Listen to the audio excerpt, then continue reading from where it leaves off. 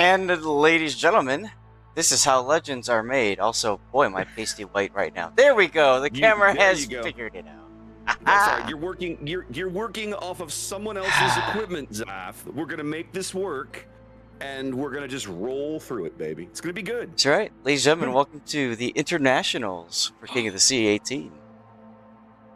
It's too early, Zaf. It's too early. My brain is revolting at this hour. It is not 6 a.m. The sun is not up. Nope. And I am live. What in the hell is happening?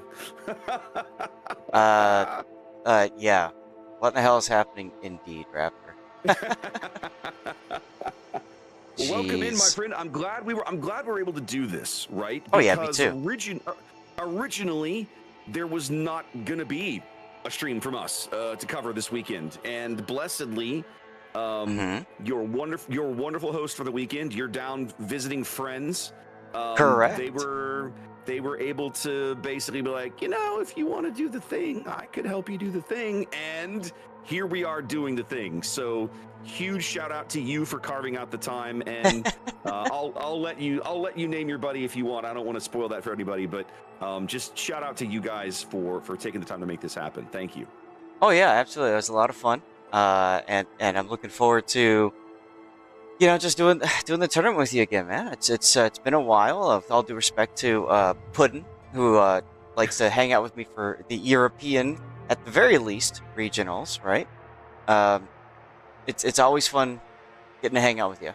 So I'm glad we were able to make it work.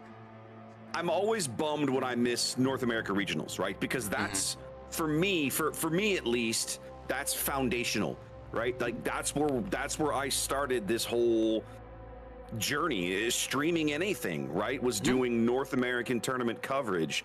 And unfortunately, the way it all got scheduled, I wasn't able to do anything the last couple of weekends. And then you reached out and were like, hey, why don't we do internationals? I was like, I didn't think you could. And you were like, well, actually. And so here we are, ladies and gentlemen. So here we are. So this is going to be good stuff. I'm looking forward to this. I mean, anytime I get to work a tournament with my good buddy Lord Zath is always a good day. So there we go. There we go. Now, Zath, I'm coming into this tournament in the middle, right? Like, you guys have already played 2 weekends of the event, and I know you missed at least a chunk of the first weekend, but you were there for all of it last weekend. Yes. Catch me up, buddy. What did I miss? Geez, what did you miss? You've missed a lot of crazy plays, the usual. A lot of last-minute defeats, victories, you know, all the things that make us really excited to casting a tournament. I think the biggest thing that you missed was this new meta that has appeared, which is everybody wants to play Bungo. For the longest time, we saw teams bring in the Sibir, which is the Soviet tier 10, right, with the funny button you charge up with your secondaries and blah, blah, blah. The Soviet secondary battleship, for lack of a better way to put it. Yes, and we saw those teams make so many sacrifices trying to make that work that I think they finally recognized it's a bad idea. So now, I mean, the room is up, by the way. So now the meta is Bungo, Bingo, Bango, Bungo, Raptor. Bungo everywhere. I'm curious. So it's to me, it's an interesting development to some extent, right? Because you and I, Bungo is not a new ship. Like, she's been in the game, what, about a year and change, maybe? And certainly not her first King of the Sea. And we did see the ship in small quantities. We've seen it in previous tournaments. Like, you and I worked Warship Masters back in August, and we saw a little bit of Bungo in certain games and certain team lineups. Not less in Warship Masters because of the way that one works. But we certainly saw Bungo last year in King of the Sea. 100%. I remember seeing the ship. Because we had to talk about how her unique spotter plane works and the increased accuracy and everything. What aspect of all of that do you think is drawing teams towards Bungo now? For one, I think teams are interested in Bungo's ability to relocate because it's faster than a Vermont.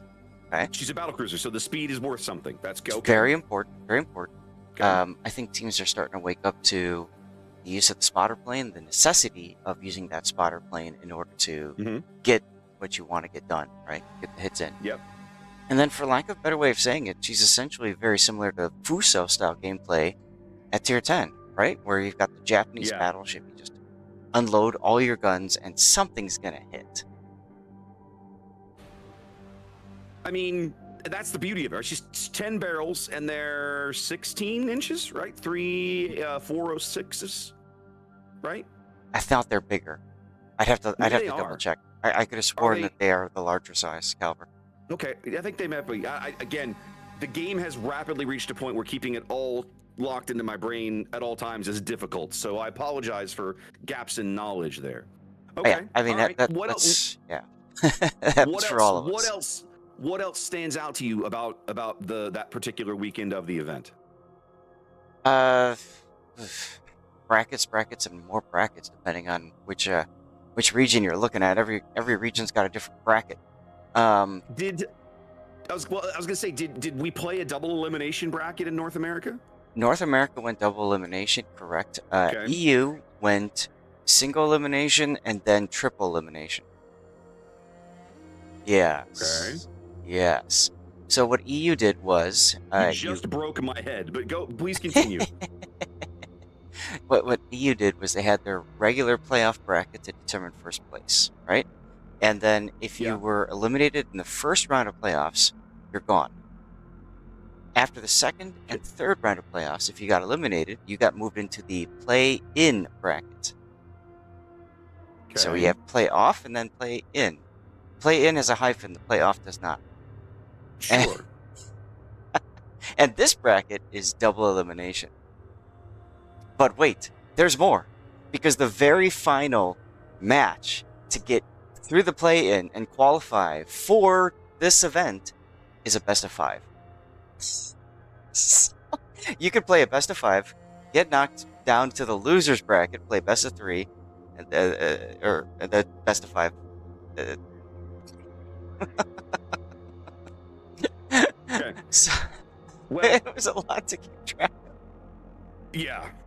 So I suppose that should lead us into a conversation about how Internationals is going to work, because for the last several years, and certainly for the Warship Masters event that you and I cast back in August, those brackets have traditionally at this level been double elimination, right? You have your brackets. Once you lose a match, you fall into the losers bracket, where you have the opportunity to keep playing for a chance to get back to the big show until you've lost your second match.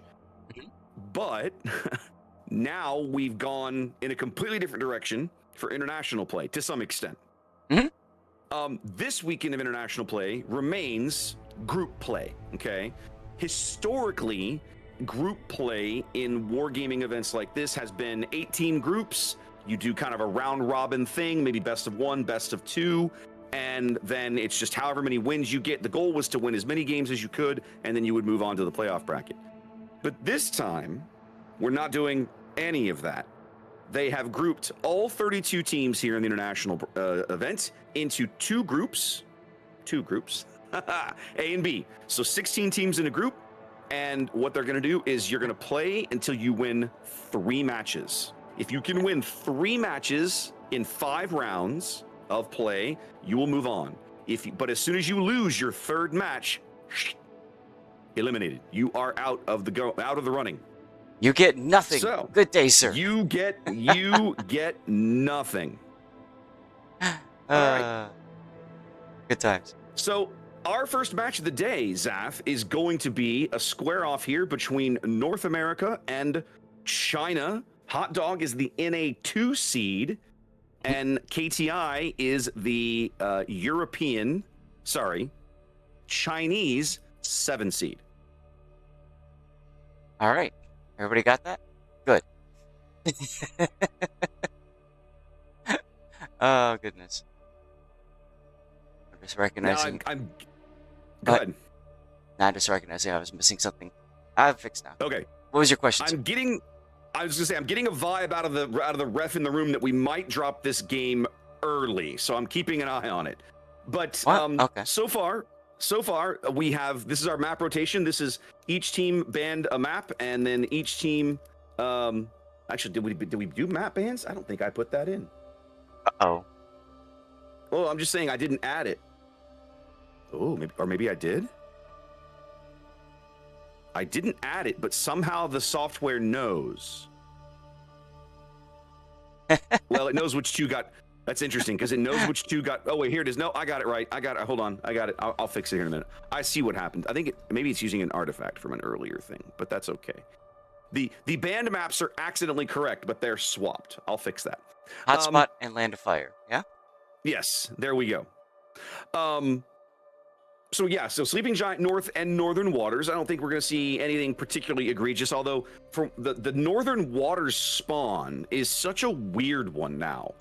Because I'm not Northern Waters, Sleeping Giant. The Sleeping Giant spawn, everybody spawning on the left-hand side of the map is going to make B, C, and D very weird places in this game. You've seen some games on this map, yes? Yes, and I can't wait for this shenanigans. It's interesting because what's changed about this is that teams no longer go for the C D caps like they used to. Once upon a time, especially in the southern, especially the Bravo team would go straight in. They don't skip. They just put like a couple of assets over there. The big change, in my opinion, for the maps is Northern Waters. Okay. If you've got that graphic up and you can look at it real quick, the two battleships.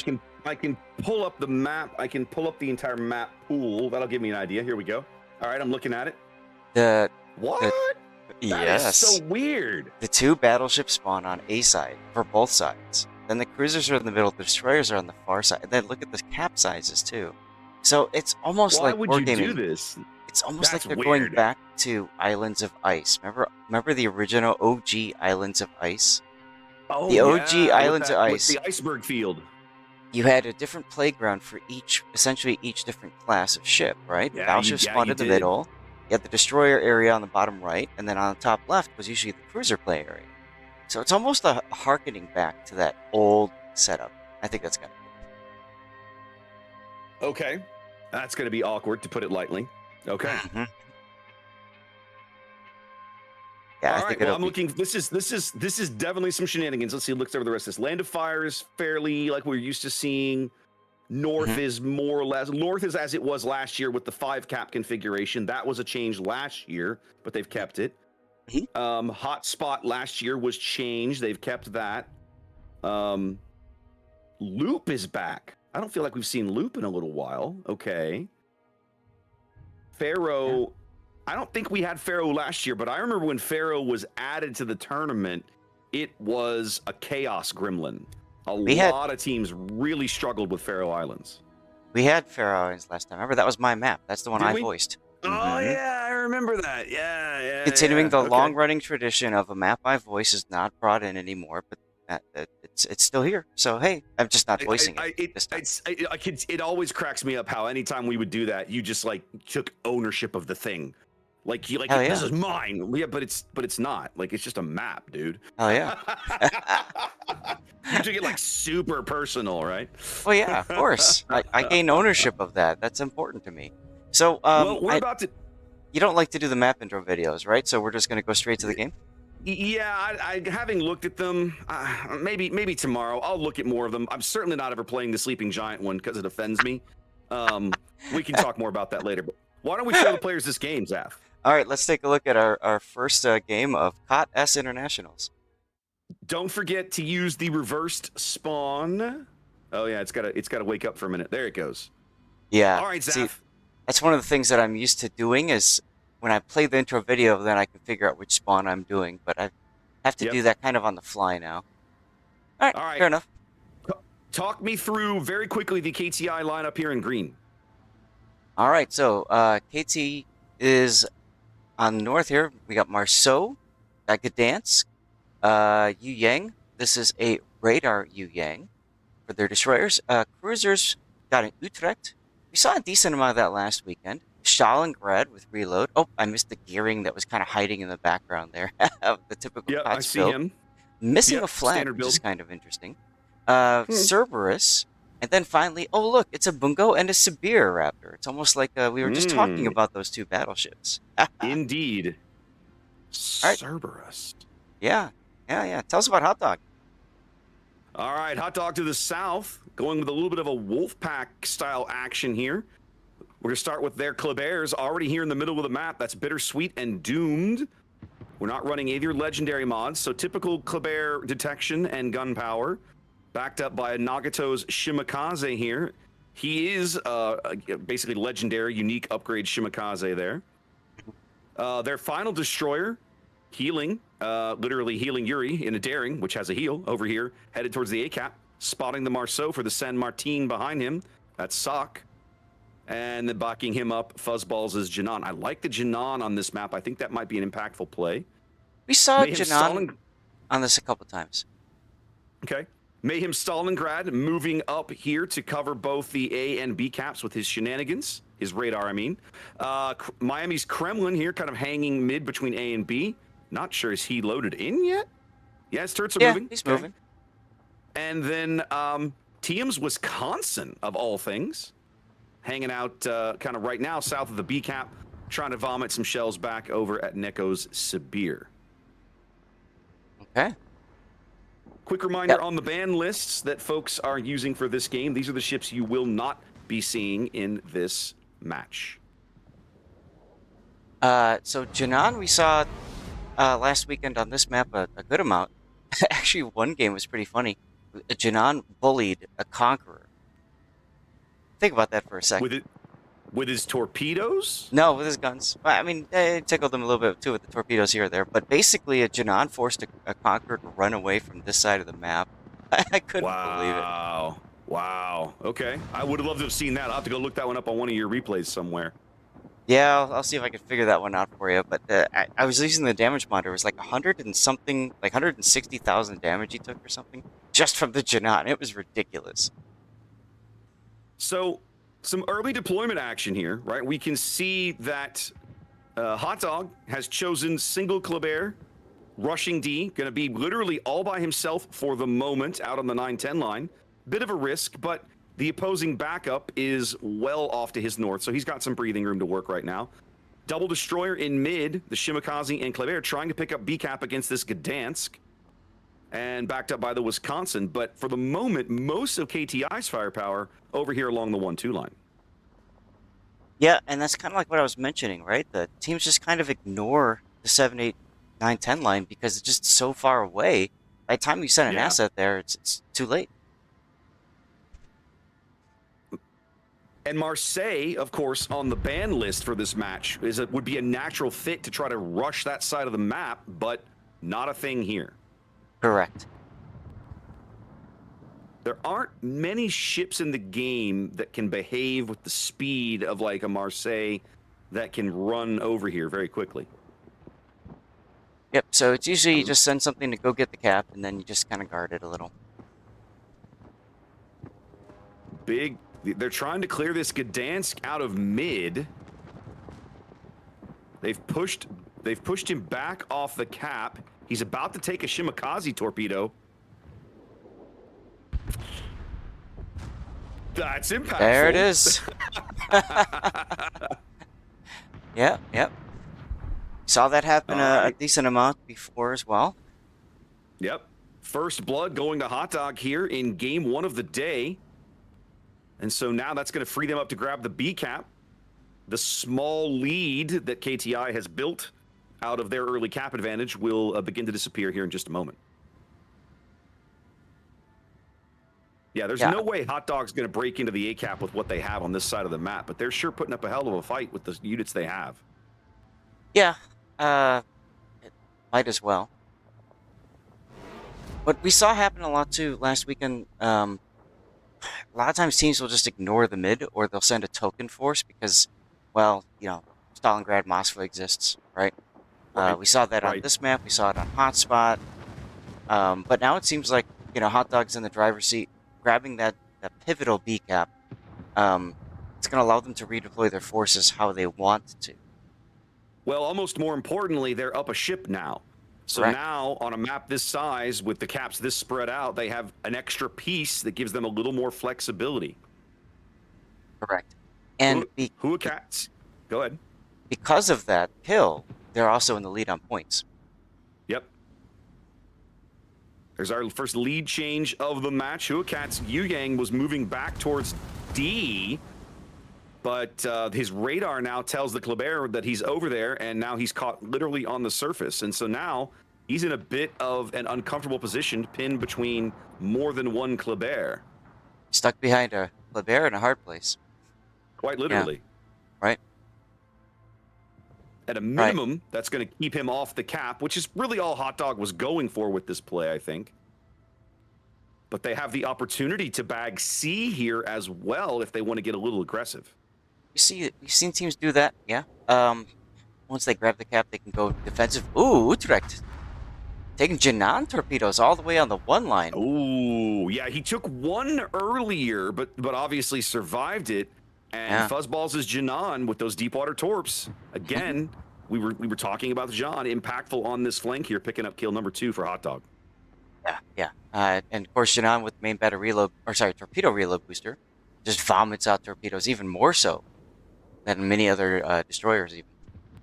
It's awesome. Got a little destroyer slap fight over at A. Yeah, Yuri's daring, catching a glimpse of Wildcat's gearing. Oh, look, it's a secondary severe. Oh, yeah, I just got that. Oh, yeah. I've never actually driven this boat yet, Zath. Oh, you're missing out. She's a lot of fun in randoms and ranked and PvE. The key is you got to get into secondary range. You got to get those secondary hits to charge up the funny button. Alternately, you can just take potential damage to charge it up, similar to like Libertad. But the problem with it in competitive is you have to give up a heal, or not a heal. Yeah. I'm sorry. It's got a timer for heal. It's 10 to 100 seconds straight heal on, heal off. So it's similar to the new American Destroyers smoke. So if you look at it, if you look at your build viewer thing, he's or whatever, running it right now. He's got it going right now, but for 75, and then once it's gone, it's gone. So it's gone forever. Yeah. ERE, emergency repair expert, you don't get an extra heal. Yeah. And IRR, you don't get an extra heal. So you're kind of stuck into running into like this kind of secondary focused build. To me, I would probably go instead for close quarters expert. My secondaries are in range. Bam, my main battery is reloading faster. But hey, whatever. Don't look now, Zath. We have our first customer in Thunderdome for the day. Miami's Kremlin has moved up in here to prevent Neko's Sibir from pushing through this portion of the map. Stalingrad's camped out in mid, and everything's status quo here. Both teams taking... Oh! You're just talking about that Kremlin. I had to open my mouth, and now as their ship advantage has kind of been whittled down, KTI forced to pull ships off the A cap, and Hot Dog's forces here push the gearing out, and now they're going to pick up this cap, Zaf. Yeah, so the cascade is beginning, and you can see the result of that. Hot Dog is already pulling their Kleber Shimakaze off the 789 area. They're like, yeah, we got this. We're going to get the A cap, and then we just need to defend. So they're already going into that positioning of, okay, we just don't want to throw the game away. Let's just get ready. I like it. Well, they already had a nice lead, right? They were on about 100-point lead, but everybody was ticking up the same number of caps, so it was steady. But now they're really putting the pressure on here. KTI down to about 60-ish seconds or so. They got to make a play, or this game's we're headed to game 2. Well, I mean, we're headed to game 2 either way, but just sooner. You know what I mean? Like, we're headed to game 2 like right now is what I'm saying. Like, game one be over. I know.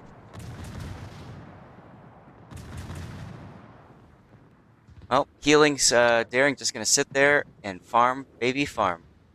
This is what we saw. Quick British smokes are good for, Zaf. This is what we saw all weekend, last weekend, and Pud and I kept on commenting on it over and over and over again, which is teams take Severe, Severe does nothing, and gets farmed out and dead.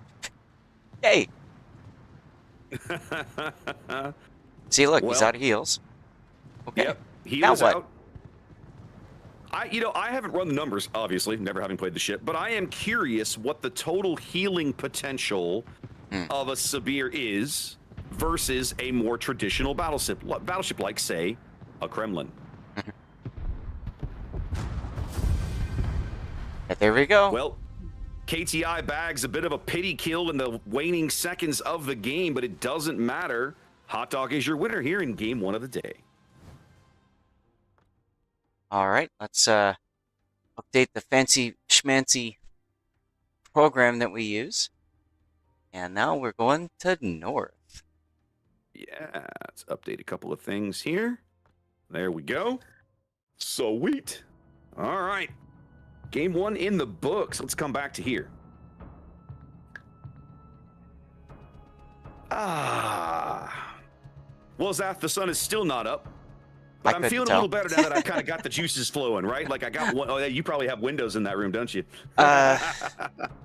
There's a green screen behind me, so. Okay. All right. Well, like I said, the sun's not up yet, but I'm starting to kind of get into, like, you got to get into a groove with this, right? Excellent. Oh goodness. So chat earlier was commenting, my chat was expressing shock, Zath, because apparently they firmly believed that your captain hat was grafted to your head. No, you know, a couple things about my captain hat. One, it's really getting old and it's starting to fall apart. So I was really concerned. 6 years old at this point. Well, no, this is my second captain's hat. My first is okay, my bad. I'm talking about the one from Kronstadt. The first, yeah, the first one has been retired. The Kronstadt I don't wear because of geopolitics.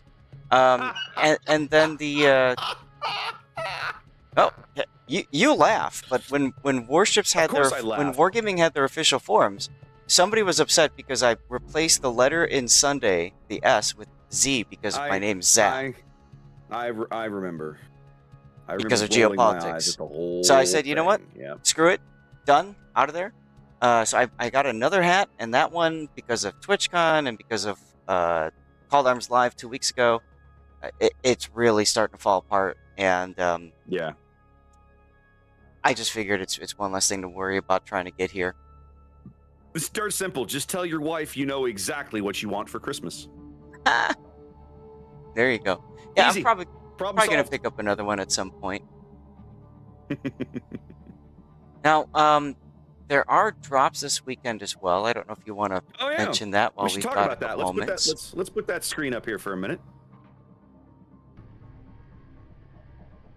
So today, apparently, it's just some of these King of the Sea tokens. Yeah, I'm trying to find my thing here. It's so weird when you're using somebody else's PC. Like everything just looks different. So for today, am I on the right screen? There we go. Okay, so for today, you should be getting just the King of the Sea tokens. However, and I need to check on this. However, the mystery drop from last Sunday flubbed, like completely didn't work. But some people got it to work. I don't know. That's the regional finals one.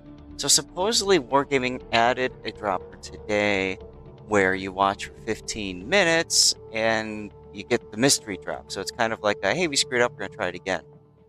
Okay. So, yes. Now, I normally have 3 monitors at home, so I can easily check on that. A little bit more difficult right now, but I think I'm getting progress on my drops. Little more difficult. Okay. One thing I will point out, because I just noticed it myself, if you go to the King of the Sea article on the official website, and I will post it in chat, both chats here. This will show up for those of you here in 5 minutes. You'll hear me talk about it in 5 minutes. There is a simple link to press the button and get 500 tokens from reading the article. So if you're saving up for something as well, you should definitely just click over to the official World of Warships website, read this article, click the button. You have to log in, of course. Click the button, and bam, free token. So that's a good gig. No, that's important. It's a motion. It looks like the mission for the tokens. Yeah. Okay. So I just did it myself. Whatever yes, it is. It's a mission for the tokens. But what's interesting is I've had people asking me. Easy. Yeah, but I've had people asking me last weekend, like, they're trying to do the math, and the math doesn't work. The math doesn't math out. They're like, how am I going to complete my collection with all the, there's not enough tokens. Here's 500 of them. Okay, so cool. Thanks, Wargaming. Nice and simple. Speaking of which, I already got my my mystery drop, the do-over, Oh. 15 minutes. I got that drop already. Oh So, wow! Look at you. and I am getting progress on the other one. I brought my old little travel laptop with, so I might take a gander on my main account here and just see what happens. I can't believe. Is it the same one? Is this the same one you've had all these years? Yeah. No, not. It's not the one from the CC Summit. That one got old. Okay. But it's similar. I was gonna say, guys, I wish I could take you back 7 years ago to the original, one of the very first like big events that Warships did in North America. Right, was out in Los Angeles. Mm-hmm. They flew a bunch of the community contributors out to a place in Anaheim, and they did a big player gathering out there, complete with a tour of USS Iowa, which was really cool. But every morning, Zath is wandering around. We were staying in this hotel with this beautiful interior atrium, so we're all at breakfast, and Zath's down there with his laptop doing his dailies at 7 o'clock in the morning, like an addict. Right? It was hilarious to watch. Well, and not only that, but I was doing it one-handed because I was eating. You're like shoveling food in with your right hand and playing boats with your left. It was actually a little scary, if I'm honest. Right. Okay. Hey, the stream has caught up to us now. You should push an ad roll. Yes, thank you. I'm welcome. just double checking that because I did bring my stream deck with, but it looks like at you. Looks like but looks like my stream deck did not run the ad roll like it was supposed to. Aha! It says no accounts, so I guess I need to log in. Yeah, probably. To the Twitch account. Hopefully screen. Okay, good. Chat's not going to see this. It's exciting.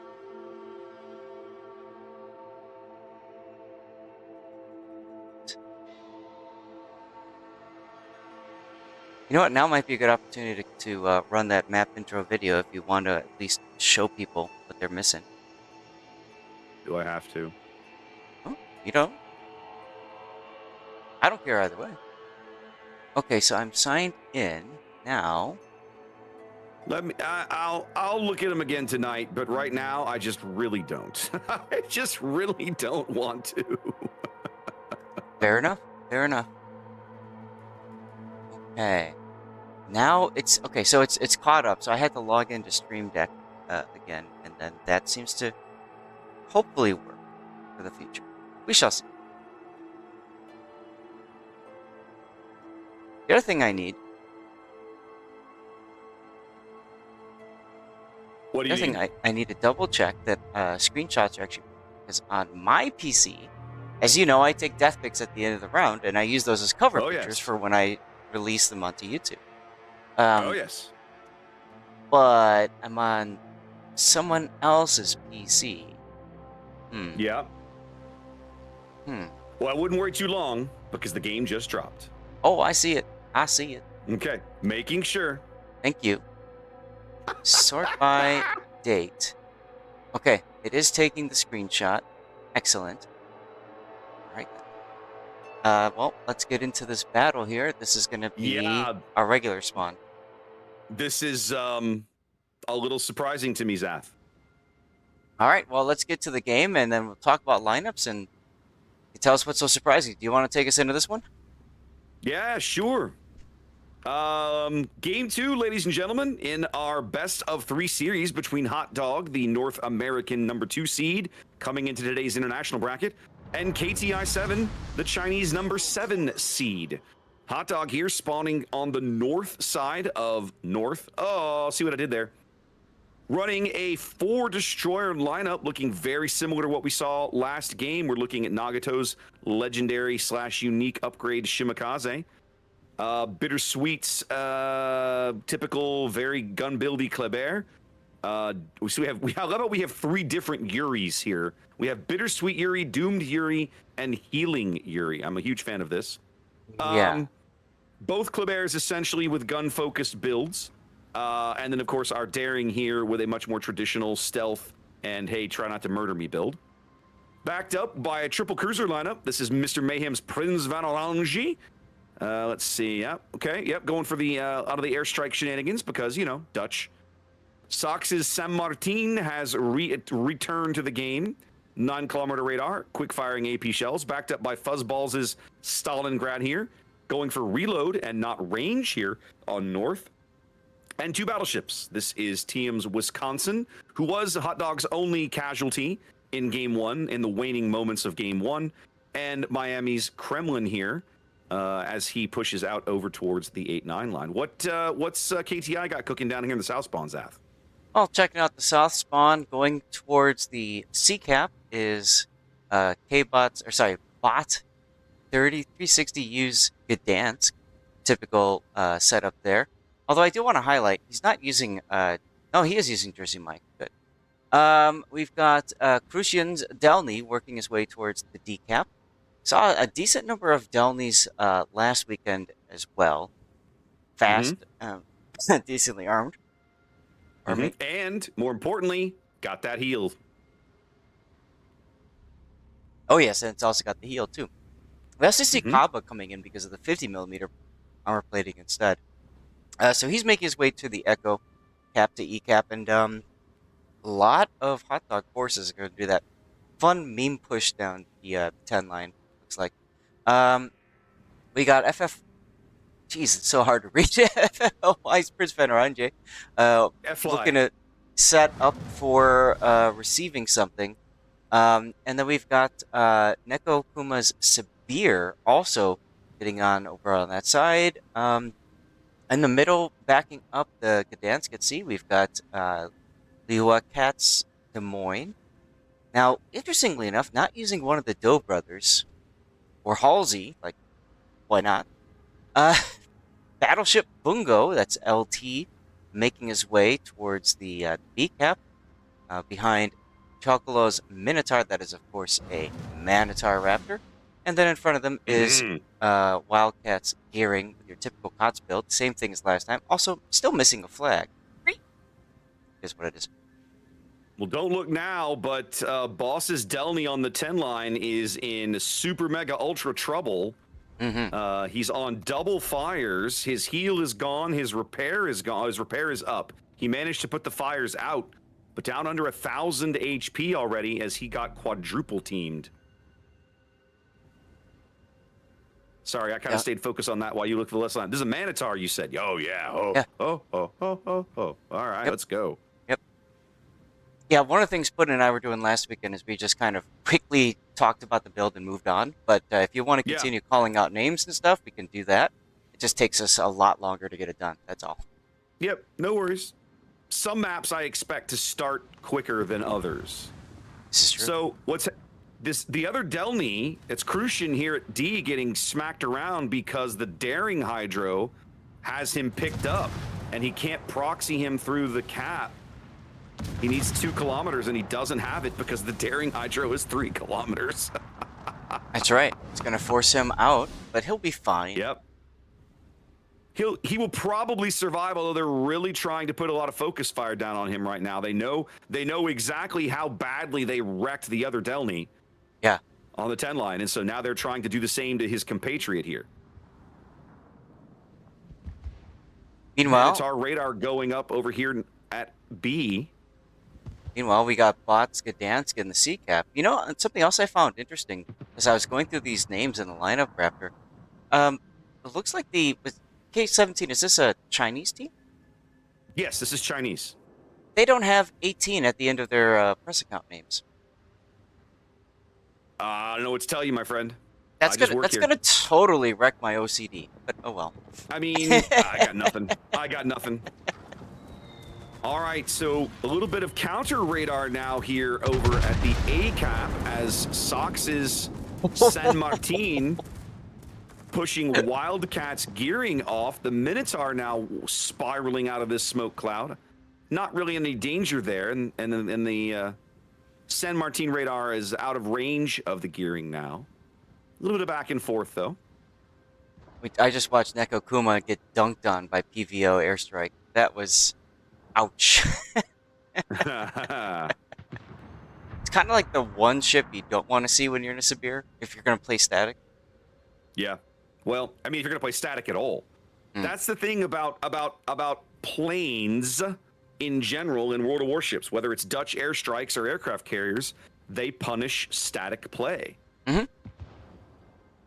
It's one of the things that's kept the Dutch relevant in King of the Sea, the Dutch ships, right? Howden Liu and now Prince van Oranje, simply because carriers, of course, not allowed in King of the Sea, but Dutch airstrikes, totally okay.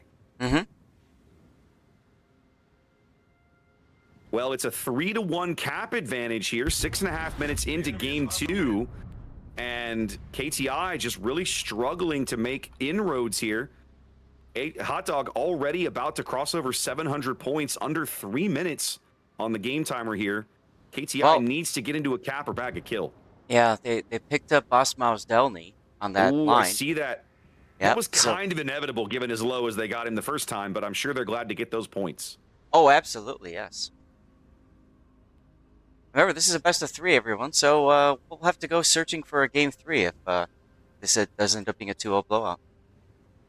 Well, possibly. Your next round starts in 15 minutes, so we'll see how this goes. Oh, you mean the Group B? The Group B begins at 45 after, so yeah. 2-0 might also mean, you know, dance a little bit and then move right into Group B, but we'll see how it goes. Hey, I'm happy to do the dance, as you know. Oh, yeah. We will. I'm sure we'll figure it out. 800 points and climbing here for Hot Dog in game 2. KTI down a ship. Under 2 minutes. Yep. KTI down a ship and bleeding HP, not really seeming to have a good way into any of the cap circles. All Hot Dog has to do now is just keep KTI out of these capture zones and not lose a ship, and they seem very, very well positioned to do that right now. Yeah, KTI is trying to put their Des Moines on the sea cap to hold it, but he's a little bit too far forward and out in the middle of the water, so... Yeah, I mean, watch exactly. There it was. watch what's about to happen to this Des Moines as Miami's Kremlin just dunks him right through the gap in the island there, and now the timer's even shorter as the DM goes down. 1 minute to go because KTI does step in on the A cap to at least slow some of the point bleed. Yep, they buy themselves some time here, but they desperately need a kill to claw back some of this points difference. They're 500 points upside down and going in the wrong direction as the Stalingrad Zaf Fuzzball's now free to just walk into sea on his own. Well, yeah, I mean, the Des Moines gone. What are you afraid of? I mean, Fuzz's Stalingrad is pretty healthy right now anyway. Wildcat's gearing sailed out of the cap. He couldn't afford to. They picked up the Gdansk Zaf, and that's the game. And that's the game. Woo! Hot Dog looking good here in straight wins early in day 1 of international play in King of the Sea 18. Well, Hot Dog was... Let's see, they made it to the grand finals, and then they were defeated by Resin, who went through the losers bracket. So... Did they now? Oh, yeah. So they are very much looking to make up for this. Hot Dog was the winner's bracket victor then? I got to double check. Okay. I'm trying to think because it was Hot Dog, Virtus, and Resin. As you know, when we do so many games, they all blend together after a while. They all blend together. Yeah, 100%. All right. Well, I just noticed Hot Dog's logo, the guy with the Costco hat. That is a riot. the big thing about this icon, Raptor, is that the Hot Dog is rotated 90 degrees from its original. Just leave it at that. I'll just leave it at that. All right. Well, then, moving on, ladies and gentlemen. Moving right along, we need to find another game.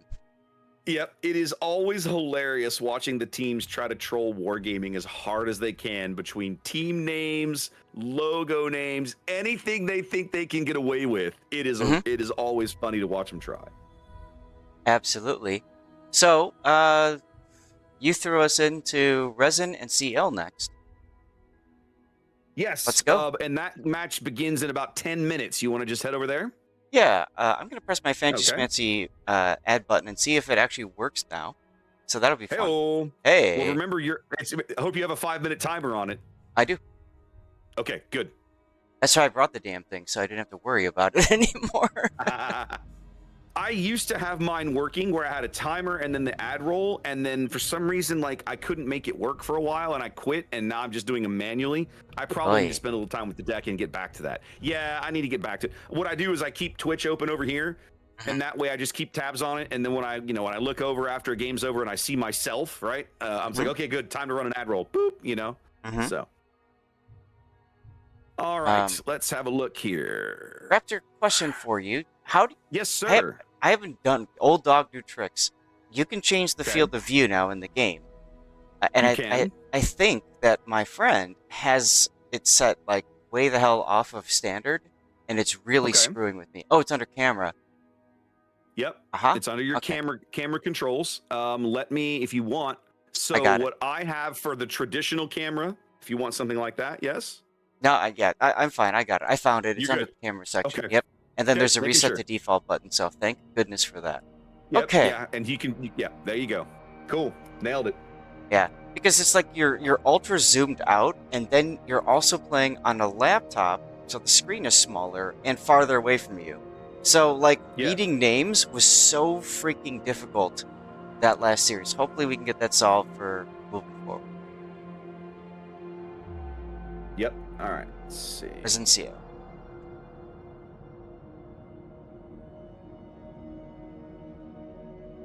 Is it?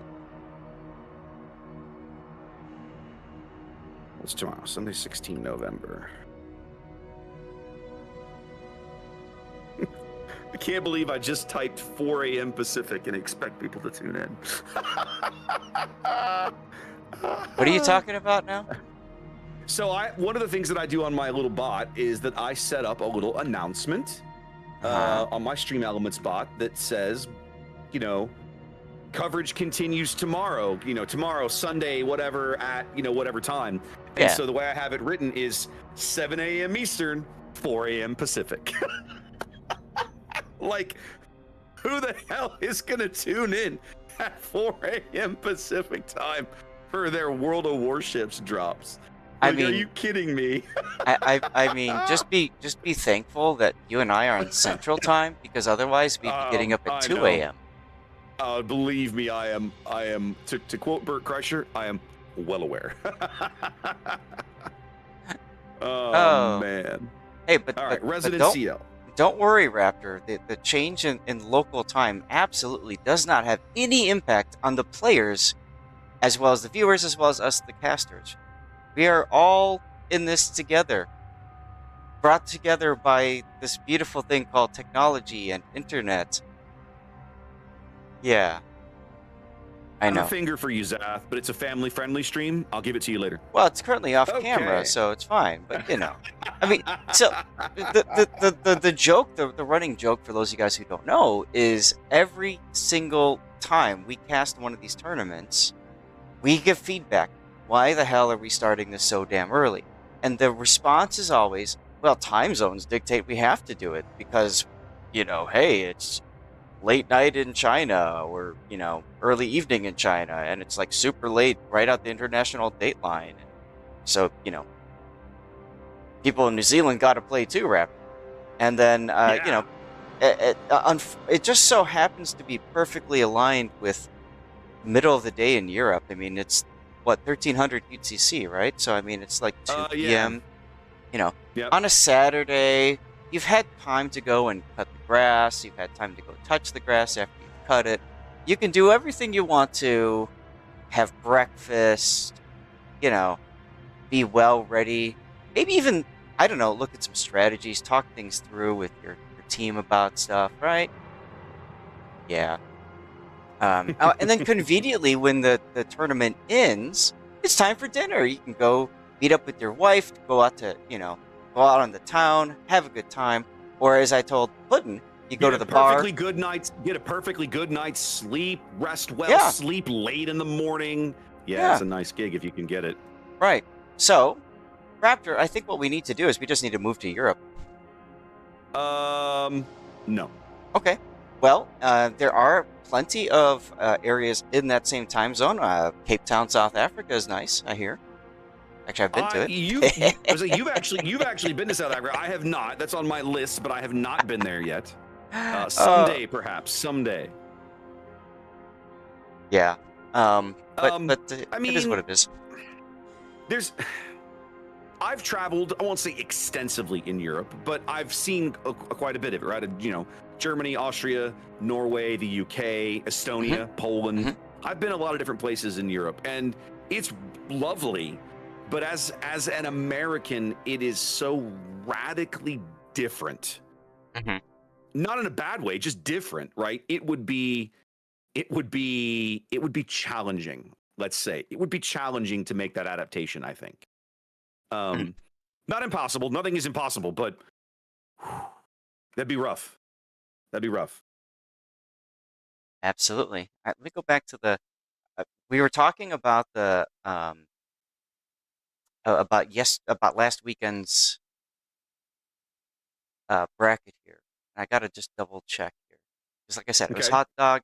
Yeah, so Hot Dog was defeated by Resin. Yes, exactly. So Hot Dog defeated Virtus in the winners bracket final. Oh, so Hot Dog sent Resin to the losers bracket to begin with.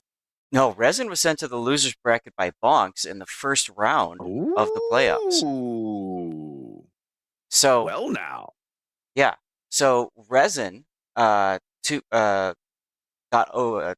by Bonks, thrown down to the losers bracket. From the losers bracket, they defeated Eternity 2-0, Kraken K 2-0, Honkai Star Rail 2-1, and then they defeated Bonks, the very people that threw them down to the losers bracket. They defeated them 2-1 in losers bracket round 4.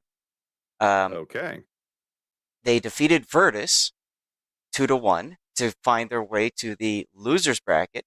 And as you may recall, Wargaming added this whole additional grand final, right? So because it's double elimination, you can't have a grand final with the team that was never eliminated and have them single eliminated in the grand final.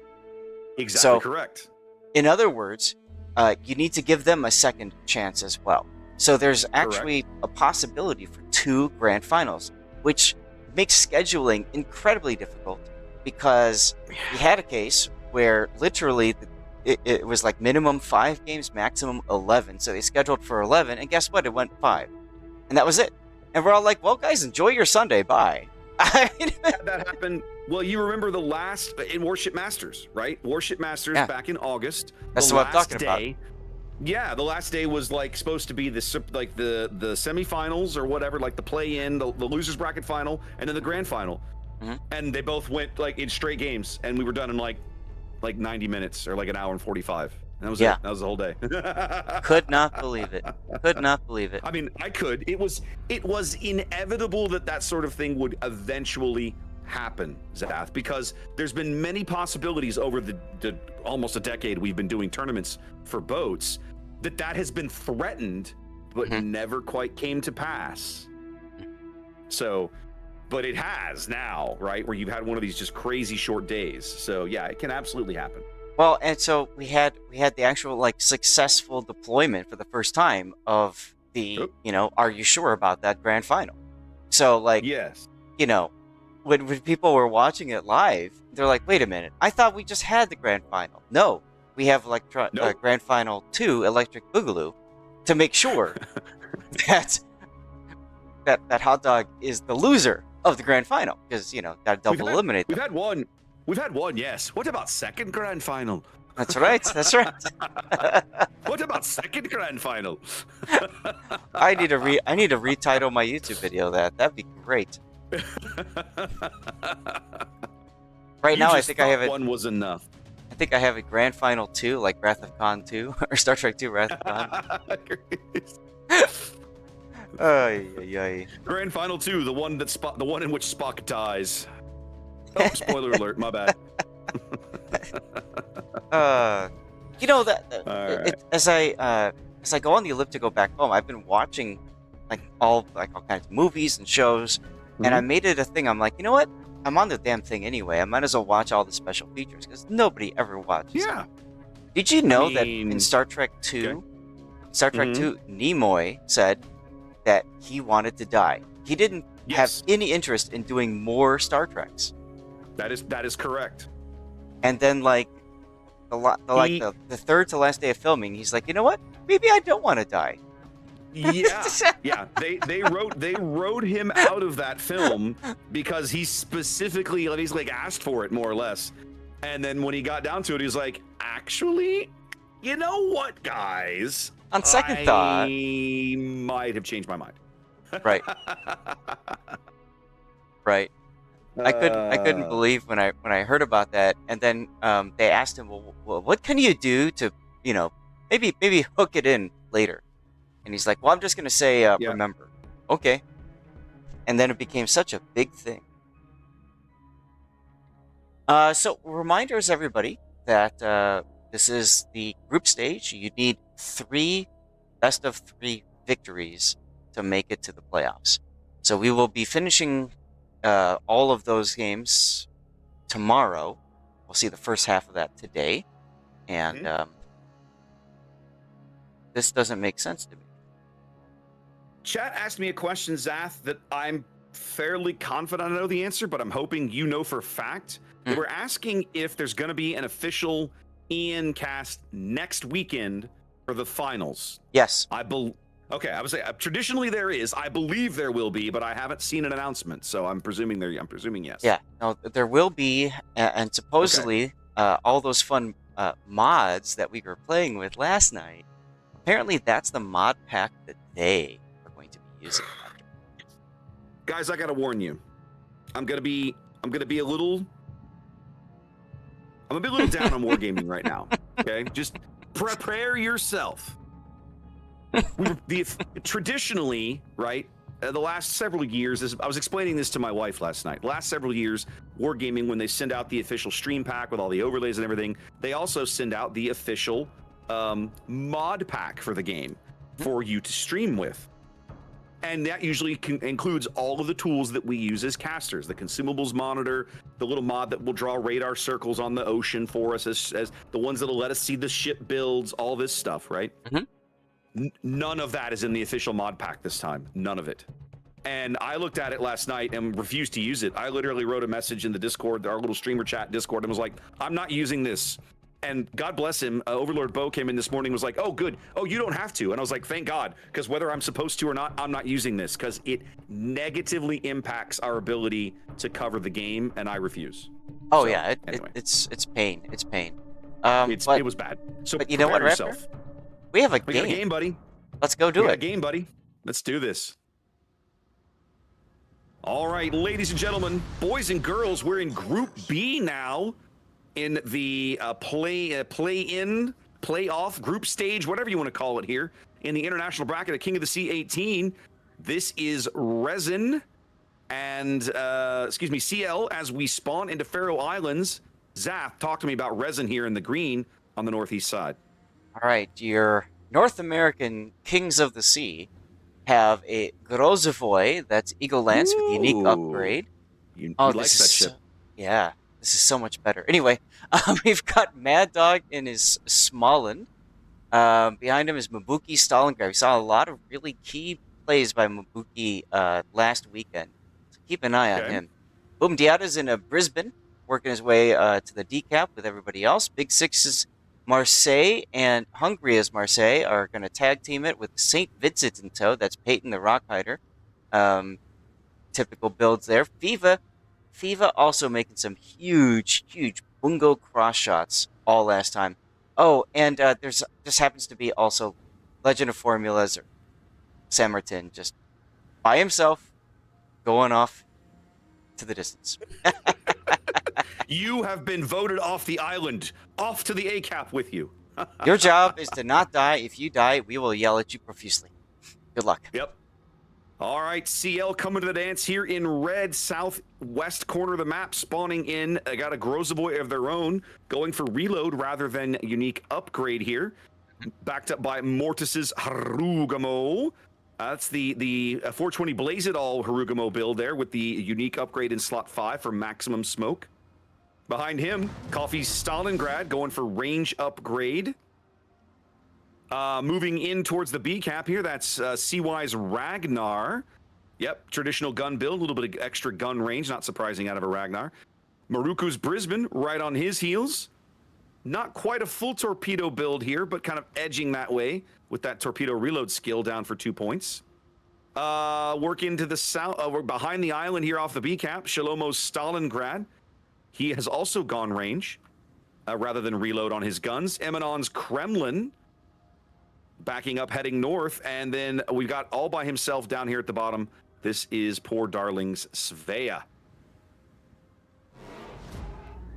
We've seen Svea used quite a bit as the lone kiting ship. Mm-hmm. Already, this is shaping up to be, as you like to say, Zath, one of those toilet bowl games. We can already see the predominant amount of resin force swirling here clockwise. The predominant amount of, CL force also doing the same on the other side of the map. I gotta say, this is the first time I've seen resin use this strategy, though. They usually go hard A. Interesting. Well, we'll see how it works out for them here. It's possible. Go ahead. Most of the time, the team that pushes over on the 9-10 area, they stall out, fail. But Resin's put a significant force there, so I don't think they're going to stop. Well, and one of the things that you and I have talked about in previous iterations of the event, but we haven't touched on it this morning so far, is that very commonly these high-end teams will have more than one look at a map because they expect their opponents to go watch the streamed coverage of the map they played in, the earlier stage of the event, and that you don't want them to know what your likely strategy is going to be. Mm-hmm. And so they come up with a second, or sometimes even a second or third strategy for the same map. Mm-hmm. Absolutely. And especially now that we've got the replays that are posted and the renders and stuff, I mean, any player can pull up, any viewer, you guys can do this too at home. Just go to wows-tournaments.com. You can download any of the battle replays and just watch it unfold in front of you as if you're one of the players. It's kind of fun.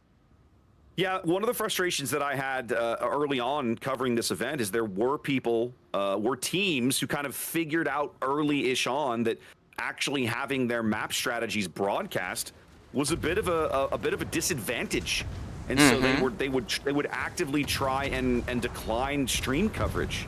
Yep. And the replay system now that Wargaming uses for their big events basically puts paid to all of that. It doesn't matter anymore because if you played in the tournament, anybody can go download the replay of all of your games and study anything they could possibly want to know about the strategies that you've used.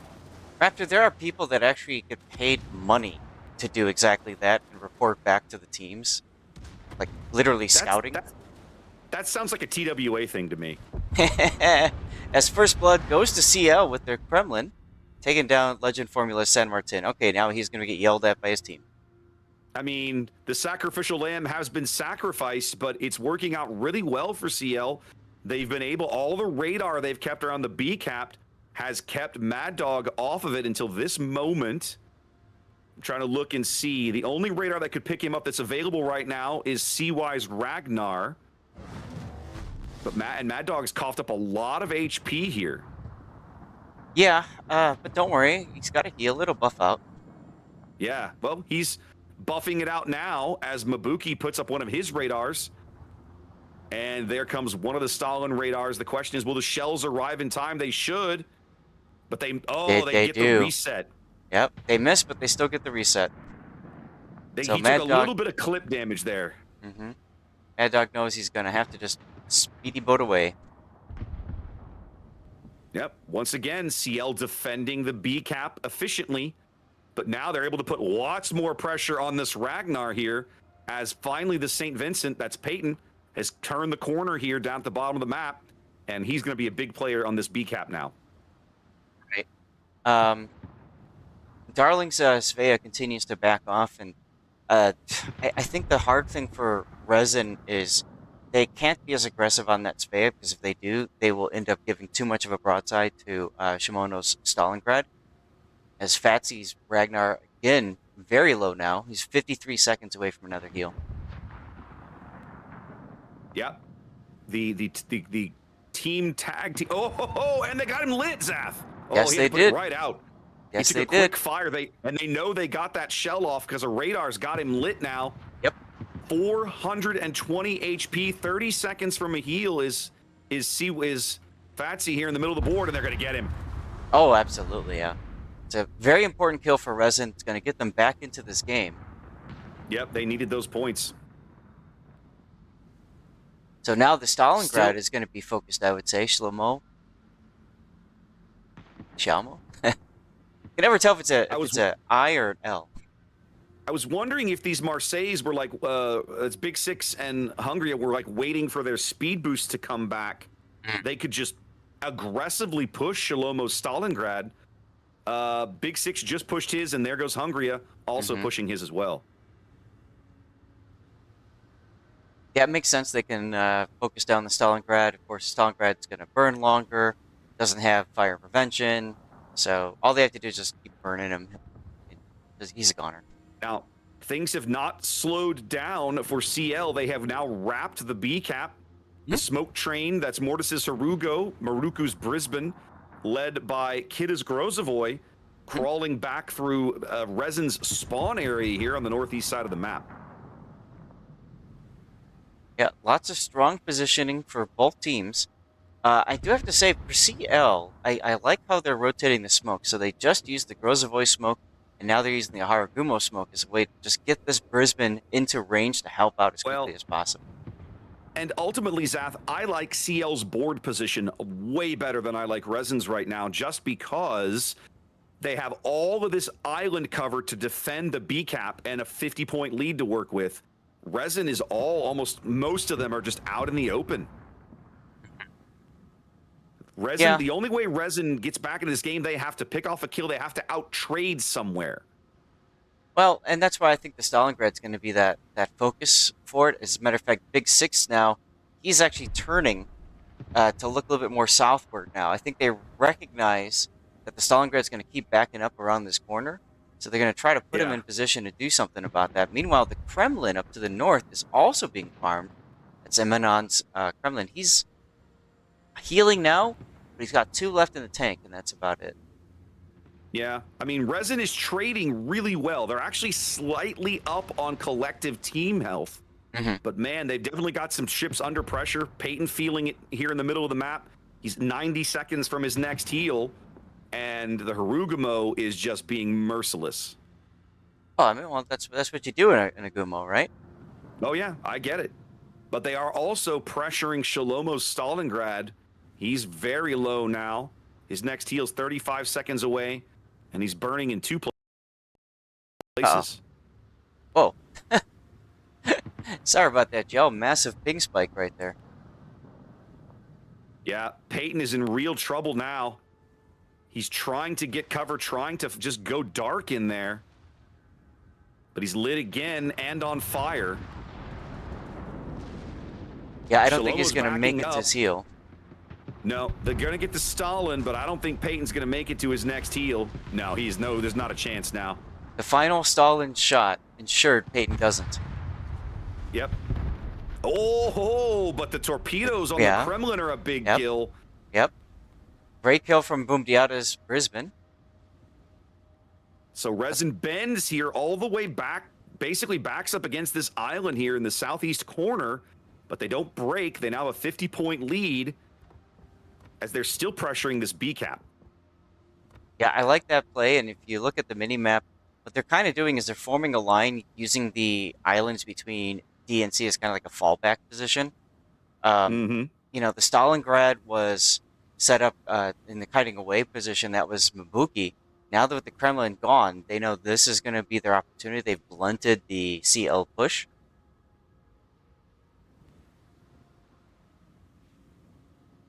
Big question is, how many torpedoes is Mad Dog Smallin going to land on the St. Vincent here? 2 so far. More inbound. He's down. Yeah, more inbound. So he waited on the second rack there. That's for DCP, right? So you figure you're going to trigger DCP and then get a sticky. But in this case, it's going to be the opposite.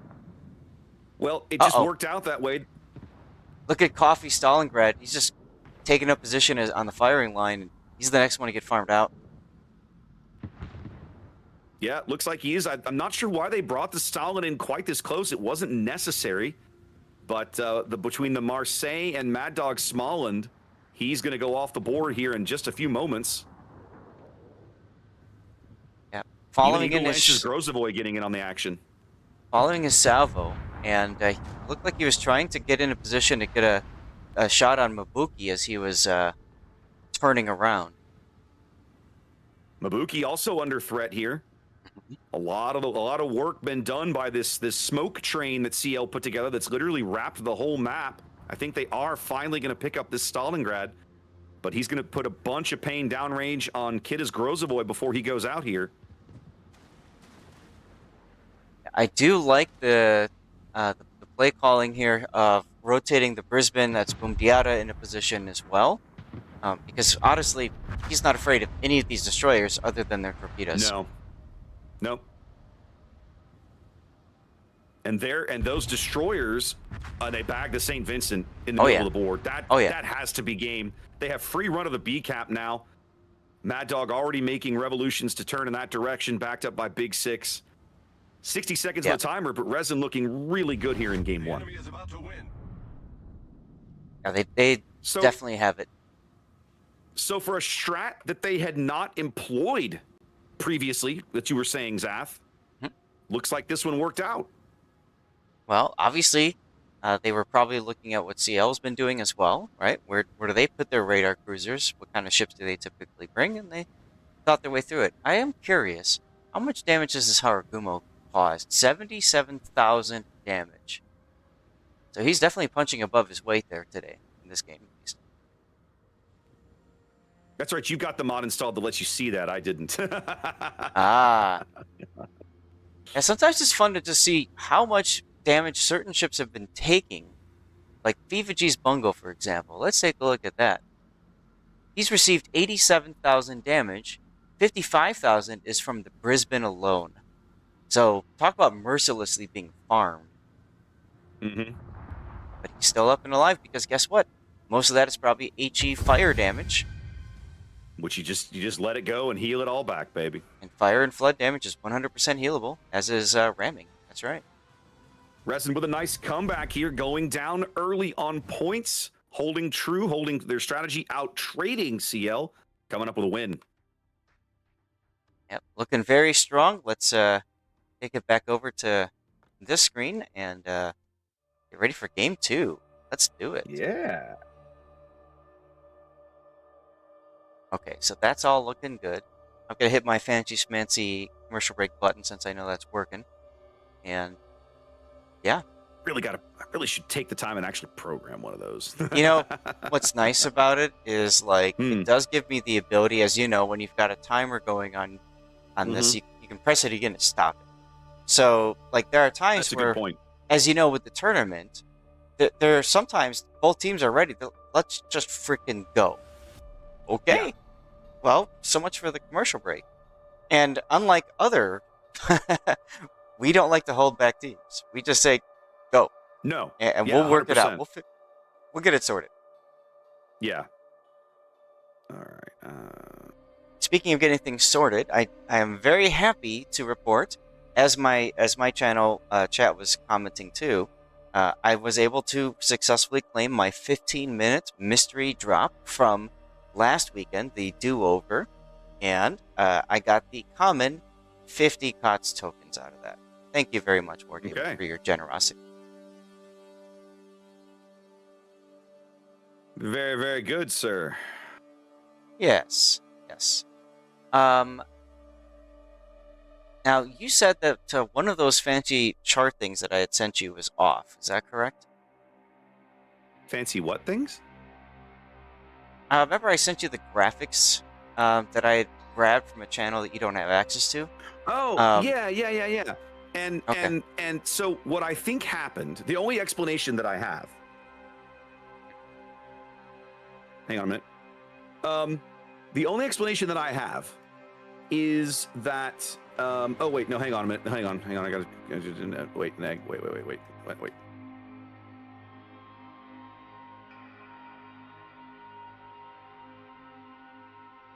Sorry, I'm giving my mods instructions on giveaways. No worries. Okay.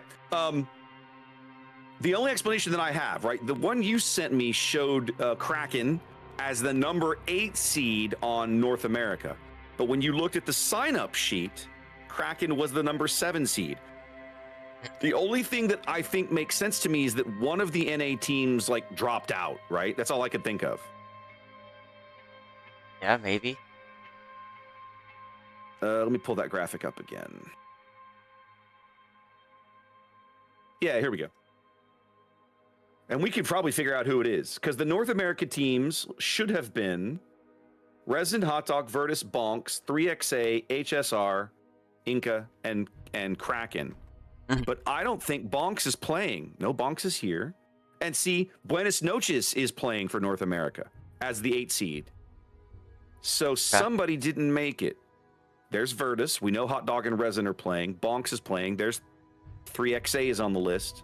It has to be HSR.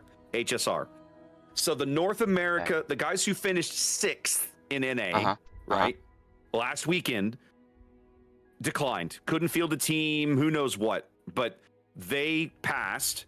So the 7, 8, and 9 teams on the bracket moved up to be the 6, 7, and 8 teams. That's all.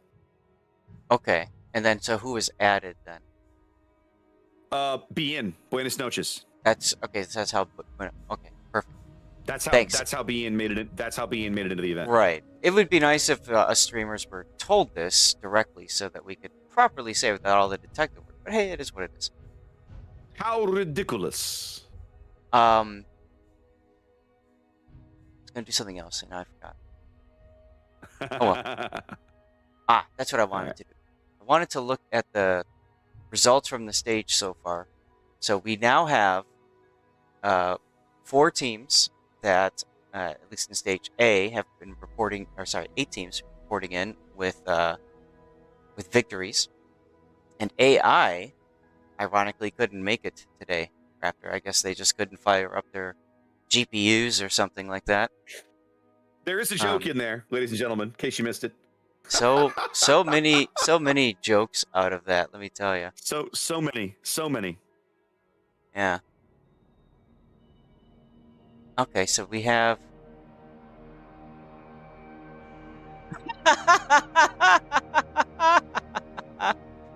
Let's go. Okay, something's really hilarious. We were talking about waking up at 4 a.m. so we can cast this tournament because we really care. We hate time zones. A certain EU streamer has said, "I've just woken up. What have I missed?"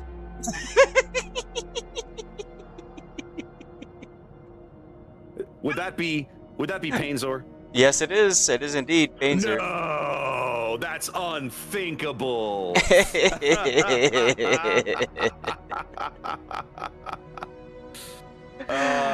Too funny. Too funny. Yeah. What has it dropped? I overslept. Yeah, Painzor, I overslept. Yeah, I'm shocked. This is my shocked face.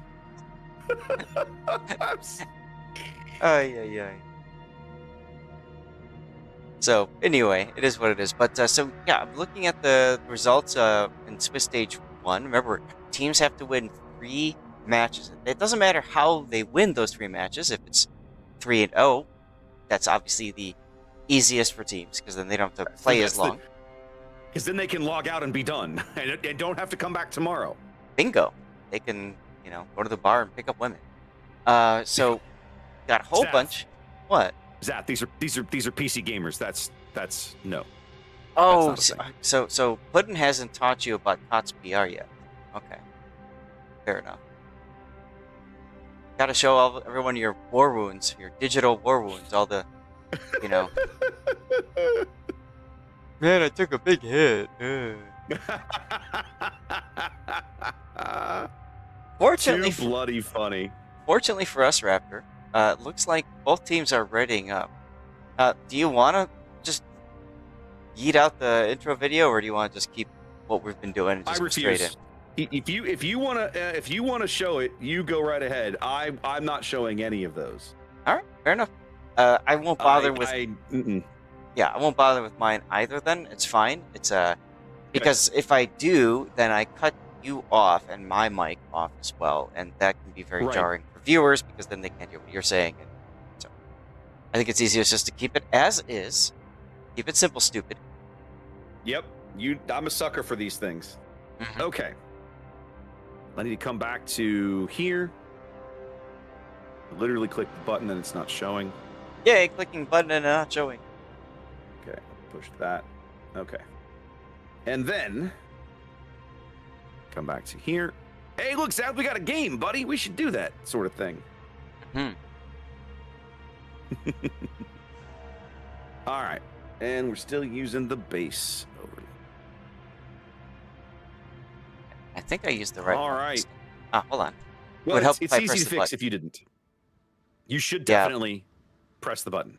Yeah, no, again, 3 monitors. I'm used to having half of a monitor for just OBS to make sure it looks right, and I don't have that right now, and it's just, Yep. Hopefully we don't do a radio thing. We'll see. Yeah. Ladies and gentlemen, it is game 2 of this best of 3 series between Resin and CL. We're here in Group B of the international bracket group stage section of King of the Sea 18. As we spawn into North, Resin coming to the dance with a Ragnar of their own this time. Backed up by Eagle Lance in a Delny, going gun reload. And a Laffy Zath. Oh, I'm so excited to see Laffy for the first time in King of the Sea. That's Mad Dog. So we got a triple destroyer lineup, 4 cruisers behind them. Hungry as Marseille and Big Six as Marseille. Repeat their performance. Repeat their ship choices from last game. Mabuki in a Stalingrad. Going to reload. And Legend again in the San Martin. He was last game's kind of sacrificial lamb. Their battleships. Feva here in a Libertad.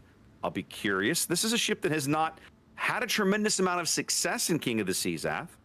And then Peyton's the Rockhider in his Kremlin, headed over here to the 910 line early. What's CL doing? CL is looking like they're going for a similar strategy of putting a lot of pressure over on the E cap. So let's start over by the A side of things. We got Patsy's Delny, full speeding it to the D cap. Behind him is Brisbane, that's Maruku. And we've got Shlomo's Prince Ben Arani at this time. Nothing special with their builds, I'd say. We've got Emanan's St. Vincent now trying to put himself in maybe the Moskva Island position. That's the island I was right wondering in about front that. of him. It seems a little odd, but okay. I think he's looking for cross shots through the channel at whatever's north of the E cap they spot. And then continuing their way towards the E cap, we've got Xbox's Kremlin. He's going to provide the anchor. 2 cruisers, a Salem and a Marseille, are going to go in the mid area. They're setting for it. It's interesting. These both have outnumbered, but they're definitely not going to be outnumbered over here on this flank. You got a PVO, just doing the same kind of deal.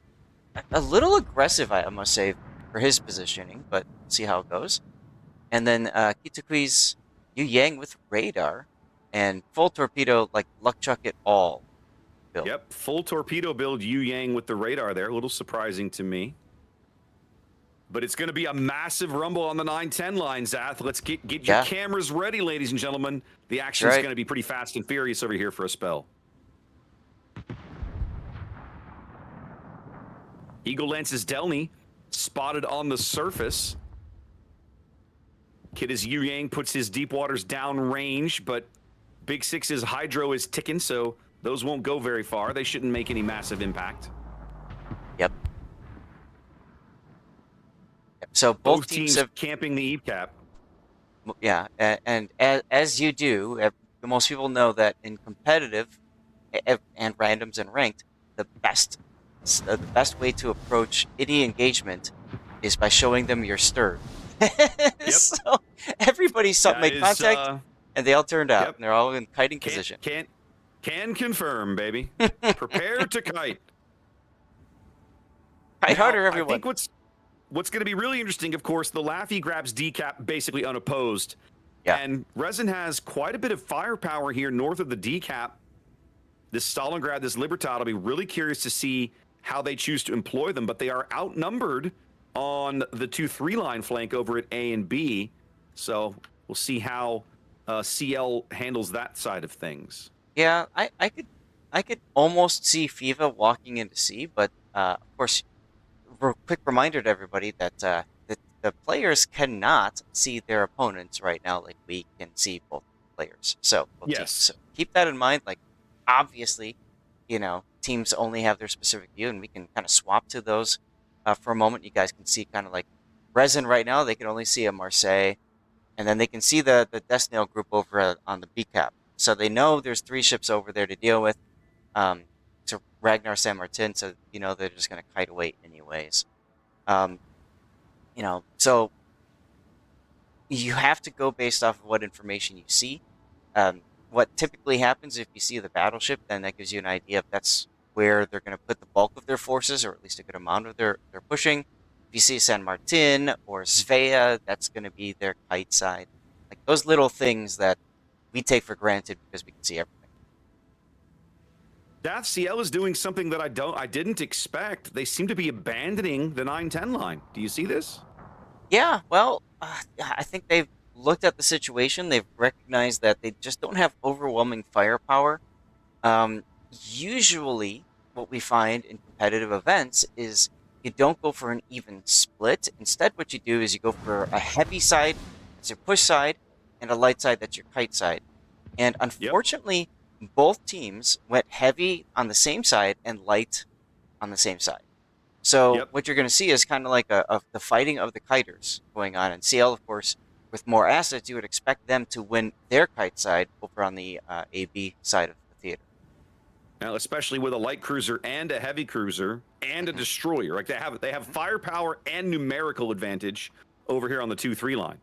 So Absolutely. If you're Triarch and Legend, your job is to simply not die and prevent this, slow these guys down as long as possible until your teammates can show up to help assist you. Right, exactly. Eminon's St. Vincent's been coming under continual fire, and he's about to take a Laffy torpedo here. Oh, never mind. All skill, no luck, ladies and gentlemen. It's one of the problems of Laffy. Her torpedoes only reach out to 8 kilometers. Yeah, she's got those short-range torps. There's a reason that I love my gearing, and I mean, as much as I love Laffy, give me gearing. Right? Emanon pushing his fancy heel and bailing out as it looks as if CL is going to grab the A cap. Yep. But they are still down on caps. It's a 3-2 advantage here for I think Resin. That's the difficulty teams run into on this map, is if you go AB, you just don't have enough real estate because of 5 caps. So that's why we see teams often going for the E cap. You win that, you can get the other thing it did that I've kind of noticed but didn't point out earlier, right? You've got the 3 CL ships here working the AB cap, but literally, like everybody else at one point, the entire rest of the team was in the same like 4 or 5 grid squares over here on the southeast side. You can't support each other at that range. Like each element of your team is completely on their own. That's right. So good luck. Like, hope it works out for you boys. So now, Resin in the position of just needing to hold what they have and not lose a ship. Under 3 minutes now. Time ticking away here. CL's got to break into one of these caps, and I'm sure Resin is not going to make that easy for them. So it looks like CL is going for almost an even push now. They're going to start putting pressure on E cap again, which is hilarious because of just pulling their ships off a few minutes ago. Yeah, but they're feels like they just got done leaving, but they're back now. But they're back. Hey guys, we're back. Meanwhile, over on the C cap, they're taking the Salem and St. Vincent, and they're going to put them in a position to just potentially shove C. So they're saying to themselves, okay, we need to get ourselves on at least 2 of these 3 caps, put pressure in there, and see what we can make happen. I like the play. I do too. One of the things that you commonly see in Kings of the Sea in these kinds of matches is try to engineer a board position where you can present your opponent with multiple threats that they have to address at one time. If you overload their defenses, it becomes possible, or let's say more possible, easier to pick up one of these capture zones. Oh, absolutely, and that's something that I comment on a lot with Putin. Is if you're losing, what's the point in continuing that strategy? Like, just flip it. Do something different. Yep. And sometimes the best desperation play is, all right, everybody, just W, see what we can make happen. Good luck. You know, you don't ever throw in the towel because you can catch a team off guard that way. Priarch's Ragnar looking like he wants to trade his ship for the Delny over here at A and B. Yeah, I don't like that decision. I'm not sure I like this play either, but that seems to be where their head is at as the Delny finally does go dark, but they're going to lose this Ragnar. I cannot envision a world where Triarch survives, and he doesn't. No. Side plate armor does make him a little more resilient to Brisbane shells, but it's still not enough. Feels a little bit like an unforced error here from Resin. They can still recover from it. They do still have a 100-point lead. Both teams only ticking up 1 cap at present. Yeah, but that does... Brisbane radar. Go ahead. Does open the door for CL, though. It absolutely does. Feva's Libertad trying to keep the C cap from flipping, but not having much luck with it. Ooh, Yang goes down. Well, but looks like they traded here. Yep. Yeah. I missed it. The Yang charging Peyton's Kremlin here in the E-cap to kick him out. That leaves just the Marseille. Which one is that? That's Hungary's Marseille to defend this cap on versus a 3-man push from CL. Yeah, you got Eagle Lance's Delny in the area too, but that's definitely going to work well. The big problem for Mortis's PVO is Mabuki Stalingrad. He's got a beautiful broadside shot if Mortis continues to move farther forward. Well, and Mabuki's lost his shot there on Coffee's Marseille. Mm-hmm. I have to believe his next shot is coming on the PVO here, but yep, here it comes. But it looks like he overled those a smidge. Nope, I lied. He led those nicely. But they do lose the Libertad here north of C. Yep, Libertad goes down. We now have Winruku's Brisbane back on the other side, getting back into the A-cap now. Trying not to show broadside to the San Martin. Yep. Goes dark. So there's a lead change now. CL out to their first lead of the game. Hungary trying to trade for this PVO. That's Mortis here as he's getting pushed from astern by Coffee. Eagle Lance's Delny trying to kind of help out here. Hungary manages to survive, but not before he takes a big hit through the nose right there. Yeah, that's Xbox's Kremlin. So I like this play, though. When you have a ship that is tucked in behind an island, you dislodge it by going to both sides. You don't send both forces on the same side. And there you go. That forces Resin to lose that ship. Hungary burns out. It's back to a 2-ship lead here. Excuse me, a 3-ship lead here for CL. Well, okay, no, there goes the 2-ship lead. Everybody's dying now. Yep. As things settle a bit, it's a 30-ish point lead for CL, but they're going to pick up the E-cap here in just a moment. Ooh, good hit from Mabuki's Stalingrad there onto Xbox's Kremlin. Yeah, I'm surprised Xbox whiffed the shot just a minute ago on Mabuki. He was showing a good amount of side. I thought, okay, we're going to see some white bar action. Did not happen. Coffee's Marseille actually turning around to go into E-cap because they know Xbox probably isn't going to survive this. Yeah, Xbox is out of heals. They burned every heal he had to get into this E-cap. But Mabuki's also getting pushed. They're going to lose the Kremlin eventually. That's the key, is the word eventually. Yeah, but the problem is that Mabuki's in a bad position. The Salem coming up on his starboard side. These these American piercing shells are going to do horrible things to him as he starts taking citadels, but he does bag the kill. Wow. Salem starting to chew in with the AP. Yep. Salem taking shots from Big Six's Marseille off to the north. It's back to a 60-point lead for Resin, but I can't imagine a world where Mabuki lives long enough to get anything out of it. Bit of a mistake, in my opinion, was Darling Salem ducking into cover. He really couldn't afford to do that because he needs to step on the D-cap And turning into cover and beaching does prevent him from taking hits from Big Six's Marseille, but now he's not in a position to step into the decap. That could be crucial. Only 40 points between these two teams here. Time ticking away. We're 60 seconds from a CL win, but they've got to be very careful with some of these assets. They can't lose a ship, or they could find themselves on the losing end of this game very, very quickly. Yeah, fortunately for CL, Eminon's St. Vincent does have a heal available. I don't know why he's not using it. Because frankly, be safe and heal. Is how I would play this. Yeah, like why not? He pushed it now. He's good. 20 seconds now as they finally flip over the E-cap. Yeah, it's gonna slow things down as soon as Darling Salem gets in the decap. There you go. But it's not going to buy him enough time. It's only 10 seconds. I mean, yeah, okay, there we go. Yes, it's preventing Resin from gaining any more points. That's the big thing there. Right. Yeah. So that's the kill that there seals the deal. Game 3, baby. Game 3. We love seeing them. Everybody loves a good Game 3. I love a good death pick, and I got it there. There you go. A solid showing from CL, looking really good here on North. Again, kind of like Resident Game 1. They bent a little bit early. They redeployed. They shuffled some assets around, walking away with a win, a big win here. Looking for that match victory they want to try and make day 2 of the group stage. Sorry, to make next weekend. Right. Absolutely. All right, let's go to this screen. Which of these fancy schmancy buttons do I want to press? All of them. No, right? Pick a button, any button.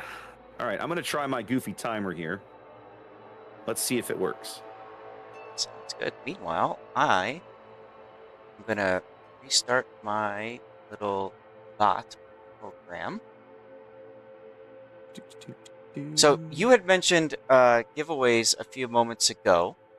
Do you want to talk to people how you're doing your giveaways? Sure, we each do things a little differently, so we can take a moment and hit that. I do my giveaway, because I stream to all of these different platforms now, I do all of my giveaways on my Discord. So my mods, I have a bot on my Discord, and a giveaway channel. My mods know how to program it to give away stuff. And so when there is not a game on your screen, chances are there is a giveaway going on in my Discord.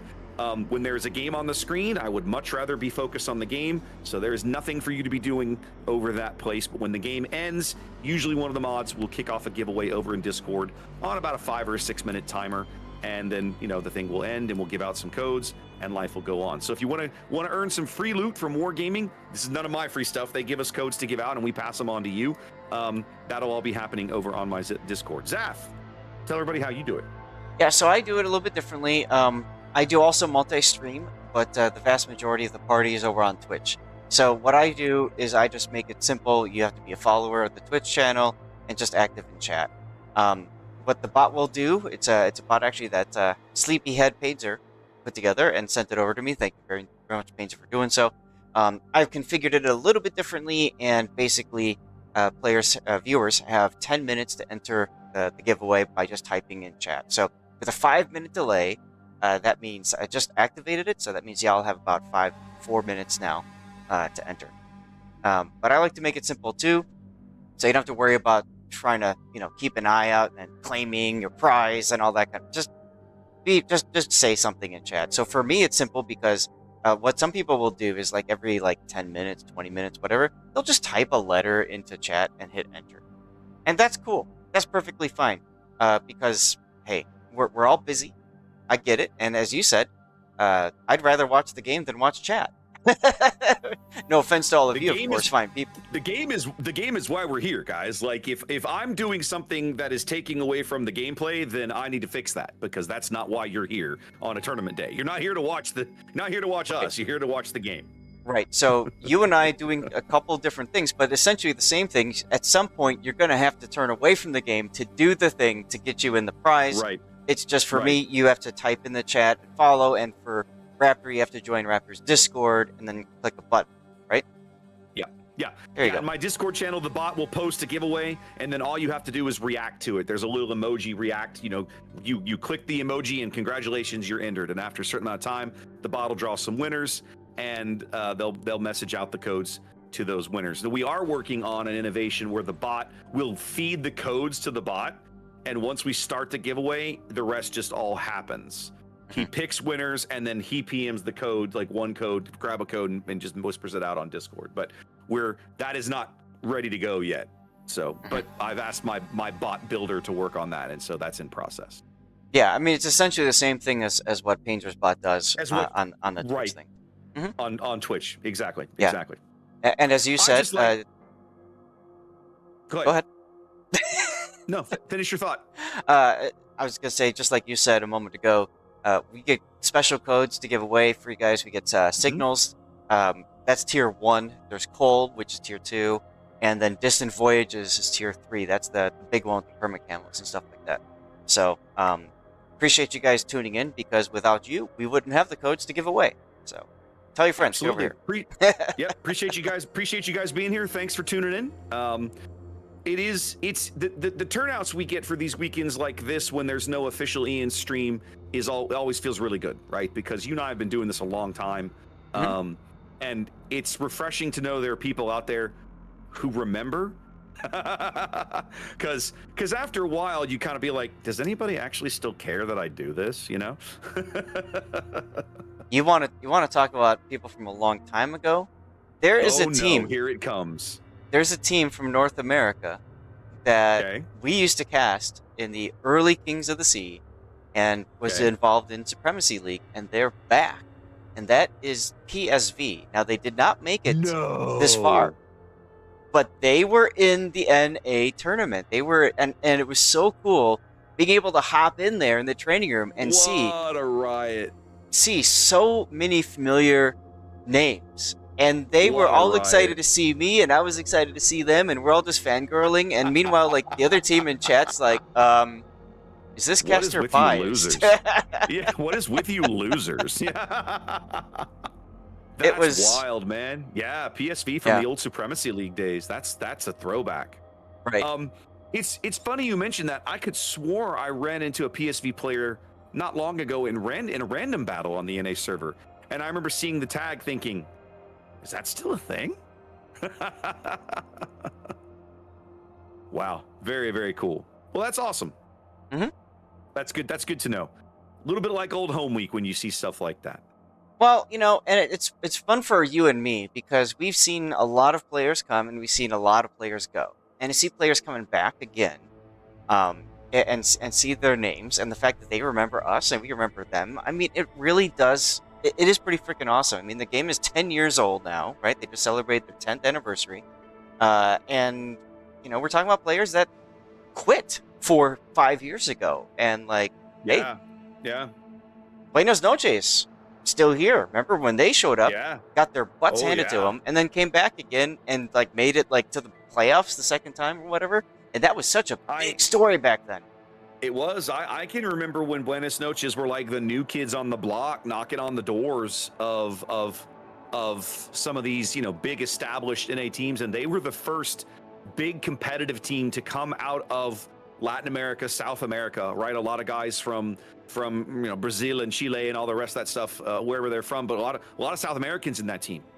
And since then, the game has kind of exploded in that market, and there's a lot more competitive teams out of that part of the world, but they were basically the first organized team out of that part of the world, and watching them come in and just with their particular brand of aggression, right? You remember some of those early matches we got to call with Buenos Noches, like, oh man, this is like watching a Russian team. They're just like, we're going to grab you by the throat and strangle you until we win. Like, it was always so much fun to watch them play. Right, absolutely. And, you know, the team lead was super friendly, nice guy. And it's like, it made it so nice and just refreshing. And what I think was so cool about it too, and of course it wasn't just them, it was also Star Brazil. You had a lot of, Brazil. You would usually field more than one team. Usually they had at least two in the field. Correct.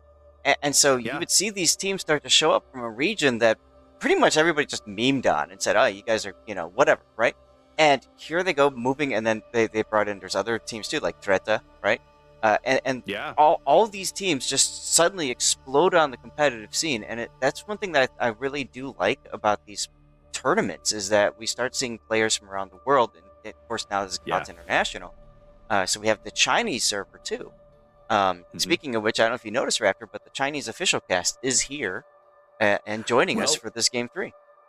My suspicion, without looking, is that we're one of a handful of Game 3s that are available right now, if any.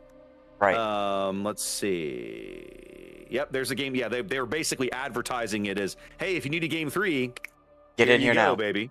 Get in here now. Move now or forever hold your feast. Because see, there's Bo and SAT and all these guys coming in. So, yeah, not surprising. Everybody looking for something to do here. Oh, absolutely. Unfortunately, that means that we will most likely have to wait a little bit longer. Now, they said 5 minutes to forfeit timer, so technically they've got 2 more minutes until their mandated start time.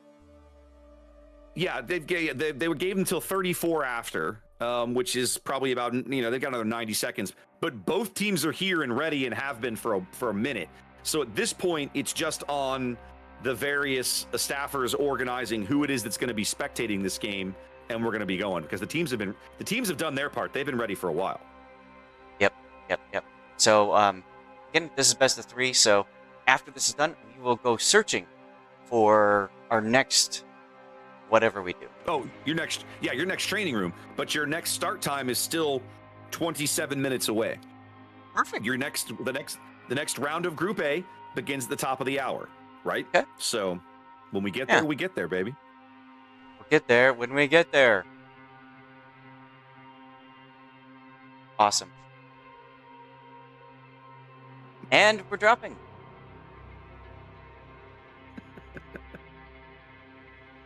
I'm chuckling at Painzor in streamer chat complaining. Said something about thank you to whoever said we were starting at the same time as last week. I was like, what idiot told you that? We've only been discussing that for how long? Oh, well. All right, remember to use the reverse spawns this game. Oh, no, wait, we were supposed to use the reverse spawns this game. They got these teams on the wrong side of the map according to the bot, but we're just going to roll with it. Yeah. I always just take one glance at the lineup and then one glance at which side is, left, and then just go off that. If they match up, it's regular.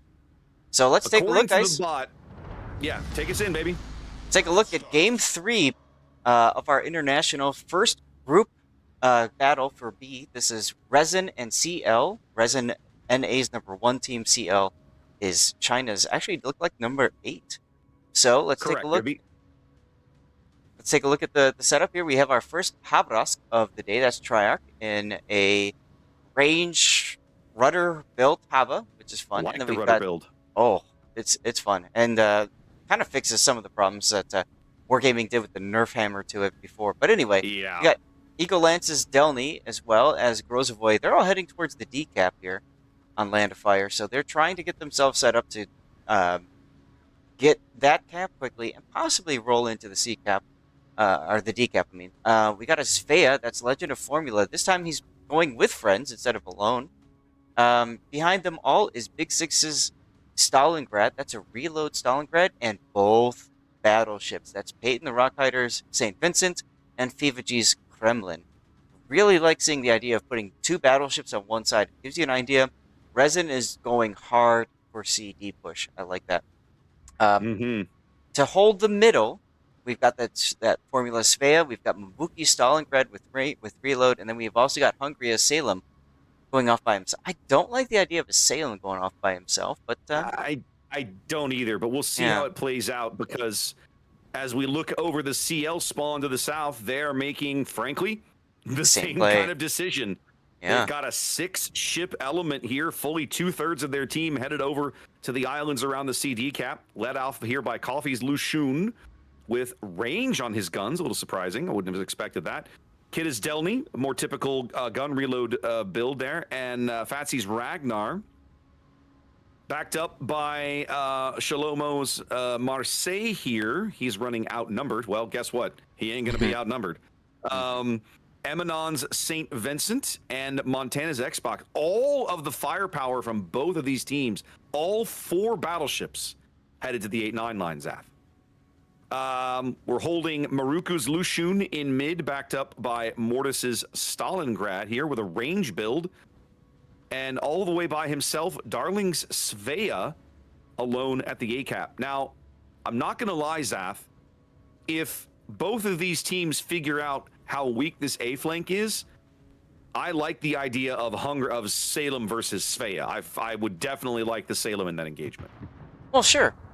The problem with Salem is you've got two different consumables that you go on, both of which counter the Svea in different ways, right? The radar obviously counters its smoke, but the Hydro counters the torpedoes. And the problem is you can't take both of those in a Salem. So I think it's going to be difficult seeing him pushing into the Svea, as difficulty coming from Kita Boy's Delny coming under sustained fire early on in their cap. Yep. Managing to dodge the torpedoes, but taking a huge chunk of his health, having to burn one of those heals early here. More radar going up. They're going to try and pick these guys up, but I'm not sure what kind of shells they're going to get downrange on them. No, but the important thing is that they delayed the cap, right? So Resin was able to grab the C cap, and because of these resets, CL still doesn't have the D cap, and that's going to allow Resin to begin that point generation, and it's going to put a clock, and it's a long clock, but it's still a clock. It's still a timer of 18 minutes. Got to do something. Yep, does allow them to at least move out to a small lead early. Here about 30-ish points or so. But man, look how much firepower is assembled in this right-hand side of the map. Well, and I commented about this last weekend, but we saw the last iteration of King of the Sea. A lot of teams, especially on this map, going hard for C and D caps because it's a smaller part of the map that they control, and you can use these islands as a way to kind of buffer yourself to defend. So if you can win this side of the map, you have interior lines. It's easier for you to move ships from one part to the other part to defend. Therefore, more difficult for the enemy to push in. Yep, very much so. Big Six's Stalingrad, the early pick target here for CL. They're trying to farm him out as quickly as they can. He's trying to find himself some cover, but he shouldn't back up too far. We'll see how that shakes out. Yeah, yep. I'm sure that Mortis' Stalingrad is just looking for these shots. Yep, he's looking exactly at the Stalingrad. Yeah. He knows the potential there if Big Six sticks his stern a little too far out behind that island. Mad Dog's Grozavoy now rotating towards mid as they've pulled Maruku's Lushun off the B cap, and he's headed over to A. They see Hungria now as well, and I'm sure Resin has now sussed out that Darling Svea is over there. Right. I do like how CL manages to get their Marseille all the way up to that fidget spinner island already. I think the biggest problem, right, when you shove that boat up there is you have to have a plan for an exit or whatever. I mean, he's got a good shot from there on Big Six's Stalingrad, but that's about it. I'm not going to lie, if I'm Peyton, the possibility of just pushing this guy out of position is a little tempting. Now, he probably doesn't know that Kid Delny is over there to prevent exactly that maneuver, but the point remains that Marseille is a bit vulnerable right there to, well, to getting pushed by a battleship in the face. Right. Exactly.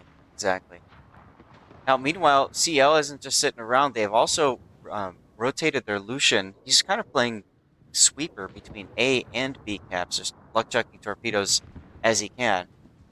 But I don't think that's going to prevent Resin from grabbing the A cap. Hungary is in a very nice position to just walk forward, and they're going to need this cap because Big Six is about to die. Ooh, but so is Coffee's Lucian. Yeah, Coffee was out there in the open water, trading shots with these guys, maybe being a little too bold. These ladder shots coming in are all missing. They've got him lit again. Radar. There comes the Stalingrad radar. That's Big Six's radar. Yeah. Big Six was the early pick target, but now they know they have an opportunity to clear Coffee off the board. They're going to try and take it here. Yep. They're going to hit him again. He's healing. Yep. Now remember, this is a slow tick, long duration heal. As Peyton goes down. Yep. Peyton tried to push, and I think the Delny was there waiting for him, or the Marseille just citadelled the crap out of him, but he doesn't go completely. He does at least get the Delny. Yeah, so the Delny got 47,500 damage on the St. Vincent with torpedoes. So there you go. So the Delny got at least one rack of torps into him. The Delny was there to prevent exactly that play. Yep, and yep. It worked. It so worked. Now Resin down a battleship here as they've brought some smoke in for Big Six. Yeah. And Mad Dog does successfully grab the B cap. Very interesting to see all this unfold. Part of it is because the Stalingrad position that, for Big Six, it's just such a common position. Yeah. You have to have a plan for how you're going to deal with it, if you're playing from the south spawn on this map, because he's going to be there. Right. All right, the smoke expiring on Big Six. His next repair is 30 seconds away. His next heal is 50 seconds away. Yeah. But he is actually not spotted right now. No, that smoke was exactly what Resin needed to keep Big Six alive. Mad Dog's Grozavoy now making his way over towards the A cap. It feels a little bit like maybe CL is playing a little too passively, Zath. They're giving up all of this board control and allowing these teams to, allowing Resin to grab these caps. They're not even really making a play for them. Right, and this is the part that can really bite them in the rear. Yeah, if Mad Dog is allowed to grab A, and suddenly Resin is ticking up a 2-cap advantage, this can get away from CL very quickly. It's already 6 minutes to victory, so yeah, that just really just turns the knife on them. Well, let's see what happens. Mad Dog's onto the A cap now, and so in my mind, if you're CL, man, time's ticking. You need to make a play here. So what's that play going to be? Honestly, you got to shove the Lucian in. He's got his heal available. They're finally pushing up the 10 line, but they're so far. They're still not close to the cap. They're going to pick up Big Six eventually, I think. Mm-hmm. They haven't done it yet. He does get through his next heal. He's still alive in there. That's his last heal. Big Six is no longer able to heal any incoming damage. And there's 2 sticky fires. They may kill him, but he has traded his ship very dearly and lasted a long time in that spot. It's now 3 minutes from a Resin win as they have a 2-cap advantage here because it just feels like CL's being just a little too passive. You know what's interesting? I'm looking at Big Six's Stalingrad right now, 136,000 in ticking damage received. There he goes. Mm-hmm. He's only done 42,000 damage in return.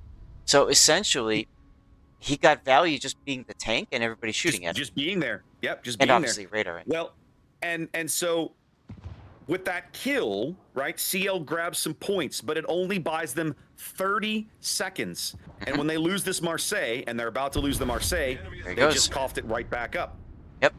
So once again, under 3 minutes and counting here, CL needs to step on a cap. They're trying to bring Maruku's Lushun in, but they know he's there. The Stalingrad has him on radar. Oh, yeah. Hydro is up now. You can see Mabuki saying, I'm hydroed. Immediately, Mad Dog immediately dives away. Backs off. Yep. Mad Dog giving him space so he doesn't wander into that hydro himself. Mm-hmm. As the Ragnar and the Stalingrad are also here at B as well. And now, but also check out Eagle Lance. They've figured out how much has been rotated to mid. He's just going to walk into D. He's just going to walk into D. Basically uncontested. Emanon can't do anything about it. And Coffee would be suicidal to take that gunfight. Yeah, but you know what? He's going to have to. He's going to get it because now they can see Eagle Lance on the surface. And soon, in just a moment, that is going to be returned. I can't imagine a world where Coffee's able to completely dodge this. He's not. And here we go. Yeah, and you can see the value in radio location right there. Eagle Lance knew exactly where to point his guns.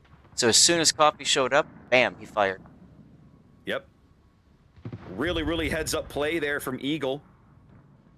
Realizing he had a free run at the decap because of how much crap CL had shoved into the middle of the map, because they were realizing what you and I kept talking about. They had to get on one of these caps. Yep.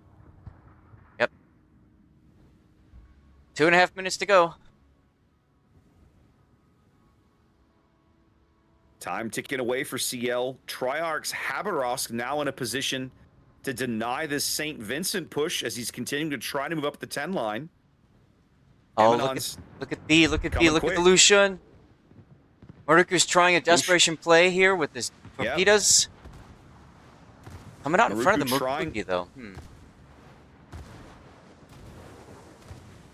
He's got him into the water. He's probably going to get this kill. It can't afford it to be a trade. That's the problem.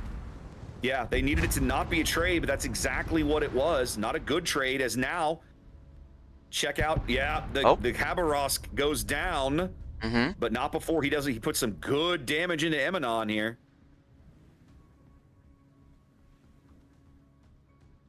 Yep, but the big thing again. Still down. Go ahead. Resin up with the extra 2 caps, although Fatsy's Ragnar trying to get to A desperately. And Mad Dog is staying outside of detection range from Xbox's Montana, so he's just going to play with them. Emanon now in a very awkward position as Legend Svea should easily be able to clean up coffee here. Yeah. The question is, can he dodge the inevitable torpedo salvo? He might take 1 here. He will, but it's not going to be enough to kill him. Importantly, he goes dark right as Emanon shows up. Correct. He uses the smoke to cover his retreat so that Emanon has no shots and can't pop him like a balloon.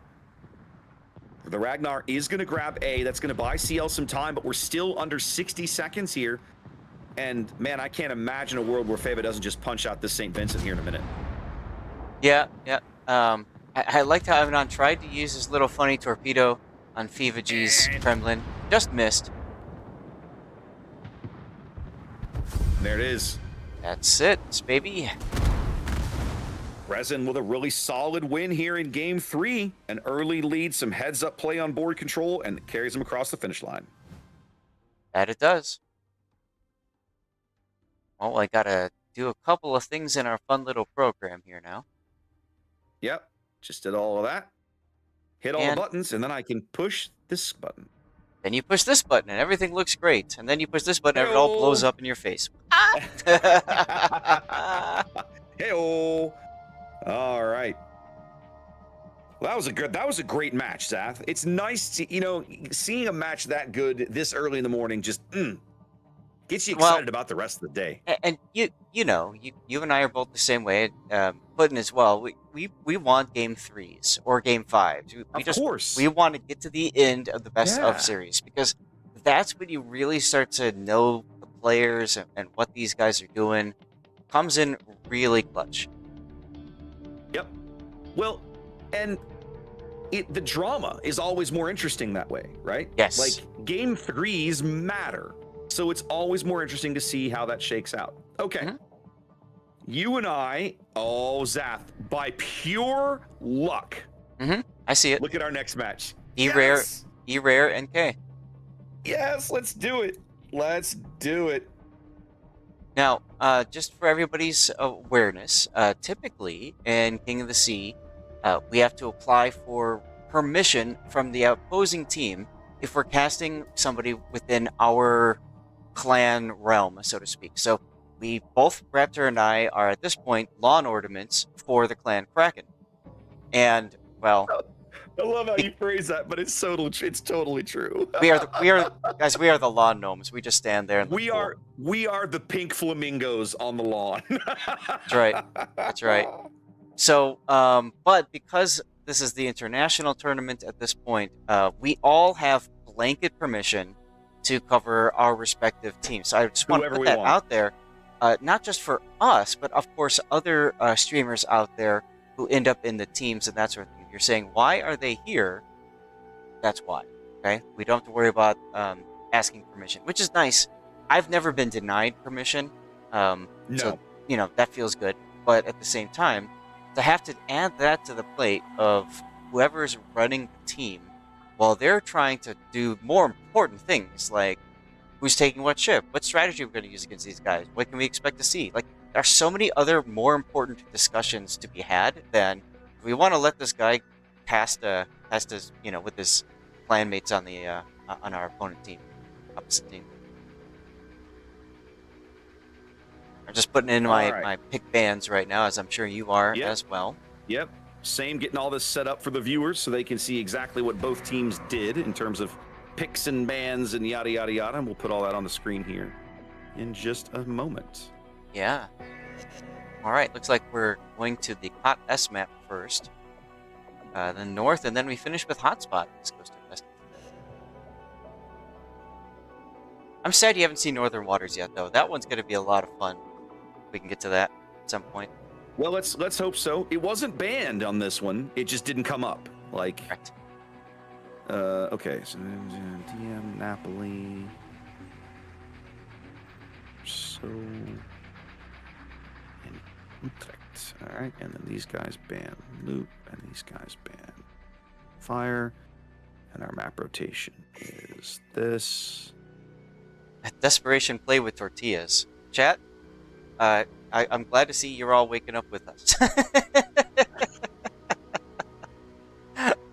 I mean, when we were talking, so last night, full disclosure, guys, we're doing setup last night, right? I had downloaded the streamer pack, and Zath was having to set up the machine because he's obviously not at home today, so he was having to do setup on that PC as well. And so we're on a Discord call, and we're doing all this, and like we normally do, we look at each other and go, okay, so what's call time in the morning? Like, what time do we want to be sitting in the chair to make sure that the other guy's awake, nobody overslept, right? We're ready to go.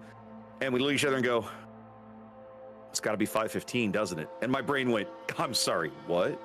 I told Raptor, I said, I'm setting my alarm for 4 a.m. He's like, oh, that's way too early. And I said, no, let's talk through from start. Let's back this train up here. And Raptor's like, crap, you're right. Yeah, I ended up setting my alarm for 4:30, and it was like, why am I doing this to myself? Why am I doing this to myself, ladies and gentlemen? Meanwhile, I was so afraid that I was going to miss this that I kept waking up. And I kept checking my watch. I'm like, oh my god, it's 2:30. Oh my god, it's 1:40. Like, is it really? Like, so realistically, I think I got like 2.5, 3 hours of sleep, something like that. It took us about 6 hours. It took me about 6 hours to do setup. Because as you mentioned, I've got the PC that I have to go through and all that kind of stuff. And of course, my friend also plays World of Warships. So then I have to go and sort out like all of his settings as well. So it was just... But we're here. You had a lot more work to do than I did. For me, it was, you know, the beauty, and we've talked about this before, regular viewers know, when we talk about doing the setup, once you're used to how Wargaming structures their overlay pack that they hand you to cast these events, it's super easy to come in and make little modifications to set it up for what you're doing. It's very, very simple. But it takes time, but it's not challenging. But you had to do everything from zero on a machine that had never done it before. Correct. And normally, like you multi-stream, I multi-stream too. And normally I'm on Twitch, I'm on YouTube twice. I'm on YouTube horizontally and vertically. I'm on Rumble, and I'm on Kick. And I just added Twitter. So I've got like all of these things, and I tested upload. I'm like, yeah, I can't do that. So what I'm actually doing, Raptor, you're going to get a kick out of this. I'm streaming to Restream. Restream is kicking that feed to Twitch and to YouTube. And then I'm streaming separately to Kick. So essentially, I'm getting 3 for the price of 2. And that's the best I can do right now. And I'm not even bothering with the vertical. Normally, vertical is a whole nother can of worms, because every time I get one of these setup things, I have to build the vertical stream scenes as well, which blows. So... Yeah, that's because that's a ton of work. It is. Well, and at some point, I'm gonna have to pick your brain about the vertical thing. I've done a little bit of it, but I actually installed the apps and everything for vertical on my on my Warships PC, and was like, okay, I'm gonna start messing around with Warships and trying to mess with some of this. But in terms of thinking through, because I, like you, I multi-stream now. Multi-streaming horizontal and vertical is very easy to do. Sorry, multi-streaming horizontal is easy, but Restream does not currently support vertical. Correct. So if I'm going to stream vertical, I'm going to have to set up like Restream handles all the horizontal feeds, and then the vertical feeds come in. I want to talk to you and see if I can figure that out, because Yeah. It's going to be weird trying to wrap my brain around how all that's got to come together until Restream can do it all for me. My advice for you would be to wait, frankly, because YouTube, for example, treats both of these as separate streams. So I'll get people that pop into YouTube and they're like, "Hey, what's going on?" And they don't understand that they're on the vertical screen and that they actually have a horizontal. So they're like, "Why is there so much black?" It's like, because you're on the wrong stream. But it's confusing for them to understand, hey, there's 2 different YouTube streams. Go find the other one, you know? Yeah. Well, at least they're combining that. Like, that'll be over, or will be soon. And once they combine it, I think that's the perfect time to get in on it. But before then, it's been nothing but pain. Nothing but pain. Well, and what I'm trying to do is make sure I've got the tech worked out of how I'm going to do it, but I don't intend to start doing it on the regular until it is all linked together, right? Right. Plus, it's also something else for your graphics card to have to somehow render and push out too. I loaded up my 3080 Ti so much. I actually had to slap my 3070 in on my secondary PCIe slot, and I have my extreme monitors hooked into that, and I've got all my other side programs rendered by that graphics card just to free up space for my 3080 Ti. It's crazy. Yeah. At some point, I'm probably going to have to start looking into like a better video card or a secondary one or something. Yeah. I haven't gotten there yet. So yeah, it's going to be wild. Because I think I'm on a 3070. You're on a 3080. That sounds right. Am I? You're on a 3080 Founders. Yeah. The original 10 gig. Okay. It's been a hot minute since I actually looked at I can actually look it up right now. Hold on. Chat, this is how you know that we're actually friends in real life. We know each other's setup and stuff. Like, you know what I mean? I know, right? My rig. Here we go. Oh God, you're going into NVIDIA app. I am. I'm literally. Yeah, you're right. It is a 3080. Look at that. There you go. 3080. Yeah. So yeah, I mean, at some point I am going to have to start looking for a new video card because I do so much work with it. It's kind of, it's one of those things that it's like, yeah, you really should, you dummy. don't cheap out on this, right? One of my ultimate highlights of TwitchCon was Robitech was there at the PNY booth, and so I stopped by to just chat up the PNY guys about graphics cards, and I'm like, I'll probably pick up one of your 5070 Ti's or 5080 at some point. And they're like, you know what? You really know these parts and stuff. You want to get in on his video? Gee, let me think. Sure. So he had 2 PCs set up, one from 2005 with 2005 tech, and one from 2025 with 2025 tech, playing different iterations of Doom, and then talking about like pricing and capabilities and stuff. I could not believe he was on a 5070 Ti. So I even showed it to my wife later. I said, my wife's going to hate you for this because now I have to go spend money and buying a new graphics card. Too funny. All right, Zath. Game 1's on the way, shall we? Yeah, we shall. Let's do it. All right. Let's make sure to use the reversed here, and let's get on with it. Yep. All right, we are back in Group A, ladies and gentlemen, for round 2 of today's group stage. This is Kraken and E-Rare. This is North America's 7 seed. And, oh man, I looked at it. I think it was the European 5 seed. That sounds correct. Yeah, that's about right. All right, Zath, talk to me through the Kraken lineup here as they spawn in green on Sleeping Giant. All right, so for Destroyers, we've got MKATS's Harugumo, with a unique upgrade for the Smoking Fun. Medalist is Grozovoy, unique upgrade, and Zulu the Scrub in a Shimakaze with also the unique upgrade to vomit out those 12-kilometer torpedoes as rapidly as possible. Except he didn't take the reload skill, interestingly enough. Mr. Bean PhD in a Moskva backing him up with reload instead of unique upgrade. Diving Harrier is in Brisbane with gun reload. And they have Libertad following them. That's Cyber Viper. We've got they are the Panzer something in the Bungo. Looking to go the other way. And we've got Draws Salem with radar and range heading towards. Yeah, I think they're gonna play him like the C1 island with MKATS's Harugumo and the Smoke Snail, as Hank Tuff is moving in the Petropavlovsk, not unique upgrade, instead range. That's their setup. Go ahead, talk about E-Rare, and then I want to hop back onto Kraken for a bit. Okay. E-Rare here, shipping 3 ships over towards the A-cap right now on Sleeping Giant. That's White Greek's Brisbane here, kind of towards the back. In the middle, this is Havoc's gearing, full torpedo build, extra stealth, 5.6 kilometer detection gearing, one of my favorite ships in the game. And Jess's Moskva here, that is unique upgrade, giving him slightly better accuracy. They are backed up here by Corpus's Ohio. Yep, going for artillery plotting 2 and spotter plane mod in that first slot, looking to maximize use of that as necessary. Another battleship is Sonia's Vermont, kind of hanging near mid here. Of course, Vermont, Zath and I lovingly refer to this ship as Brick because it hits like a train and it does not get anywhere quickly. But when it shoots you, chances are you notice. Brick smash. Over here, yes, Brick smash. Over here at the D-cap real quick. That's Arcada's Delny pushing through the cap, backed up by someone's Summers. Someone is not no one here.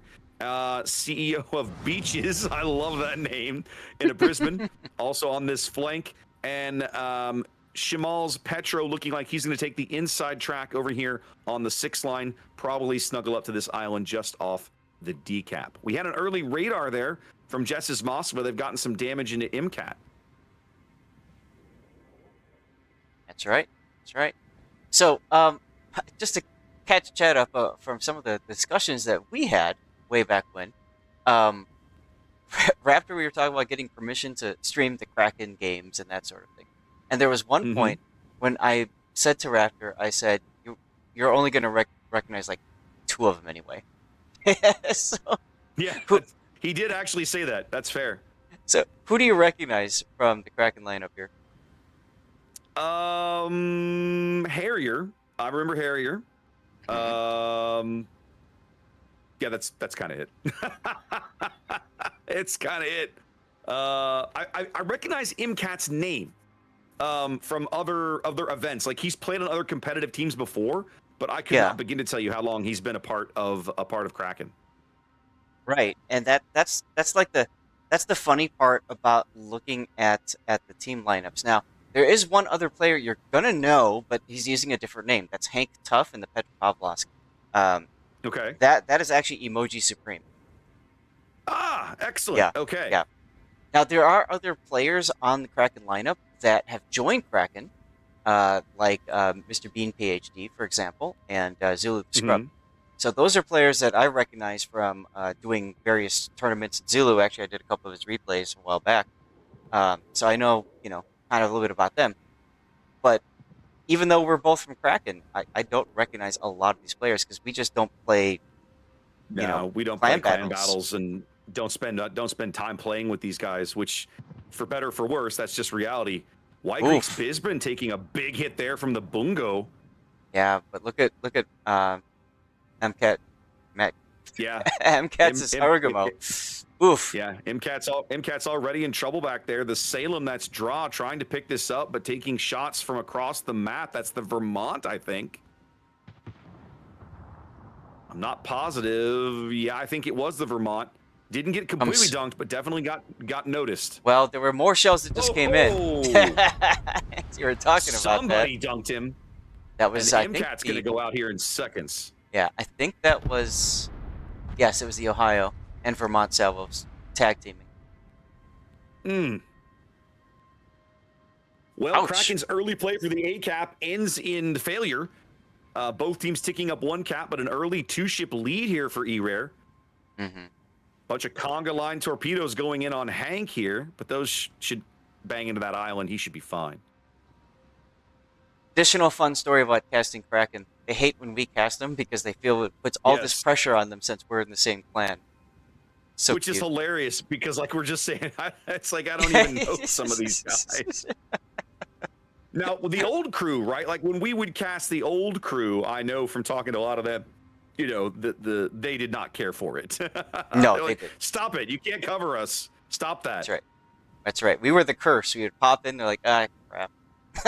Oh crap! These losers again. It's true. Absolutely. Well, an early 2-ship lead for E-Rare means they can kind of kick back a little bit. They're going to push this Moskva through the gap into Thunderdome.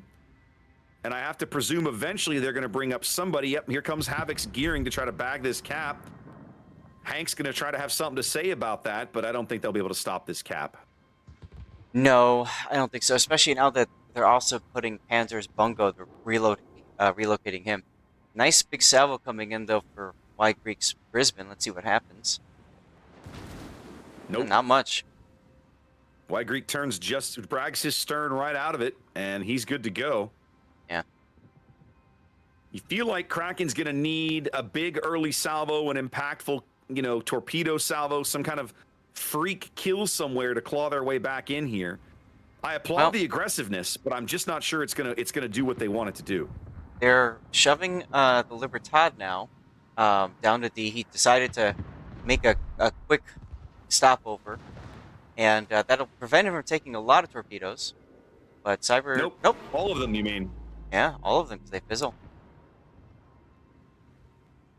So I do like the aggression there, but they got to follow it up. Yep. There goes the A-cap. E-Rare out to a 200-point lead and growing. Now they have a cap advantage and a ship advantage and a health advantage, of course, early kills. Mm-hmm. Zap, I mentioned this earlier. We saw somebody, I forget which team it was. I think it was Resin take a Libertad in the one game of the series that they lost on North. I remember, several years ago when I think it might have been last year, the year before, the Pan American battleship line got added into the game. There was a lot of talk, a lot of concern that they would be as impactful as the German battleships traditionally were. But it hasn't really worked out that way, and King of the Sea has it. Well, I think part of the problem is that Libertad has received a bit of a nerf since that happened. It certainly doesn't completely, quote-unquote, fix the boat, but it definitely makes it, I think, more difficult to play and competitive. So I think we're seeing a lot of teams saying, Libertad, okay, it's just not for us. Nice torpedo there from the Brisbane CEO of Beaches. Now a 3-ship lead for E-Rare, and I'm really struggling to see how Kraken finds a way back into this game. Yeah, I can't. With the Shima gone, that pretty much is going to seal it. Libertad's going to go in. But... They might eventually pick up this kill on CEO over here on the 9-10 line, but yeah, I think they're going to lose Metalist's Grozavoy here in exchange for it, which is just not. You can't be trading ships when you're down 3 ships. Right. Exactly. Which is why I always hate when people say go for the trade. It's like, no, I don't want to. Yeah, that's a terrible idea. What are we talking about?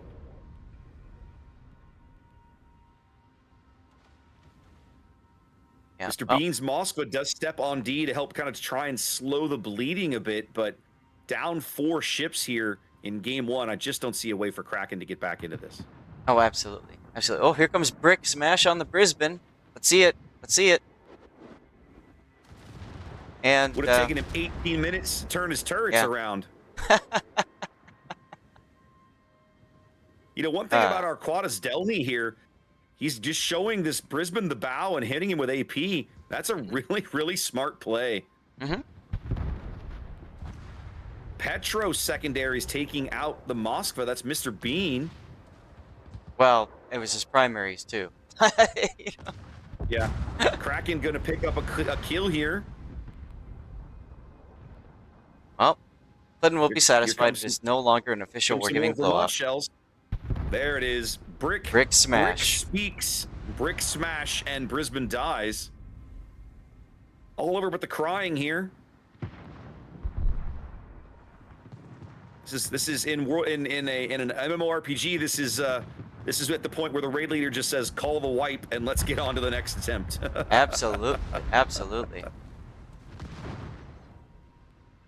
A solid win here from E-Rare in game 1, but there's a part of me that wonders if some of it is at least attributable to, I don't know that I would even call it early aggressiveness. Would you call those 2 early kills over at the A-cap, would would you call them misplays, Zath, or just bad fortune? I think a big part of it's bad fortune. Because those were torpedo hits on the Gumo, if I remember right. Yep. And that really hampered their capabilities over there. I also feel like it was a bit of a unfortunate incident with team cohesion, because, or maybe they were just told, "Hey, shove the Salem to the spot," because I feel like Right. splitting up the Gumo and the Salem is just never a good thing. Right. Either way. All right. Well, on to game 2 here in just a moment. Let's see how this goes. That's right. That's right. I'm watching this stinger and realizing I need to make a change. What's better? So the way the stinger is set up, the transition point is fine, but like the no, why is this not happening? No, that's weird. While you're sorting through that, I'm going to run a commercial break. I'm also running a giveaway over in my chat for those of you listening. Okay. I got 5 minutes. Do the thing. Yeah, I gotta push the ad roll button here again as well. Might as well. Might as well. I'm just glad that my goofy little quick and dirty timer is working. Woo! Yeah. Let's go. Yeah. It's so nice having these little things, guys. You have no idea. Well, because for years it didn't work, right? But now it's working again. So good, perfect, wonderful, love it. Well, that was E-Rare's map pick, and they showed up and played very well, Zath. Let's see how things go as we head to North, which is going to be Kraken's map pick here. Right. Now, E-Rare was extremely competitive during the brackets, so I'm going to pull up, where is it? Let's see. So, first of all, I'm going to pull up the bracket from the NA side of things. And Kraken themselves defeated Buenos Noches in the losers bracket. Let's see, where was it? They started in the losers bracket because they didn't have enough points. If I remember right, I was told that they were forced to forfeit a game because they brought a golden version of one of the ships that was allowed. I think it was Prince Van Oranje. The boat itself hadn't been banned, but the golden edition was. So because of that, the game that they had won was taken away from them as a forfeit, which is interesting. This was Buenos Noches or Kraken did this? This is Kraken that this happened, and this was, I believe, the first weekend. So I didn't hear about anything until. Aren't the golden boats just straight clones? Yeah. Then why does it effing matter? That's so bizarre. That's such a weird rule. You're just baiting people with stuff like that. It's in the rules. Whatever. Yay? Yeah. That doesn't make it smart. Right. So they started in the losers bracket, defeating Buenos Noches 2-1, and then they got 2-0'd from Resin pretty much right away. So they didn't have a lot of high-tier, competitive, playoff gameplay. And the reason I want to highlight that is because that's experience that is really necessary to get you through internationals. Okay? Yeah, it's important. Yeah. Now, as far as... Gotta find my doohickey here. I want to look up the other bracket, the European bracket. We can take a look at how E-Rare got here. Now, that bracket's going to revolve a lot more clicking. Yeah. Do you want the link for it? I have it up. No, I can dig it up. Okay. It'll take a moment, but I can dig it up and follow along with you. All right. Well, let me know when you're ready.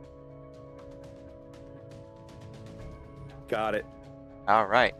So, starting off with the playoff bracket. Now, remember, y'all, this was a best of threes, and it was single elimination at the very start. So, at the very beginning, E-Rare 2-0's reach, and then once they get to round 2, now they have the essentially triple elimination, because if they get eliminated here, they go to the play-in bracket, and then it's double elimination there. So they defeated Ortis, and then they got 3-0'd by TWA. Who was your eventual victor of the bracket? I know everyone who knows anything about King of the Sea is shocked by that. We're all completely shocked and appalled here. Okay? Now go to the play-ins bracket, and then you can see that E-Rare got seeded because of how far they had advanced. So they defeated Throw 2-1, and that forced Throw into the losers bracket. And then they defeated GPM in a best-of-5 qualification rounds. So the point I'm trying to make is they've got a lot more experience in this tournament by this point. Yeah, they've got more games under their belt with this map pool, right? Yes. And all that, and these cap configurations and so on. Right. So no, you're right. That does matter. Like, that makes a difference. You know, the other streaming kind of thing that I do these days, of course, is I stream a lot of card gaming events. And I always tell people, you know, because many of these card games, you can play them digitally. But I always tell people there's no substitute for playing on the table across from a live human, where you have to learn to have good table mechanics and manipulate your cards correctly and play things in the right order and sequence things properly. The analogy is just as apt here, right? There's no substitute for actual tournament experience, actually playing the game in a live environment with an opponent that you're not just scrimmaging, you know, and so on and so forth. And so that's a good point. I'm glad you noticed that, because it's not something that I would have keyed on to, not having participated in the previous weekends of the event. Right. So, and remember, when we talk about the previous weekends, this is now essentially day 5 of Cotsville, if you think about it, because we had the 2 different weekends prior that were regionals. Day 5 for North America, but didn't the Europeans have an extra day?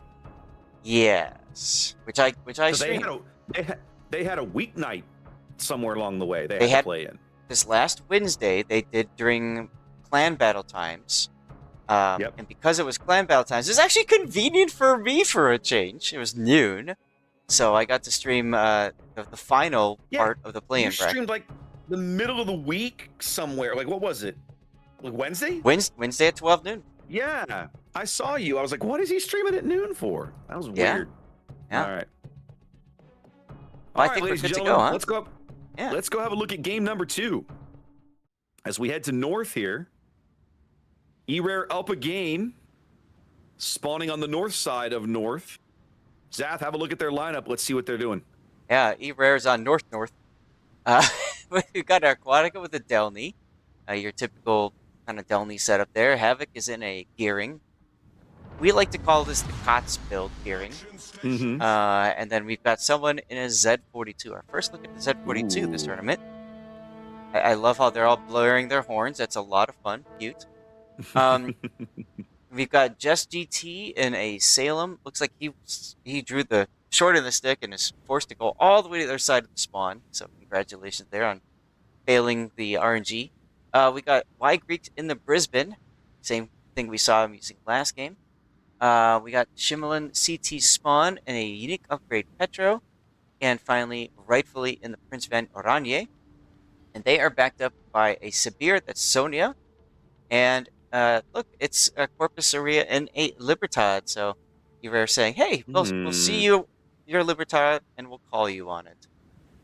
Interesting. I'll be curious to see. I note as I look across the map, Kraken has decided to forego the Libertad this particular lineup. Their 2 battleships, Panzer's Vermont, again bringing a brick of their own, headed towards mid. A good place for Vermont on this map. And then taking their Kremlin, that's Cyber Viper, headed over towards the 8-9 line at the moment. Now, he's got a bunch of buddies with him. Fronting that group, that's Metallis's Grozavoy, same build we saw last game. And a triple cruiser lineup. We have a Howden Liu, that's Hank.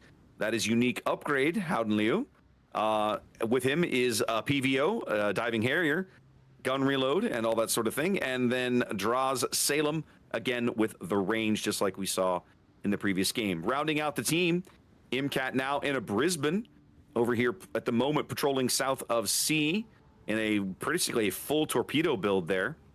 And then Zulu's Summers headed all the way to the B cap, presumably with the Brisbane going with him. Yeah. You know who would be so excited to see the Summers is available in King of the Sea? But Raptor. I just almost called you, but sorry about that. That's okay. Crap. No, I want it. It's right on the tip of my tongue, but I'm not coming up with it. Who is it? Special K.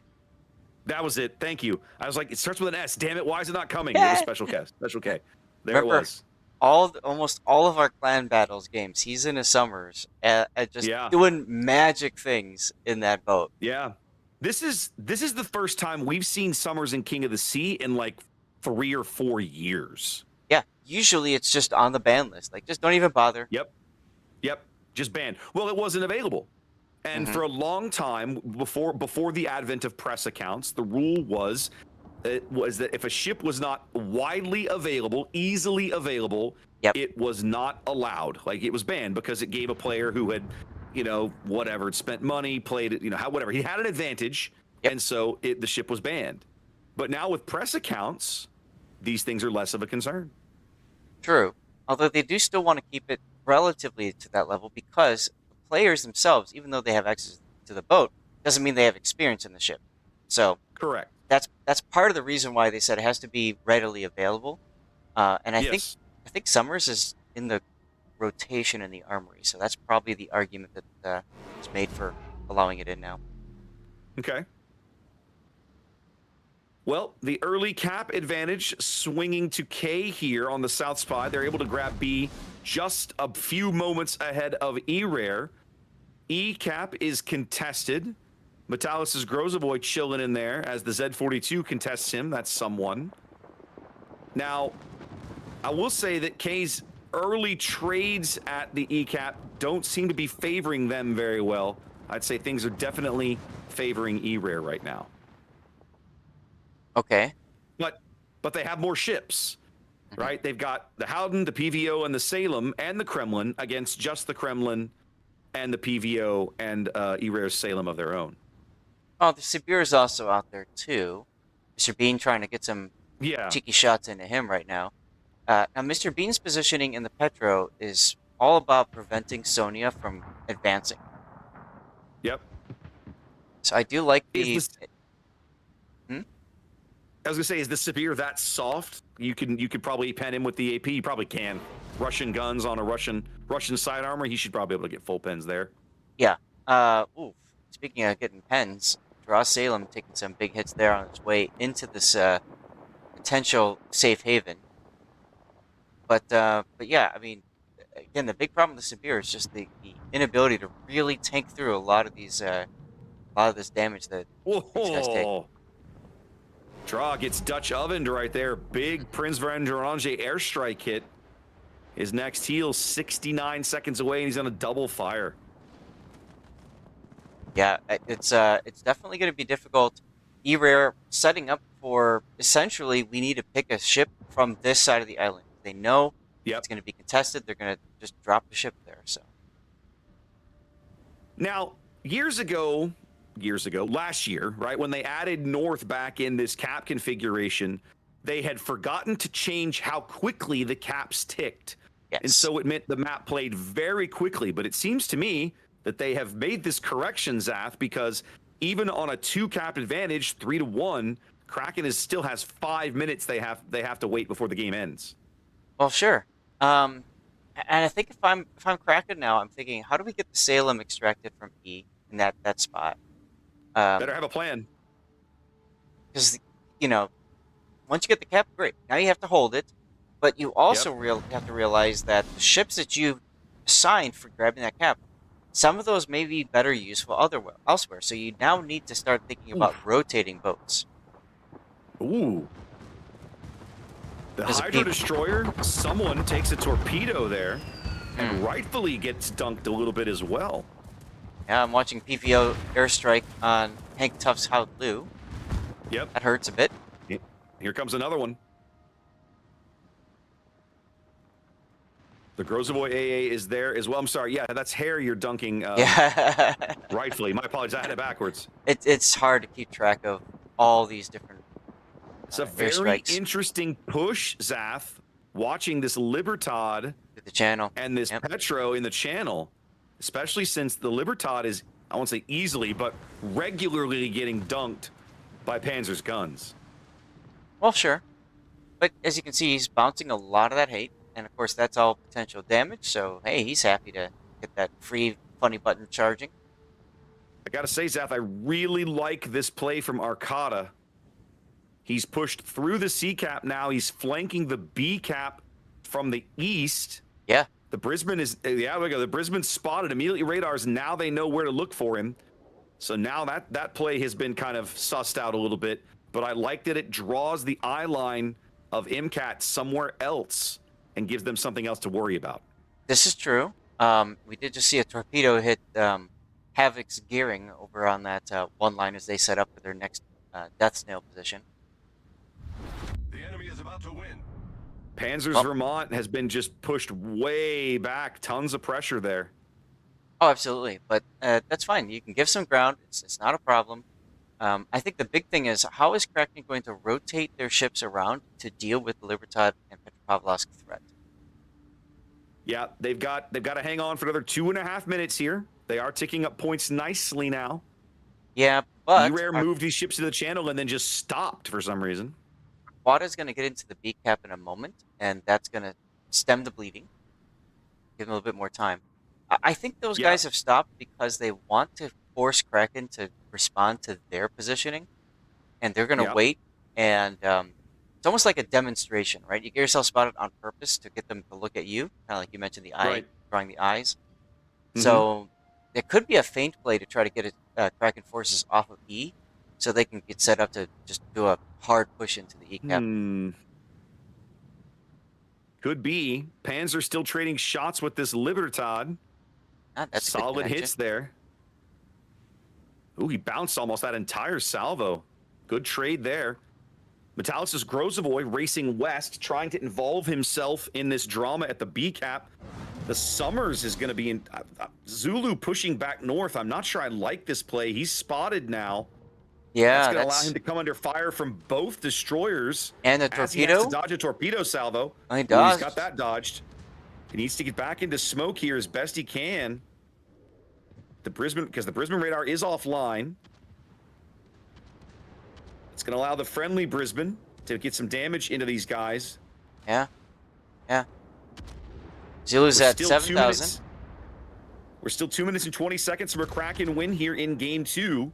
They controlled 3 caps long enough. They've built a lead that cannot be surpassed without a kill or stepping onto another cap to deny them some points for a spell. Which is the hardest part of any competitive right now. You're being told, whatever you do, don't die. Yep. Losing a ship becomes a catastrophic problem in these situations. Oh, Sonia, severe, continuing to be farmed out. 4,000 hit points, no more heals in the tank. Yeah, they're going to get this kill, I think. It's coming soon. Next salvo or two here. There it is. All right, a big kill for Kraken. 60 seconds from a win here in Game 2. The Grozovoy now able to put pressure on Arcata's Delny. If they can pick up this Delny kill, that cuts the timer even closer.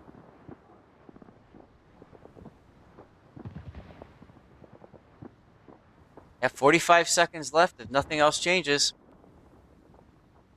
I think the big thing is Hank staying alive. Now.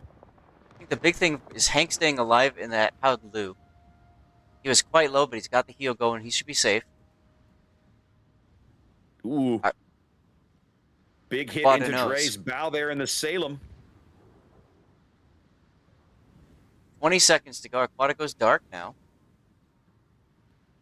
Well, and Metallis deciding to come out of the smoke to secure the kill. If they can secure this kill, that's the game.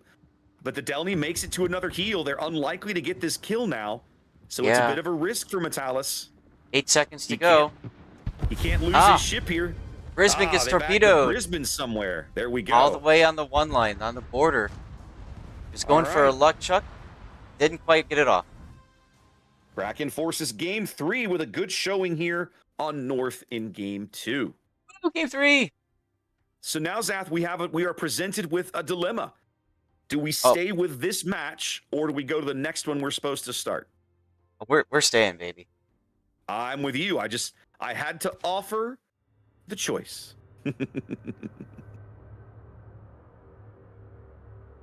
All right, guys. So our next match is going to be. Let me pull it up here for a moment. Actually, let me come back to here and hit that button first, so I don't forget. And then let's see. What is the schedule?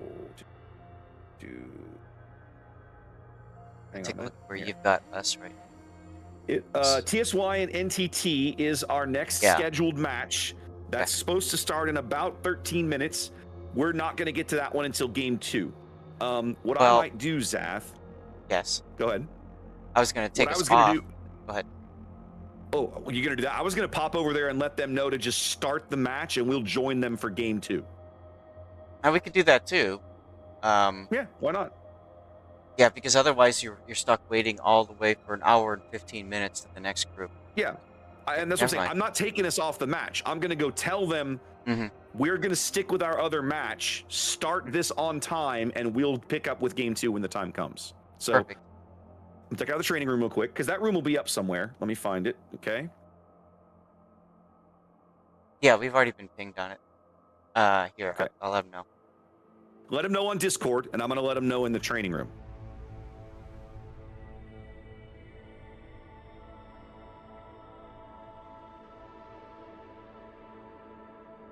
All right. So let them know we get them in both ways, so that. Yep, exactly. Cool. Okay, that's done. I will leave the room now. Done. Okay, perfect. Come back over here, and there's that. Nice. Awesome. All right, they got to swap everything around. Yeah, it's going to take a few moments. I hit my fancy schmancy button, and that'll do the thing. Yep, that'll do the thing.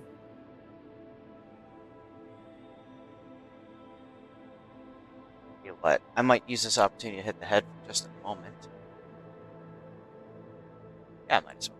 I will be right back. All right, sounds good. Ladies and gentlemen, the sun is rising. It's 8:30 here in U.S. Central Time. We've been up for 4 hours. Oh my goodness gracious. Thanks for joining us early on your weekend morning. Hope you're enjoying it with a cup of coffee, your feet up somewhere, working on your drops, whatever you're working on. Thanks for joining us. We love doing this, and I'm glad we were able to pull it off. I had people coming in a couple of weeks ago to my regular stream going like, why aren't you, like, are you going to be able to stream the event? And I was like, I can't stream anything for North America. I've got stuff going on both weekends. And at the time, it didn't look good for internationals. But blessedly, Zath tagged me middle of last week, I think, and reached out and said, hey, I think I'm going to be able to do internationals. Do you want to? And I was like, yeah, we probably should. I've had enough people asking. We probably should. So here we are, guys. Thanks for tuning in. Appreciate you being here. When Zath gets back, I'm probably going to step away myself. Breakfast was about 3.5 hours ago, and I could use a little snack, to put it lightly. Yeah. Answer a quick question in chat here.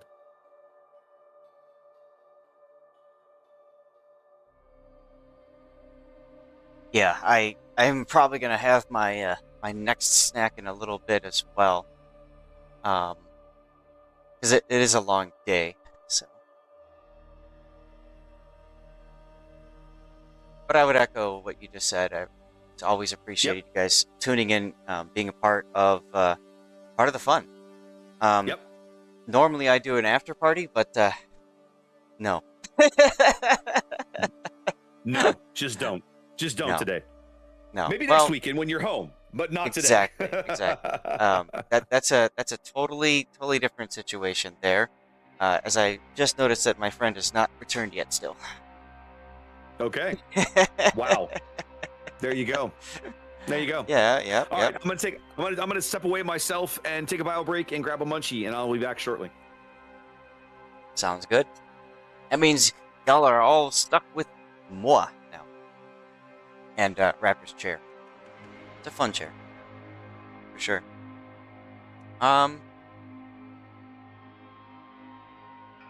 It looks like they're swapping teams and stuff around. Yay. But yeah, these are always a lot of fun events. You guys know if I can do a tournament, I do my darndest to make it happen. It just so happened the first weekend of regionals, I was invited by Stack Up to go and do a special fundraising event for them called Arms Live.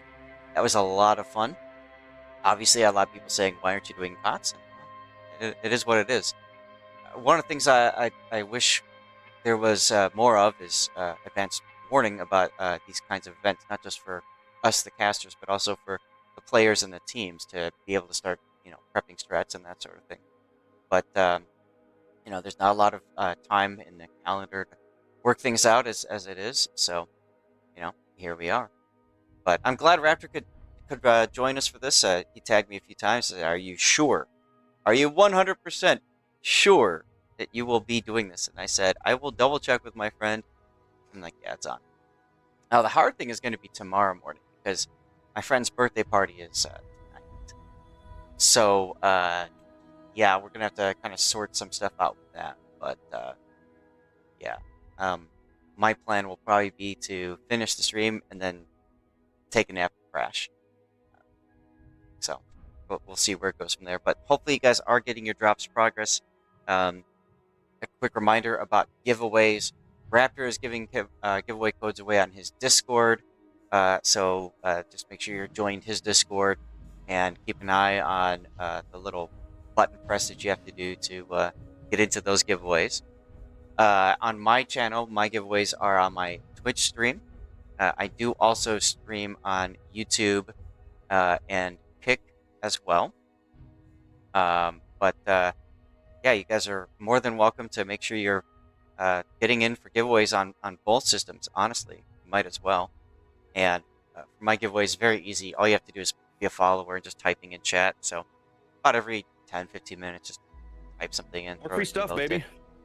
I mean, it's really important. Wargaming is giving us this stuff to give out to all of you. And hey, signals. Okay, some people go, "Oh, it's only signals." It saves you money. It's saving you credits. Saves you money. Coal is great. It's still useful in places. And distant voyages containers, when we get those to give away, I mean, dude, I just one of my previous giveaway winners won the Freedom camo for sailing, and he's stoked. I mean, that's a great camo. So I've been giving away CC crates, right? And one of my guys in chat was like, I just won in Alabama. That's never happened before. I was like, yeah, that's why I love giving away those things, man, because every now and then somebody hit jackpots and hits a premium ship they didn't know, and I love that stuff. I have a running list, as you know, of like everything that that I've accumulated wealth-wise, so to speak, in game, like that dollar value, because it's just fun to look at it later and say how much is my account worth if I were to spend for all of it. And then I also have on the side all the ships I've given away through the CC containers. And yeah, you're absolutely right. It's a great feeling to know that somebody won a ship off of you. And it reminds me of like the in-person gatherings when we used to be given cards we could give out with the ship to somebody. We met them and had a good time talking to them. And I met somebody the first the Anchors Away Anaheim. I met this guy. He says, "I sent you the best game I've ever had, and you found all these problems with it." And you eviscerated it. You told me I was the worst player ever. No, but I'm waiting for the tongue lashing that comes after that. You know what I mean? Like, you are such a D-bag, blah, blah, blah. And he's like, "You know what you did was you made me realize that I really don't know this game as well as I thought I did." And what I thought was so awesome about that is, you're right. I mean, the game continues to evolve and continues to grow, but it's so complex. There's so much in there that even your best of battles, there's still learning opportunities. And I love that part of this game. So I was so excited and just absolutely pumped by his response. I'm like, "Here, have an Alabama." He couldn't believe it. He was so excited. That's awesome. I do miss that. I miss being able to hand those out. And sometimes you'd find like new players, families with little kids who had just started playing or were interested in trying. I was like, "Well, here, have a premium ship. Add something to your account that's cool on me." I love doing that. I miss doing that for folks. Remember the daddy-daughter pair that won a gaming PC for the daughter? Oh, yeah. Yeah, that was awesome. I've forgotten about that. That was cool. Awesome. Speaking of awesome, we've got an awesome Game 3 to bring to you now. We do indeed, Zath. Don't forget to use the flipped spawn as we head into Game 3 of this series. Yeah. Ladies and gentlemen, welcome to our first hotspot match of the day. Zaf, have a look over the Kraken lineup. Talk to me. Yeah, so we got Zulu back in that Summers. We've got medalists in Ragnar. This is our first look, my first look in the entirety of KOTS so far, I believe. Alvaro de Zan. Oh my god, what is KMX trying to cook up over here? We got Hank Tuff in a San Martin, Diving Harrier in a Brisbane. Dra is now in a Range Petro. Behind them is our that's Panzer in the Bungo, and Cyber Viper in a Libertad. They bring it back to Libertad. Yeah, I don't know. Like the Libertad pick, Zaf. I'm not sure. I don't either, but let's take a look at E-Rare. What do you got for them? Let's just say no team fielding a Libertad has won a game this match. Okay, here we go. E-Rare going with a triple destroyer lineup here. We're sending Adelny Arcada out towards mid right now. He's got friends with him. Someone's Summers, of course, a typical full. Actually, it's not a total full torpedo build. He's got smoke mod in slot 3, which is interesting. Obviously, some plans there. CEO in a Minotaur has to be Manitar. Yes, sir. Everybody's favorite. Shima's Petropavlos. That's not confusing at all.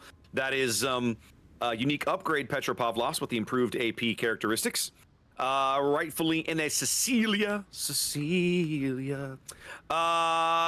Corpus back in an Ohio this game.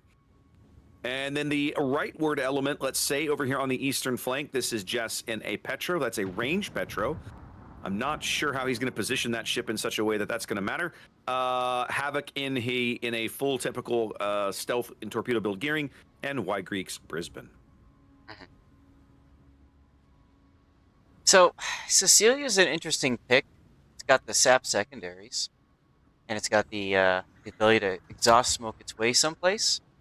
But I'm not feeling it either. So we'll have to see. Well, Cecilia speaks for the first time this game. Let's see what kind of salvo we get out of it. Survey says a whole lot of nothing. Now remember that Colombo is in this tournament, but unique upgrade specifically has been banned. I did not know that. That's actually interesting. Yes. We did see a team field the Colombo last weekend. It actually succeeded. They won. But the unique upgrade, of course, is so helpful for the Italian battleships. And Sicilia doesn't get it. So a whole lot of noise here in the middle of the map, but a whole fat load of nothing when it comes to actual cap control. Summers, that would be Zulu, and the Delny, that would be Arcada, continue to head towards the extreme western flank of the map, while their teammates continue to trade shells over the middle of things. This eastern element of E-Rare now, Zaf, starts to look very impactful. I like this play for them over here at D. Yeah, 3-on-1 is gimme, right? They're gonna get they're gonna get it, and the big question is, can Hank Tuff, essentially hang tough? I mean, is he gonna be able to take away enough ships and use up their time over here? He's got to keep them busy. I don't know that he can. Well, he's gonna have his hand. He's gonna have his work cut out for him with that Petro in pat position, backed up by a 12-kilometer radar cruiser and a gearing with long-duration American smoke. Good luck. Let's just say that. Good luck. Yeah. The big thing he needs to do is charge up his funny button, which means he needs to get main battery hits on things. So he's got a Bowen Petro to hit, or maybe a Brisbane gearing if he gets lucky. K continuing to try to put some pressure on the C cap. They had ducked one or both of these destroyers into the top of the cap that drew out the radar from Shima's Petro. They had to back them off, and now they'll presumably try again here in a moment. Yeah, C turns out to be a bit of a no man's land once teams have initially set up. So you see a lot of teams go extremely hard for C on this map to win it at the start, because oftentimes if you don't win it right away, nobody's got it for like the duration of the battle. Well, it felt like Kraken tried that and just came up short. Yep. Yep. Now Cyber's Libertad kind of caught Bow in here, reversing with a Petro on his flank. That cannot feel good. Extinguishes the double fires there. Yep. Yep. Meanwhile, we got some radars out catching CEO of beaches. Here comes the Bungo shells. They miss.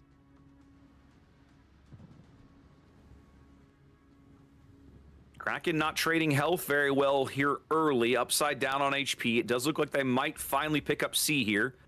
The Shima radar, the Petro radar is offline, and the Minotaur radar does not have the range to pick up MCAT in this position. Looks like Cyber Viper's Libertad takes some hits as CEO goes down to Bungo. Yep. There's the Bungo being impactful. That's a big kill for Kraken. An early ship advantage. Takes the radar out of the middle, and they'll easily bag C now. Yeah, that's ouch. But I was about to point out Cyber's health pool when the Ohio pointed it out for me. So just like that, the Libertad is dead, and we are back to even on ships 8v8 here as we progress through game 3. Yeah, I really feel like if they had brought almost any other battleship, they would have still have that battleship alive right now. But, it is what it is. I mean, there's no way to know that, but so far, the Libertad has just not delivered anything but misery to either team that's fielded it, so we'll see if Kraken can overcome it here in game 3, but not looking good so far. Yeah, I do like, though, that kill at C does give them the C cap, like, handily. It's just a question of, now what can Kraken do on the other side as Aquatis Delny coming under attack now? Yeah, I was just pointing out here that between the Brisbane and the Summers, like, they're in a really good position to possibly bag this Delny kill. They're bringing the Cecilia over, I think, to try to provide some cover for him. Wondering if Harrier knows that guy is there. I doubt it. Rightfully was just spotted. Well, no, rightfully was just spotted. So he definitely knows that he's in that position. Yeah, the hard thing is I was talking about this in game 1. The Summers and Brisbane have split. They are coming back together, though. Yeah, they have an opportunity here to finish Arcata. He keeps ducking in and out. There we go. The Brisbane radar's got him lit now. And now that he's on the map border, he's going to struggle. He's got very few places to run. He's going to play the map border slide game here. Comes to Cecilia Savo. Well, and here comes Summers' smoke. Right. Arcata survives the radar, not before he takes a little more chip damage here. Yeah, but the important thing is he survives. He's got to heal in 10 seconds. He does survive. Zulu ducks out of the way of this torpedo salvo and does begin to flip the A cap. You mean the B cap? Sorry, it is the B cap. My apologies. It's so easy to mess those two up. Yep. I do like how behind about 90 points, but making a good play here. Take a look at Metallis's Ragnar. They're shoving him through as well. I really like that play. So do I. They're going to need it, although Havoc's gearing takes a San Martin torp. Hank's going to lose this eventual fight with his San Martin up here at the top of the map eventually. Here come the Ohio shells trying to end that conversation. That's right. Yep. He's going to dodge the Ohio salvo. The Petro one bounces mostly, surprisingly enough. I don't think his funny button is charged. He's got 30 seconds until his heal. And there's the fire that will end him. Nope. Yeah, he's not going to make it. Nope. So back to a one-ship lead for E-Rare, but they are down a cap here for the moment. Yeah. Torpedoes hitting Shimato. Shimin? It's Petropavlos. I think it's I'm just gonna call him Shima. I think it's Shima in C. And Shima in center spawn or something like that, I think is how it's meant to be read. But I'm just gonna call him Shima. All right. Because it's, confusing. Why wouldn't it be? Yep. Well, despite the Ragnar coming down, Kraken has chosen not to pursue, which I find very interesting. I think maybe they just want to zone out the Delny and just get the pick on him, and that's it? Well, we'll see, because right now, if I'm Kraken, what I'm trying to do right now is get things set to defend the middle of the board. Because what has been a north-south fight is about to become an east-west fight, as E-Rare is 100% going to try to figure out how can I pressure and eventually work my way in the C-cap. Well, they only have 3 minutes to do that. They're going to have to get on the ball here. Yeah, the Ohio's going the wrong way. One thing that Hank did that definitely was a good use of his ship was he drugged that gearing in the Brisbane well out of position. It's going to take them some time to get back onto station, and it's time that they may not have, depending on how the rest of the team reacts and what kind of shots they land between now and then.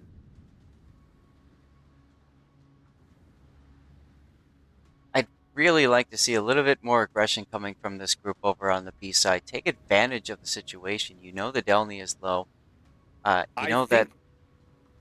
Yes.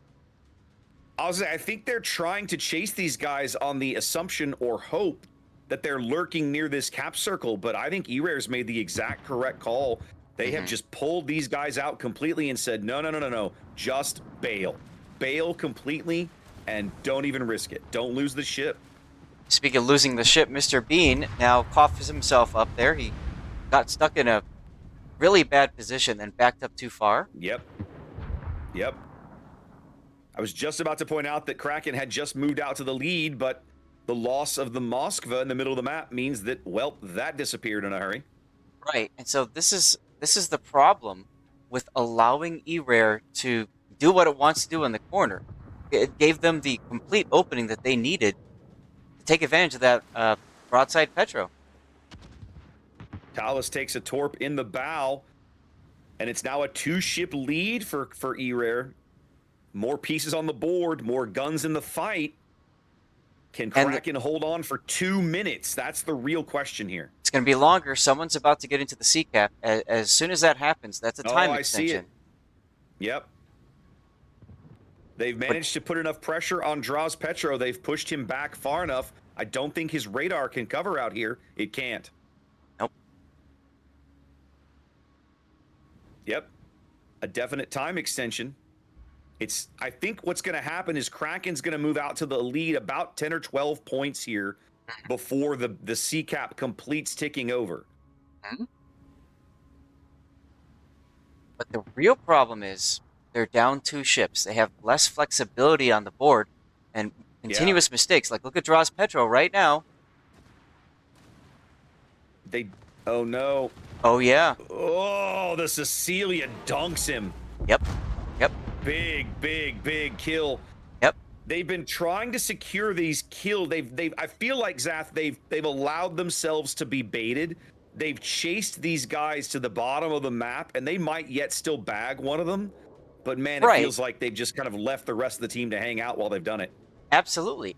The thing is that they had the ability to do it earlier, and they waited. It's almost like they wanted to play with their food, and this is the result. Their food fought back. I got to give credit to E-Rare here. They correctly read the situation and were like, no, pull those ships out. Kite hard. Don't get caught. Don't fight over the cap. Just run. Right. And it worked. But you brought Medalis's Ragnar back to prevent exactly what happened.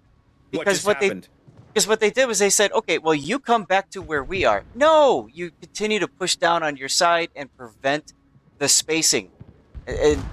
Well, ouch. Ooh, Zath. Yep, I see Bungo puts Kraken into the lead by seconds, but they lose the Ragnar. Yep. If they could have kept the Ragnar in the game, they might have won by a second or two, but didn't happen. That's the one salvo from the Colombo. That's the one salvo from the Colombo that hit the Ragnar, did enough damage so that everybody else get the chip damage in. So, unfortunately, I almost feel like they were too afraid of Summers' torpedoes, which is hilarious because that's exactly what happened to the Ragnar, to Metalis. He took a Summers torpedo after going all the way to the 2 line and then hooking back around. Yep. Well, we're seconds away here from an E-Rare win in this match, Zath, but it's been a great match. It's been an extremely competitive match. Yep. It has. Kraken had some opportunities here in Game 3 that I think they still could have won, and they just weren't able to pull it together. And Nope. E-Rare is going to go home a winner. That's right. Kraken, of course, not out of this, but hey, that's one more series they have to somehow win in order to make it to the next weekend's playoffs. Well played to both teams. Congrats to E-Rare, though. They are your winners here in this particular match. Collecting their first match win of the day. They need 3 to move on and qualify for next weekend's final playoff series here in the international bracket of King of the Sea 18. Absolutely. All right, so we're going to close this and got to find out what's going on with the thing that we signed up for, right? Yep, let's head over to that match. We'll catch them in progress. Let's see. All right. Remember who they were. It TSY was Entity, right? TTN and somebody else. TSY and NTT, that was it. Yeah. Okay. All right, Joe. Let's get that set up here. They are in game. Yep, they're currently in game 1, which is not surprising. All right, so let's come here. I think this was stage B, and then we need round 2. And then we need TSY.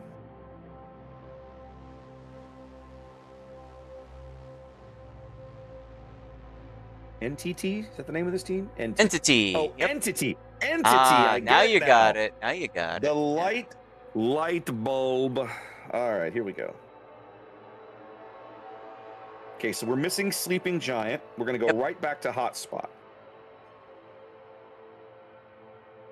And we might see Land of Fire for Game 3. Mm-hmm. Yep. Band maps are North and Loop.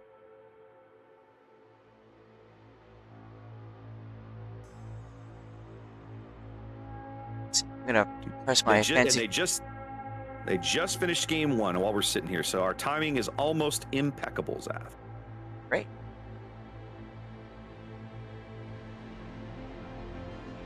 Shima, Des Moines, Brisbane, and Lever, and Moscow.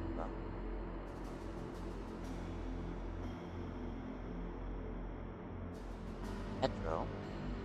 Basically, away with these 12-kilometer radar shenanigans. Can you blame them? No. Hard to blame them, my friend.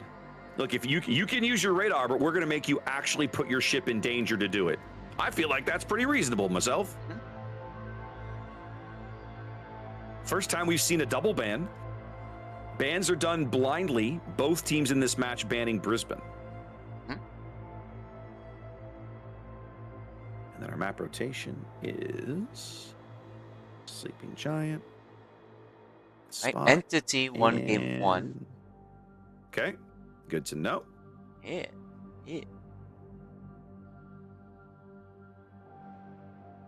There we go.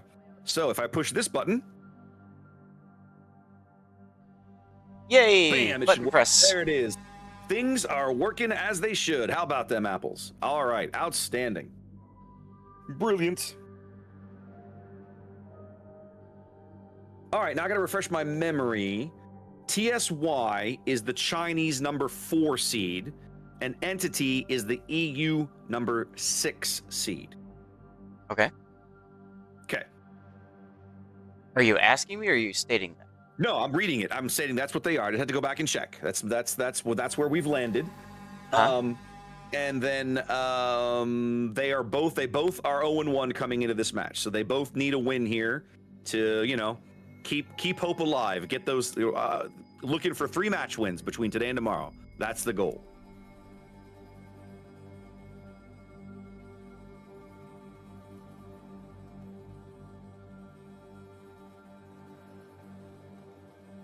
I'm gonna mute the mic here for a minute and have another noisy snack. That's what I was doing, dang it. Now you get to watch both of us sit here and snack. Enjoy the silence, everyone. Hey, tell you what, while that's going on, weather report. Where are you at? What's the weather like where you are? Let's do it.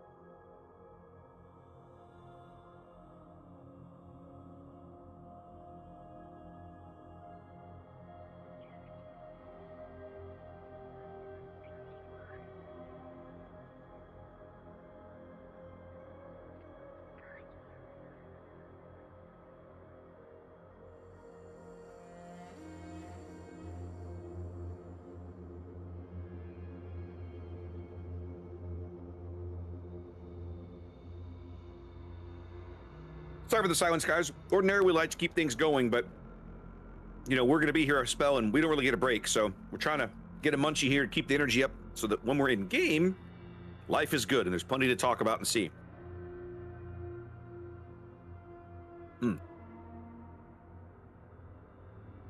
But as Zath said, I'm curious. We're always curious to know where folks are, and this time of year, you can get all kinds of crazy weather. Always fun to hear what everybody's dealing with on any given day, right? I know a lot of folks like I have family that lives in the Midwest here in the U.S., and they were complaining about snow flurries and freezing temperatures today, and I was like, I'm in shorts. I don't know what your problem is. So, not everybody has that problem. Fall weather is very weird. We had a couple of days here where it was quite cool, and then last week it was, yesterday and today and tomorrow it's gonna be like, 80 degrees, or let me translate that for the rest of the world. About 25-ish, Actually, no, higher than that. More like 27, 28. 28, pretty typical over the next few days. And then, next week, if fun or below 3, it'll get cool again. So,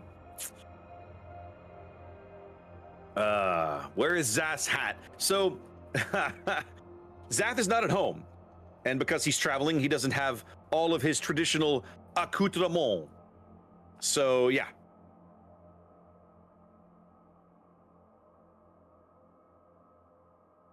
Looking at the other matches that folks are covering, I'm actually a little bummed. Nobody's covering. Wow. Okay, interesting. We'll see where that goes. Nobody's covering RNG and resin, which is a shame. I would have liked to. I would have thought that somebody on the NA server would have picked that one up, but nobody did. Let's see who else. Now that the next round of Group A stuff is finishing. Okay, so I will say, going into the next round, right now you guys are looking good timing, Zath, because we're literally start dropping the game right now. You better unmute at some point because your lips are moving. All right, there we go. I think you went and found a hat. I see. You went and found a hat. Oh, I've had a series of hats ready to go. Okay. That are my friends, and I thought, hey, well, after enough comments about where's the captain's hat, the best I can do is Blockbuster. All right, it works, baby. It works. Let's see. All right. Which one are we on? We're on reverse. Yes, we should be on reverse. All right, here we go. This is game 2. We missed game 1. Indeed, we were missing game 1 while we covered the other match. Yeah. So you want to tell us about Entity? Sure thing. Entity up a game as they spawn here in the north side of a hotspot. Fielding a triple destroyer lineup. We're looking at Riddle's gearing here. A very traditional torpedo-heavy, stealth-heavy build. Flanked by Cute Malone's Marceau. Have a look there. Okay, nothing particularly abnormal there. He is running Fearless Brawler. I love seeing that skill on destroyers. Throwboat. Oh, Zath, I love the name of this guy. I want to make a new account with that name now. That is amazing. There you go. Throwboat here in a largely torpedo-centric build gearing is running the smoke mod down there in slot 3. Backed up by a Wooshta. That's fish bread. Love that name too. And Yandere Akagi in a Bungo. Now, this particular Bungo, Zath, check out his skill set, running the improved AP skill for his battleship. It's a good choice for a Bungo because you're really never going to shoot AP. Or, sorry, never going to shoot AG. Yep. Rounding out the cruisers, we have Strategic Faults Napoli. Again, it's a secondary style build. The Dying Dutchman. Man, these names are so clever. Also the same kind of build. And then Heavy Klutza. Heavy Klutza. Minotaur. That is a Minotaur, I presume. It is indeed. And their final battleship, Ritterburn's Libertad. Yep, we saw Dying Dutchman live up to his name quite a bit last weekend. So, okay. Opposing to the south, wearing red is TSY with Gumo heading his way towards the C-Cap. He's got the unique up. Actually, he's full 420 Blazed build, including slot 3 extended smoke mod. We got Ooze Gdansk followed up by Zhao Wuya's Minotaur. That's a radar Minotaur, of course. Hugo is heading towards the B cap with his Yu Yang. I'm surprised to see him not supporting the team up at B just to luck chuck some torps and stuff. Montana's Utrecht. That's going to be fun to see. Heading his way. Yeah, that's kind of confusing. Yeah, it looks like he's going to try to take advantage of the smoke screen, but he's still pretty far back. We got Filament's Bungo with a bit of a different build there with some ability to change AP and HE. We have LY460's San Martin working his way to the D cap with the Q18 or the Q, I don't know, Delny, over at the D cap there with a heel build Delny. That was a mouthful, but there we go. We got there in the end, baby. Got there in the end. Yeah. Go ahead. I was going to say, as the death snails have been drawn on the map. Yep. A wall of torpedoes coming in here to the south, obviously spotted by this Minotaur Hydro, and it doesn't like all of them have the range. Both teams laying giant smoke screens up near the sea cap, but nobody going in there just yet. Both teams leaving a destroyer and a radar cruiser behind as they continue to push to the west. Now the Marceau, with an easy speed advantage, gets there first for Entity. And that's going to be the first cap of the game as they begin to tick up points.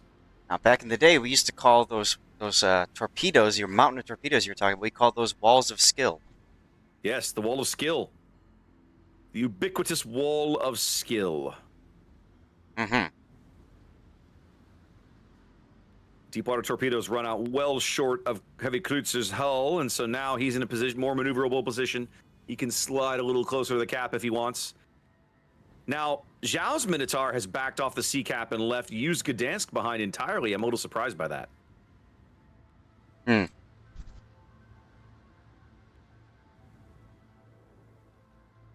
Yuz Gdansk radar here, picking up Riddled's gearing. A little bit of early chip damage. Actually, hasn't actually hit him yet. My apologies. And just pushing him off the cap mostly.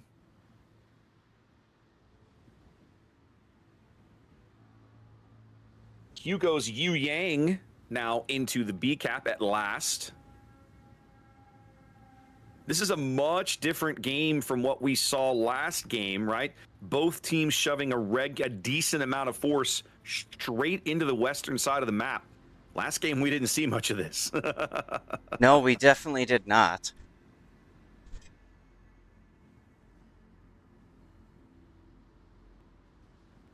Actually going to see some combat over here in the D cap as well. Throwboat's gearing getting spotted briefly on the San Martin radar.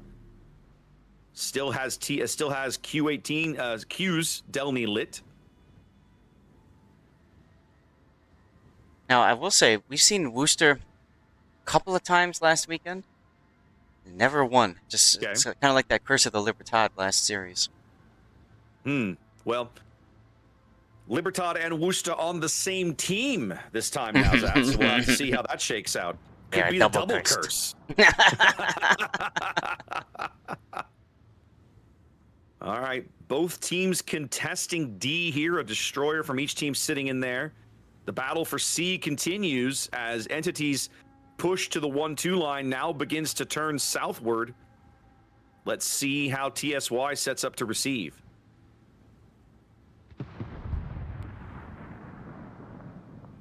Some Ohio shells on the Napoli. Napoli's just a little too close to the land.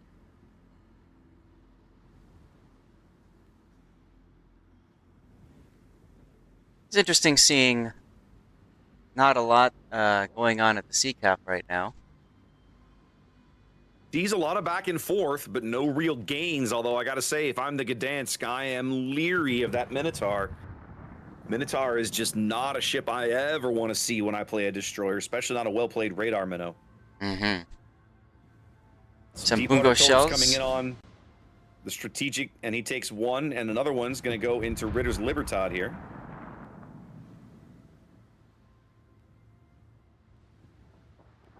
Yeah, the decision to not put the Yu Yang so high up in the sea allows them to get to that one line as quickly as possible for these torpedoes specifically.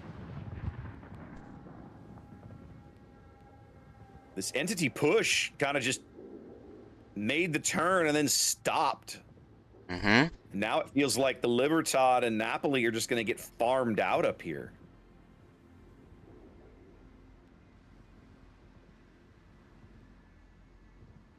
One thing I like about how Hugo's Yu Yang is working, see how he's staggering his torpedo launches? Mm-hmm. I'm a huge fan of doing this. I love it when I see players do this because I think it's more impactful. You create worse maneuvering decisions.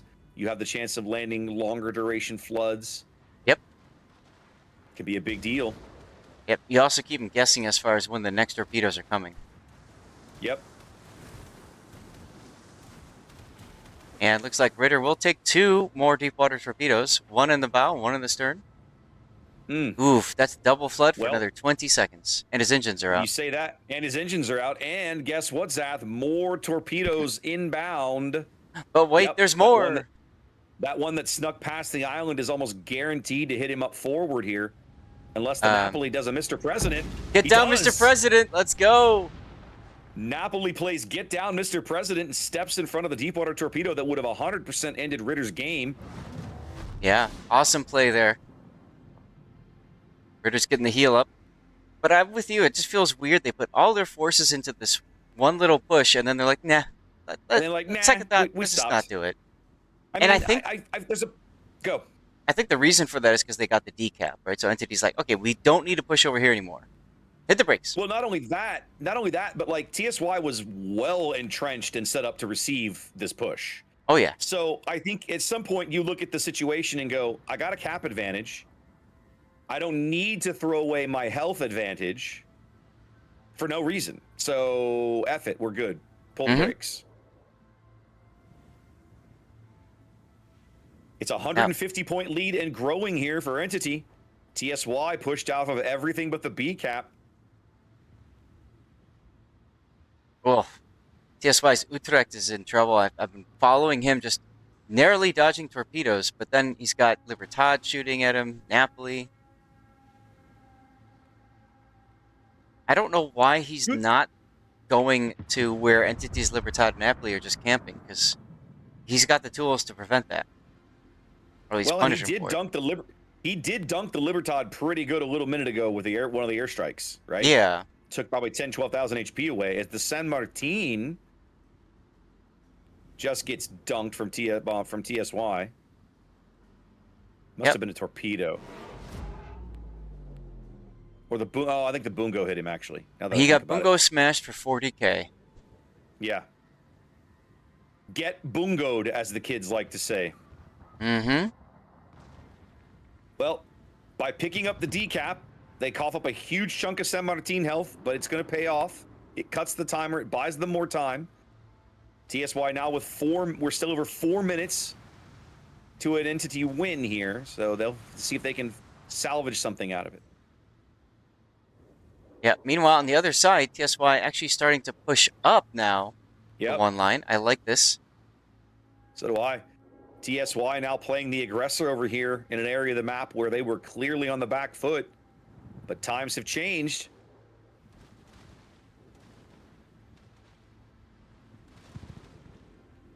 Yep, Ritter is going to try to use this opportunity to W out of here before the torpedoes arrive. I think he might have timed this incorrectly. It's kind of the point. He's dead. Yep. He knows it. One final defiant salvo. Oh, actually, Citadel. He does get a blind sit on Zhao's Minotaur, so I mean, you never excited to see that trade, but he got some good damage on his way out the door. Yeah. Entity working an 80-point lead now, down a ship, maybe losing one of these Napolis. I love Hugo's Yu Yang radar here. Not only is he going to walk into the A-cap, but he's also covering the Napoli. Hugo, in my opinion, has been giving a masterclass on how to play Pan-Asian Destroyer for the last 10 minutes, and it's been gorgeous to watch. Mm-hmm. The way he staggered the deepwater launches to make sure he stuck the flood and gave them crap maneuvering options. Just so many things to like there. Big fan right now. One thing I don't like is TSY not focusing fire on one particular target. Well, Entity may also be not giving them many opportunities to do that. Might be not giving them any looks, huh? It's a possibility. As the Minotaur gets out of the smoke to get spotted. Confusion for that one. Gearing sees the deep water torpedoes. Doesn't care about them. Hugo now detected. Yeah, he was lit on the surface. I think he might have gotten in a bit of a gunfight. He's out of smokes, too. He can't break this line of sight. Well, he's got radar. Getting absolutely... he's getting absolutely pummeled by these Napoli secondaries. Right. Down to 1,600 HP in there. Just coughed up a lot of health for free, basically. TSY contesting the A cap. Entity trying to contest the D cap. It's a close game. Very close game. Okay, it was a close game. It is a close game. That's right. That 30 points just cuts the lead now. And notably, though, NTT down 2 ships. TSY still has every ship on the board. Yep, TSY with all of their pieces still in play. I have a couple of, definitely some low health ships, but man, are they making the most of it right now. Riddled's gearing in trouble. He's going to go down here, I think. I think surely the Minotaur or the Ruben there's the is gonna radar. bag him. Yep, there's the radar. Gumo also smoking.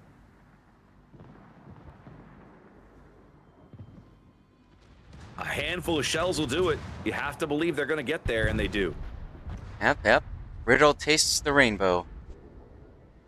TSY with a bunch of ships at half or less HP, but making it work right now. Poor Gdansk in Ohio. Look at this. This is catastrophic for TSY. Oh, beautiful torpedo salvo. Yep. Riddle's gearing says goodbye on his way out the door and takes a battleship with him. Yep, and opens the door back up again. He just kind of shoves his foot through that door, opens it up for NTT to make a comeback. 6 minutes to play. It's an 11-point game and a 2-ship lead for TSY, but their board pieces are badly beat up. Arguably, Filament's Bungo is the healthiest thing they have, and he's also the farthest thing away from anything. Right. They only have so detected many now. ships. So many ships that are possible 1 to 2 salvo kills depending on what's shooting at them. Oh no! Why would you do that, Delny?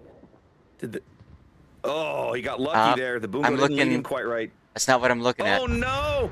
That's what I'm looking at. That's what I'm looking at. San Martin goes down to torpedoes here in Thunderdome. He had hydro on, but he was reversing. So he saw the torpedoes too late. Battle ends in 5 minutes. Entity still, lead. Yeah, still looking to lose on time. Yep.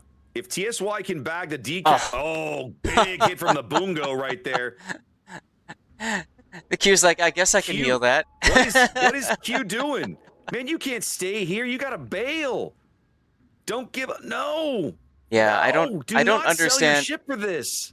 I don't understand the idea of shooting and getting spotted the whole time, but I guess the gearing was detecting him anyway. I do not know. He cannot die here. He has to let them have this cap and just run. That's right, he does. They have a lead. Just bail, my dude. All right, he finally seems to have figured that out. I think the caller was screaming at him. They don't. Stop. They don't have the lead. Look at the score timer. Oh, my apologies. They don't. Okay, but it's close. It's close enough. You can't afford to lose the ship. You can't afford to lose the ship, which is ultimately why I think they called him off, because it wasn't working out as well as they'd hoped. Here comes Bungo on Bungo action. Not enough.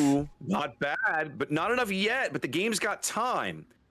70 seconds left in the game. They're still continuing to shoot Yandere, whose next heal is 40 seconds away. So if they can get a fire to light on this, the Utrecht might yet be able to burn this guy out. They can't spot him anymore, though. And you know Filament's going to be looking for this shot. He's got to take it, even if it's not spotted. But he's blind firing. Less than 60 seconds now. They have no visibility on the ship that they desperately need to kill. That's Yandare's Bungo. Yeah, if I'm Filament, I'm putting the plane up and taking the shot. I mean, 44 seconds. It's either you get the kill or you go back to port, and that's it. And Yandere's next heal's coming up in 5. They catch Krutz's Minotaur here in the middle of the map. He might have a chance to kill Hugo finally. He can't. Hugo's got some hard cover. 20 they seconds. Can kill the Minotaur. Now they're looking at the Gumo in front of him. And Bungo gets torpedoed because he was going so slow. Filament. Yep. Ooh. Filament way out here at the bottom of the map takes a torpedo and goes down. Entity holds on, Zath. A game that I wasn't convinced they were going to win. They found a way. Life finds a way. And we need to find another game, apparently, as the winner screen up. That's a 2-0. That's a 2-0 win, baby. That is indeed a 2-0 sweep. All right, so, chat, that means that we need to go switching. Yeah, we need to look see if we can find a game B, because our next scheduled match is 35 minutes away. All right, as of 5 minutes ago, all games are running. Okay. Looks like the Chinese official was going to come over here too, and well, oh well. I forgot to give Entity their due there. There's their winner screen. Congratulations. Yeah. Well done, boys. All right, there we go. All right, so we're just keeping an eye on this right now to see if there's any games. This might be quick. This might be a long time. We'll have to see. So, opportunity to get up and stand up and grab something if you need it. I might just do that myself in a few. Yeah, basically we're going to have to look around for one of these Group B games that goes to Group B matches that goes to 3 games. That's kind of our best bet. Right. Right. So, we shall see what happens. And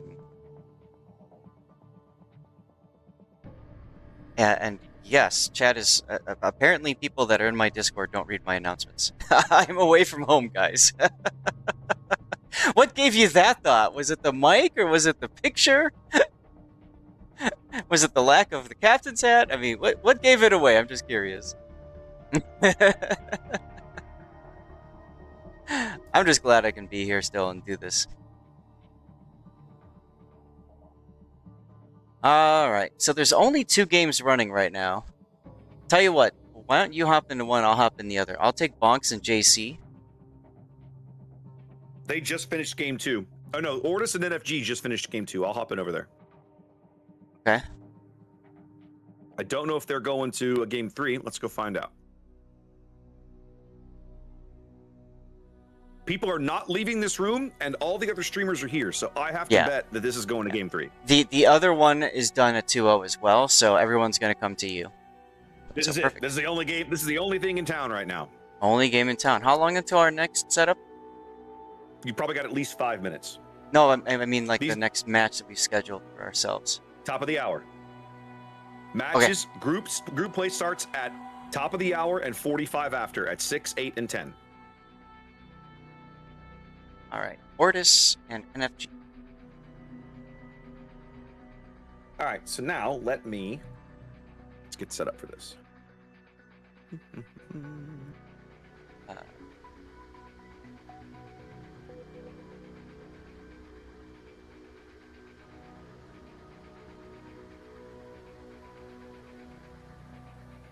Now we get to do all the programming work. One more time. Ortis won game 1, looks like, and NFG won game 2. Game 2 was hella close. 1,000 to 936. That's a pretty good game, kids. Yo. And we're going to Faroe Islands in game 3. The Faroe Islands. Whatever. No, I say it because when I recorded the first voiceover way back when, I didn't do the Faroe Islands because it wasn't in the script, and you may recall I had to re-record because I didn't have the. Yet, in the map intro video that they are using with this pack that we are choosing not to use, they don't have the either. Oops. I am simply shocked, Zath, that there would be double standards on these things. Absolutely unconscionable. Let's see.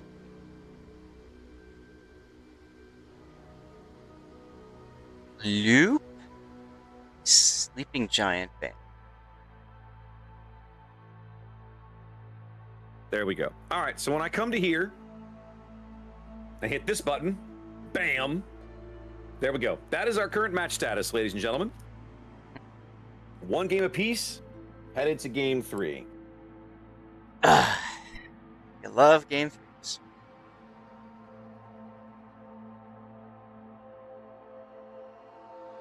Awesome. Now, let's quick look at these teams. Ortus is the 7 seed off of EU, and NFG is the 6 seed off of the Asia server. Okay. Cool.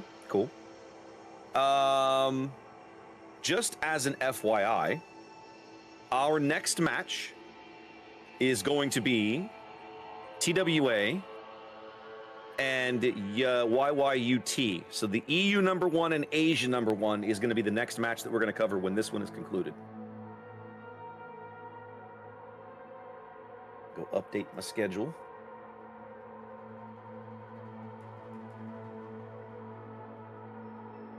Sounds good.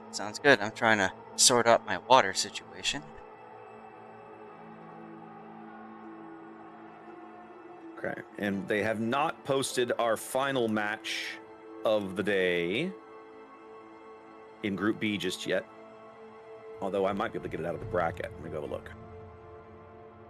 Oh no, because it'll be the 2 undefeated teams, right? Because there'll only be 2 undefeated. Wait, no, there'll be 4 undefeated teams. There's right, exactly 2 for each bracket. Right. Okay, yeah, and we got at least that's right. And at least a couple of these matches. This one hasn't finished up. They're not going to. Okay, so they won't push this until the whole thing's ready to go. Okay, perfect. But that one is ready to go. Which, by the way, I see a lot of people signed up for that. Did you notice that? Yeah. Which one? The one that last one? The last one, yeah. I mean, when I picked it, so what I did was when we picked these, I picked just 2 interesting matches that looked interesting. Then I picked 2 matches that were basically teams that lost their first match in both groups. I just said we're going to grab this, and then for the end of the day, I said let's look at 2 teams who are trying to play win and in, right? Because that to me is the interesting, and that's where the drama is at this point, right? Oh yes. So these last 2 matches of the day, once we get past the match we're about to bring you, is going to be teams that are 2-0. The winner of that match is 100% moving on. The loser of that match is not out. They've got to go try again tomorrow. They've got to come back tomorrow and play some more. You got it. 4BF is telling me they're saying RNG ended up beating Resin. Oh wow. Does sound like a bit of an upset there. Let's see. So let me press this button. Okay. Look at the teams that are currently winning the most. So that would be YYUT, TWA, TSYMQ, and Eris. Okay. They all have 2 wins. Top seeds in Group B and Group A right now. Correct. Teams that have not won yet: HRA, Kraken, KDI7, and AI, of course, with the forfeit. So, there are essentially 2 kinds of drama at the very end. Like you said, there's the drama of, hey, we need to win 1 more. Let's make it happen. Yep. There's also the drama of, oh my God, if we lose again, we're done for this whole tournament. Yep. Our weekend is completed. Right. So, reason I bring that up is if you decide we want to do an audible to cover more games, I would suggest one of the 0-2 matches would be interesting to watch too. Okay, well, we'll see how it goes. I mean, the trouble is because there's no staggered start, you just don't know what you're going to get, right? Exactamundo. All right, teams are saying that they're ready to go. So we'll probably be getting this pretty soonish.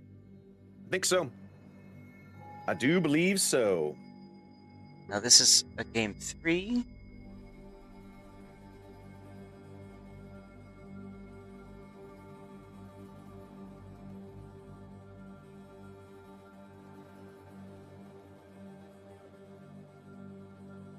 In Group B, we only have two teams so far that have won 2 of their matches. That's Moyai and Rain.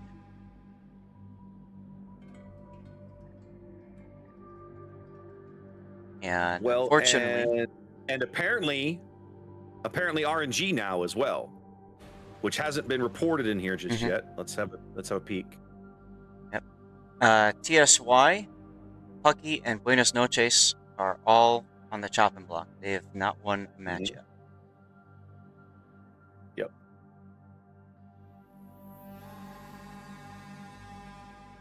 Back.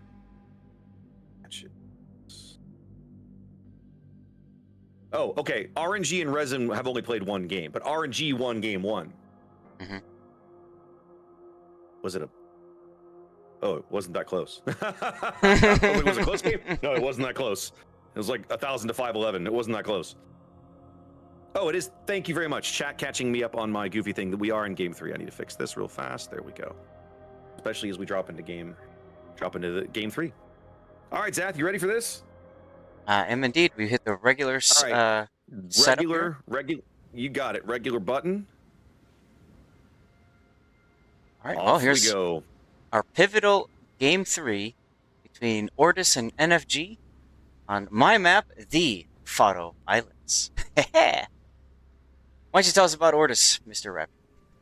All right, spawning here on the northeast side, Ortis in green, bringing a triple destroyer lineup. We've got a Smoland here. That's Kiminsian. Kim, we'll just call him Kim. Fairly standard build there, backed up by Waiter. Wait.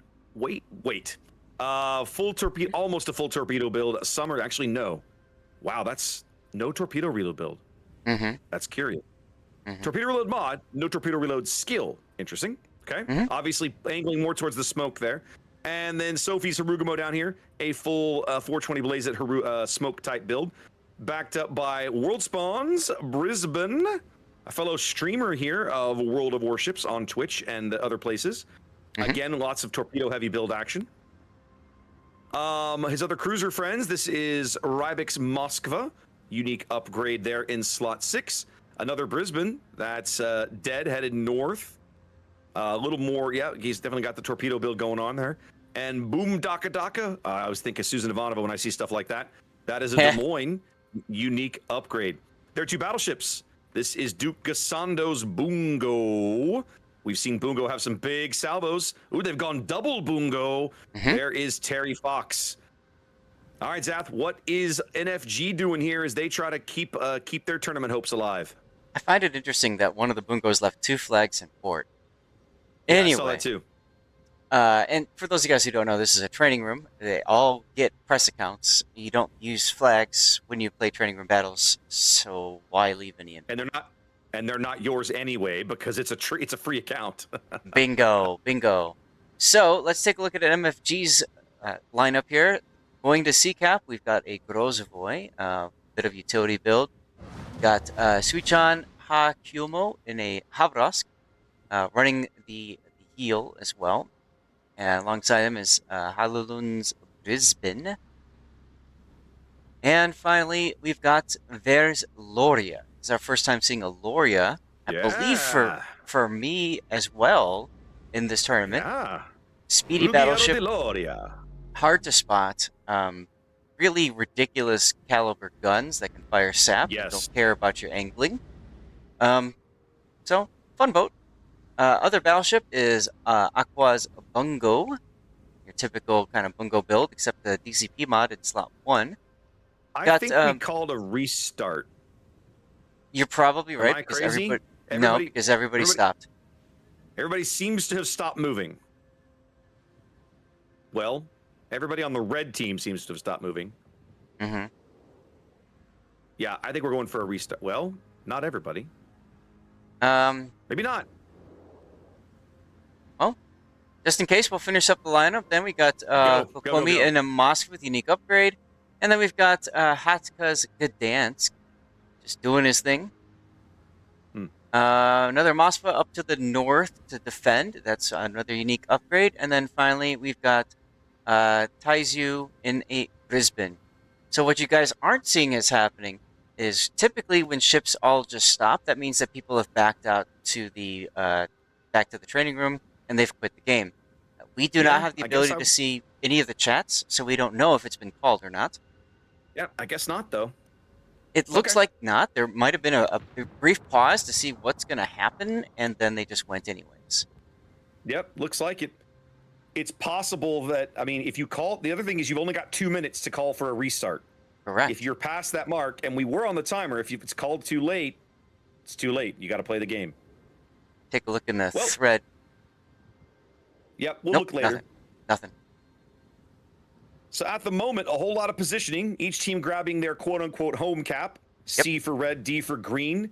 And then the rest just jockeying for position here. Summers and Brisbane, that's Waiter and Dead D72 up here at the top, kind of jockeying, you know, maneuvering into this extreme corner near the A cap. Some good island cover up here, but absolutely nowhere to run. Of course, he's got backup here. Boomdaka's Des Moines. Seems like there's just going to be a bunch of waiting around B for a while. I have a hard time envisioning a world where anybody touches the B cap right now. Yeah, I think Ortis has the best shot at doing it, but I mean, he's just going to keep getting radared as he does it, so. I think, Zath, we're playing a game of the B cap as lava. Yeah, it's a possibility, that's for sure. Now, the giant NFG push that looked like it was coming in the bottom of the map seems to have dissolved a little bit. Ruggiero de Loria is just kind of crawling down here. The Haberovsk is reversing so that he doesn't get caught trying to make a turn. But he may reverse into one of these torpedoes. He actually is going to definitely do that now that he popped his engine boost. He absolutely is now. Little too late. Ouch. Oof.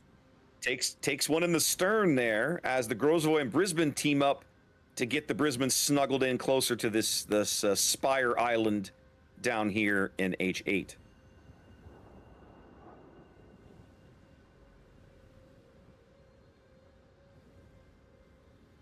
Six minutes gone. Neither team really having scored big points or made any particularly impactful plays.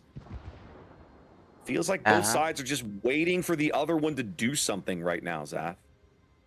Unfortunately, a lot of times at high-tier competitive play, it comes down to who makes the mistake first and who can capitalize on that mistake. So neither team wants to be the one to make the mistake. That's what you're seeing here is that both teams have lined up, they've sized up the enemy, and they're just waiting for the shoe to fall. And here goes possibly the shoe as Crimson backs up in the small end into a very tight position.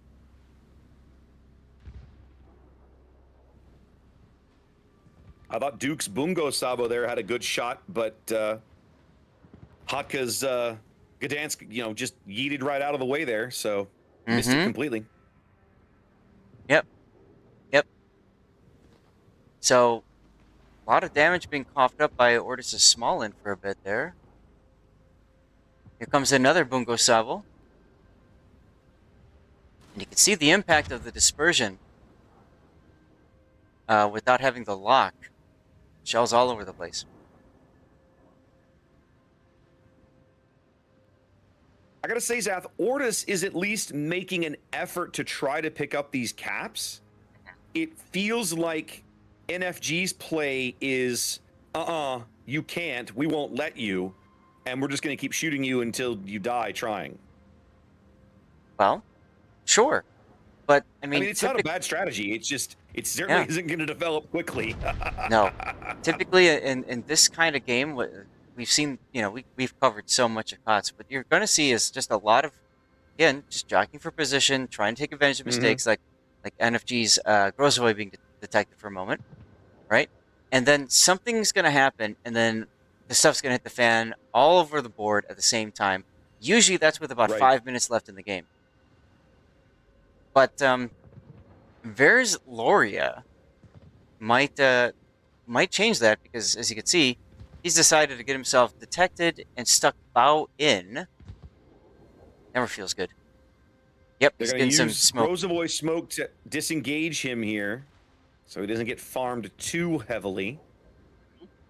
That does also give away the fact that, hey, there's a destroyer right there. And since you see a Kaba that's spotted and smoking, pretty easy to deduce that's the aggressive play. Well, with 8.5 minutes gone here in this critical game 3, one of these teams needs to win, but right now, neither team seems to have a good, clear idea of how they intend to win. They seem both right now, they're just playing not to lose. Yes, exactly. Now, NFG's going to dip into the B cap now. They've sussed out that the Smallland isn't nearby to help, as Rybeck is now the only thing that can radar for a bit. Hotka detected. Bungo salvos on Rybeck's Moskva. Nothing. All right, Kim Smallland opens up here to get the resets on Hotka's Gdansk. Doesn't want to let him get the cap. Barely manages to get the resets in with a split second left to go. Hotka also coming under fire from somebody off to the north. Is that the Des Moines? No, it's the Brisbane, I think. Yeah, I think it was Dead's Brisbane, maybe. Oh, but the Bungo salvo from Duke really makes a big impact there.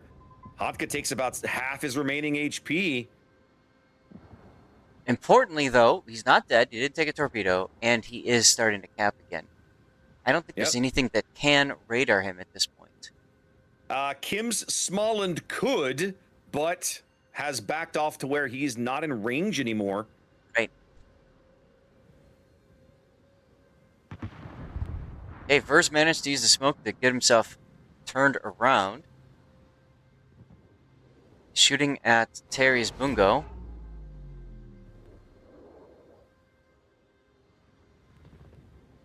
All right, so after 10.5 minutes, NFG finally bags the B cap here as the Bungo, that's Duke, pushes damage right through Kokomi's Moskva's bow, but Duke's taking some torpedo hits here. He takes a total of 4 Grozavoy torpedoes for his trouble. Or excuse me, Gdansk torpedoes. Yep. Yeah, he's got a very aggressive positioning right now with his Bungo. He wants to make sure that his teammates are able to get into the B cap and grab this kill. Well, and now Kim Smallland looking like it's going to work back in under the Brisbane radar. Halaloon's Brisbane radar has reached out and is trying to deny Kim this play. I don't think I'd stop to count, but there are literally 5 radars on a 9-person team for NFG. I mean, when in doubt, use radar. Yep. More radar means everything, apparently. I think they're going to lose Kim Smallland here, out of heals. Down to 1,800 HP and still on radar. Yep, there he goes. There you go. The big thing is didn't have the emergency engine power symbol, whatever it's called, ready to go. Yeah. NFG now up on ships and caps, 140-point lead and growing here. 8 minutes to play in the rubber game of this match. Yeah, they're trying to get the Summers into A cap. He's about to find a whole bunch of torpedoes for his trouble, though. This Summers and Brisbane duo have been working for over 10 minutes to get to this cap. He doesn't. He finally eats one. Unfortunate for him. Flooding in the after engine room, ladies and gentlemen, as my good buddy Lord Zath would say. So, Summers, you just gotta push. Gotta push at A. Gotta push at B. Gotta push down at D. I honestly think if they were to take this Des Moines and shove it into this cap, I don't think there's much that these guys could do about it. But Boondaka has now reoriented. He's pointing south. Another wave of Gdansk torpedoes coming in for Duke's Bungo. He's reversing. He's going to take at least 2 of these in the bow as he... he's at the range. All skill, no luck. All skill, no luck, ladies and gentlemen.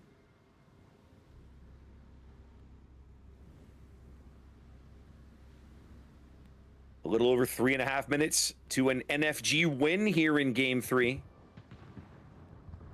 Oh, another big hit there on the Summers. Got detected for a moment. Whoa, wait. Oh, to see all these shells No. coming in.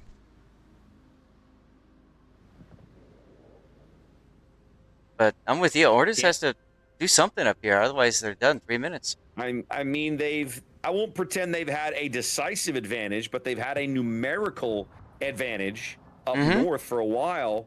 And it feels like they're playing just a little too conservatively. They haven't been able to do anything with it. They haven't been able to capitalize on it. To the point where now you've coughed up so much health off the Summers, you can't risk it. You can't put him in the cap anymore. Yeah. As soon as he gets 12-kilometer radar, he is a dead man. So I think they're going to instead try to put him in a position where he can at least smoke the Brisbane. And the Brisbane can, you know, fire without being spotted. But that puts him at risk too, taking a random shell. All right, Zath. Ortis is finally making a push here. Terry's Bungo now driving into the B cap. And they got some good Moskva citadels on Halaloon's Brisbane just a moment ago. Yeah, I saw the little white bar move on the team panel. Yep. Now, Terry is probably not going to cap this, but I will say he is likely to, he obviously is at least keeping those points from moving forward. Yeah, Rybik takes a torpedo. That's oof. Here comes some Loria shells for Terry's Bungo. 5 minutes. Yeah. Big SAP hits. And here comes the other two guns. Not enough, but it's all adding up. Not as good, but despite all of that, Terry down under 10k HP. Next heal 20 seconds away. Don't think he's gonna make it. He does get the Gdansk. Yeah, finally. But trading a battleship for a destroyer is gonna feel really terrible here. And once again, you're not standing in the cap. So they're continuing to tick up points. Whoa! World Spoon taking a big hit in the Brisbane. They got to take some risks here if they're going to make this happen. That's right.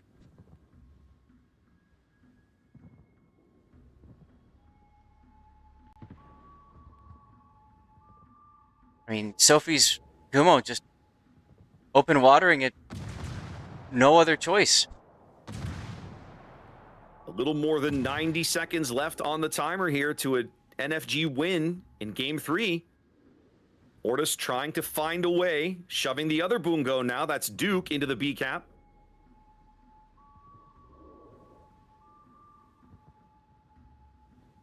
But once we're up over 900 points and we're almost there for NFG, it becomes very, very, very risky. Any combat at all could possibly get them punched out of the game, just because losing a ship with so little room for margin could be catastrophic. Oh, absolutely. Absolutely. They might bag Kokomi's Moskva here, Zath. That would I've been watching these shells arcing in from like near max range. That's World Spoon's Brisbane. Loria gets flooded out. Oh, that's a big kill. Two big kills right now. Yeah. Now they got to try and keep Boom on the board, but I don't think it's going to happen. He's on triple fires trying to heal through it. His DCP is 15 seconds away. He's going to burn out. And all of this, and they still haven't stepped on A. Yep. Even now, they still don't own the A cap, and it looks like they might lose the Moskva here. See what happens. Duke's got a salvo going down range. He could pop. He does. He pops the Brisbane like a balloon. They're going to lose the Moskva. And just like that, it's back to a 120-point game with Ortis in the cap advantage. Remember when I said 2 minutes left in the game timer. Remember when I said the last 5 minutes is chaos? Yeah, y'all are witnessing it now. Here we are. Oh, big hits. Another big one, yeah. Duke knew exactly where to place that salvo in Aqua's hull, and all of it full pins through the bow for like 40k. Yeah, and Aqua's in this turn. Not as much. No, but now here comes the return salvo. Oh no! And a quad is far more salvo broadside. Catching him in the turn. Oh! Big hits. And a torpedo. And a torpedo. Aqua does take a torpedo. Yeah. Goodness gracious, trying to heal through it now. World Spoon just selling the Brisbane, telling everybody, go buy this now. 80 seconds left on the game timer. They have got to bag a kill. They will not overtake on caps alone. They need to kill this Bungo, and I don't think it's going to happen, Zath. They can't even see him. Well, they can see him now. Hold on. Yeah, they can see him. Oh, he is burning. Ooh, yes. The fire. Yes, that was a sticky fire. The fires might burn him out. World Spoon trying to get this, trying to get anything on there. As we know, in competitive, the fire's gonna burn him out. He's dead. Yes, but in competitive play, you don't stop shooting until they actually die. Oh, there it is. The lead change, ladies and gentlemen. 40 seconds left on the game timer. The lead change, yep. But now Ortis cannot lose a ship. They've got to get Sophie stopped in smoke. They cannot lose this Arugamo right here. If I'm Spoon, I'm opening... 20 seconds. Yep, exactly. If I'm Spoon, I'm opening up. I don't care if they spot me or not. They got to take the attention off of his teammate. Yep, 100%. I love the Gumo trying desperately to crawl forward. It's going to work, Zath. Comes the timer. 3, 2, 1. And Ortis is going to pull this out, Zath. Oh. Like, wow. Wow. Wow, wow, wow. All right. I gotta update my my thing here. We gotta set the winner and go to that screen.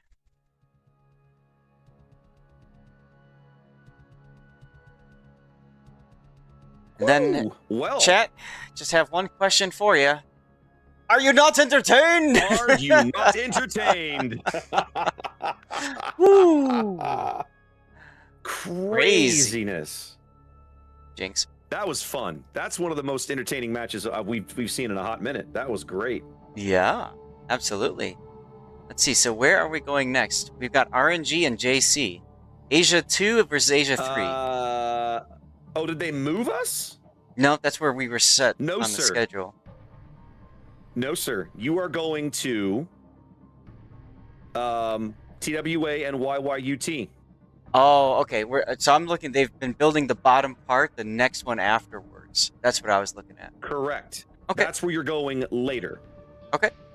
So, are we going to stick around to watch EU's #1 face off against Asia's #1 team?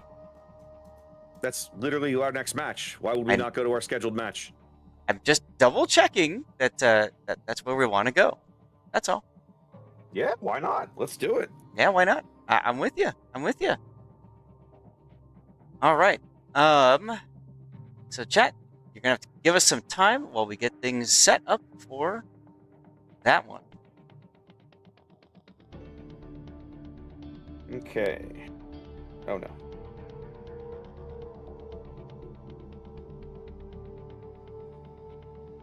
Well, Zath, Northern Waters is map 2, so we're gonna get to see it. Good. You're gonna love it. It is so fun. It sounds like total friggin' chaos. It can be. It can be. I'm trying to think of which team it was we saw do a full meme push of like 2 secondary battleships just straight through A. And they failed. But it was fun to watch anyway. Alright, I'm gonna go join the training battle real quick.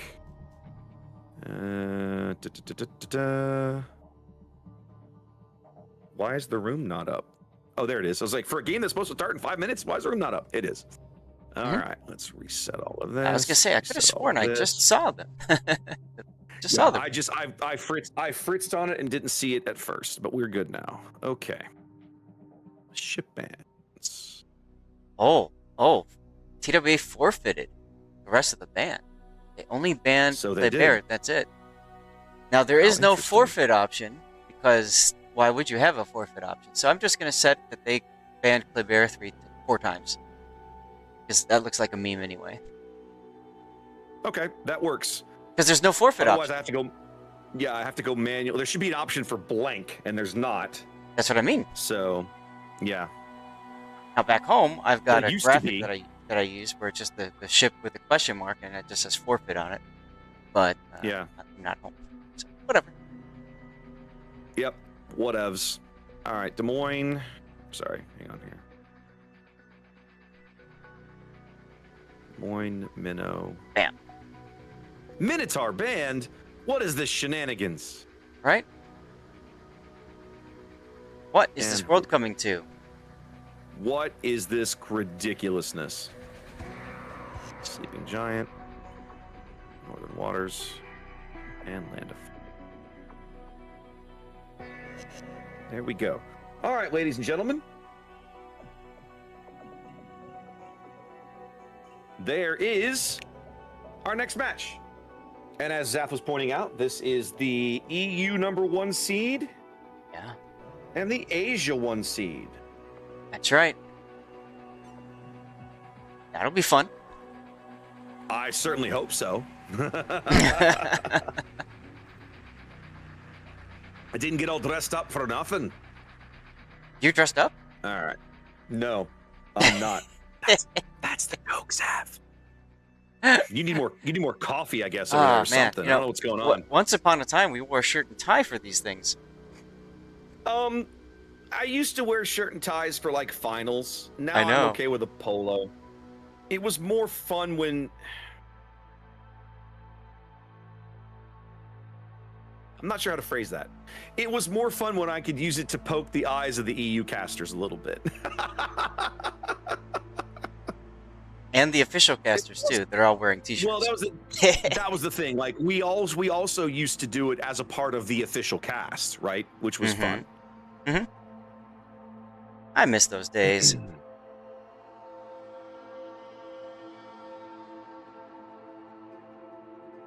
While we have a moment, just want to do a quick shout out to our mods that are helping both of us out.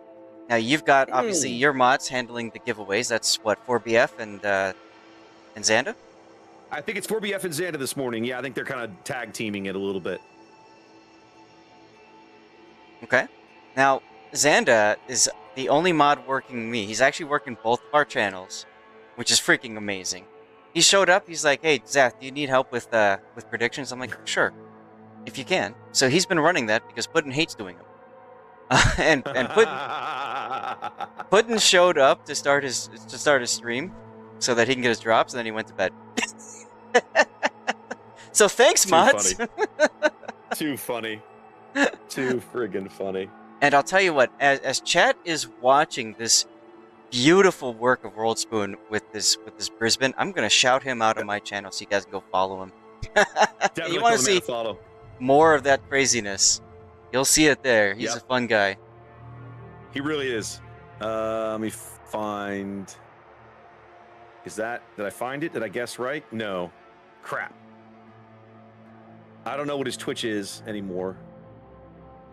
Okay. I can send it to you. Send me the link. I want to post that in my chat too. Yeah. That's his username. My chat says Duke and World Spawn in the same team is a friggin' nightmare. Wait, say that again, please? Said that Duke and World Spawn in the same team was a friggin' nightmare. Oh, I can imagine.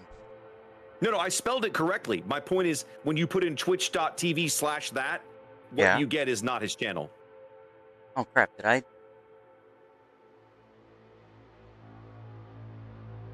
Okay. Did I go to the wrong one? Maybe I went to the wrong one. The one I got has four. Well, okay. A minute ago it had 4 followers. Now it has 6. But it has never streamed a day in its life. So that's my point. His Twitch channel has a different name. I don't know what it is. Okay. Both of the O's are zeros, I think is what it is. Is that what it is? Yeah. Okay, hold on.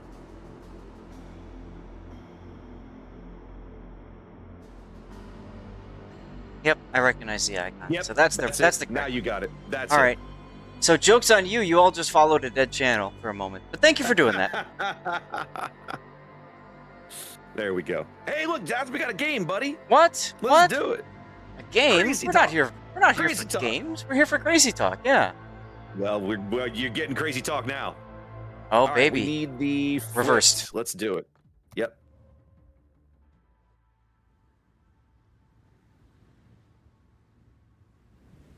All right, ladies and gentlemen, here we go with the dance of the dragons of each server, or their respective server. YYUT, Asia's number 1, TWA, EU's number 1. This is gonna be good, Raptor. Rumble in the ocean. Yeah, there we go. That'll work. Let's rumble, baby. All right, so can you guys tell we've been doing this for a while today with little sleep? So it's been a long day already. Go ahead. So we got 13 Sentinels Marceau moving forward. We got Shimakaze, unique upgrade. I'm guessing those are 12s. I'm sad, you know, we don't see any 20s. 20-kilometer Shimakaze is still a thing. Just don't see the noob tubes anymore, my friend. No. Blanquillo in a Delny with heal. Followed by Seth. It's about time in a Moskva with the unique upgrade. We've got HMS Unicorn, my Angel. I'm guessing that's an Angel with the Brisbane full torpedo stuff. We got another Brisbane. That's Bucchia di Mandarino heading towards the Sea Cap. We got Bills in a Venezia with unique upgrade. That's exciting to see. We got one last kiss in a Vermont. Fun with the extra AP damage skill. Yep, Brick will have extra smash this game. Brick smash. And then we've got Zex next in a Loria. We saw that do really fun things last game. Tell us about TWA there, Mr. Raptor. All right, very quickly here, we've got a Marceau Ragnar pair. That's forward onto Dawn, working the bottom end of the B cap. He is flanked by Marcelo Pelos Ragnar. Let's see how they play this particular engagement. Playing behind them, making super quick revolutions over to the D cap is Sakiko's Khabarovsk. And already lots of early fire being traded here across the B cap. Forward manages to dodge the SAP salvo out of the Venezia, but they're putting big damage downrange on Sentinels Marceau. Yeah, it's interesting that YYUT completely changed their focus target from forward to Marcelo Pello. Sentinels is going to go to the beach, pick up some McDonald's, as Puddin likes to say. And I think TWA is going to come away with this first kill.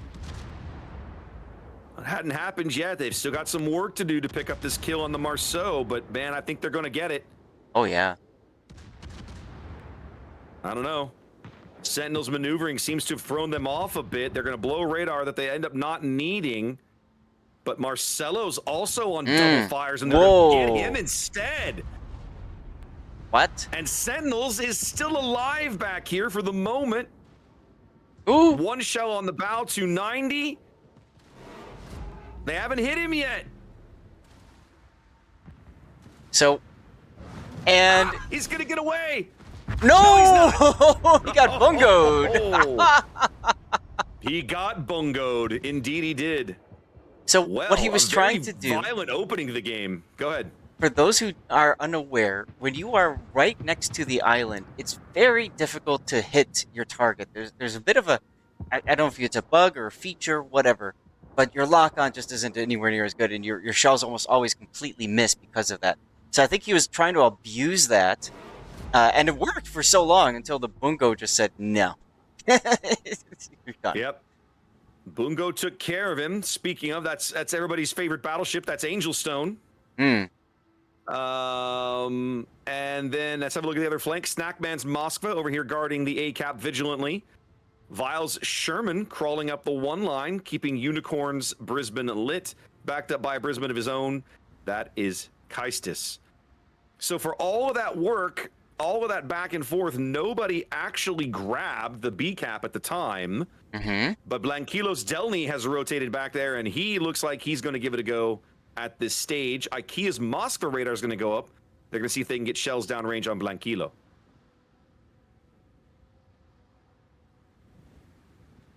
I guess not. They're just going to radar him and go, huh, that sucks. I guess he can have it. Okay, finally, Angelstone's taking a shot. What happened to Snack?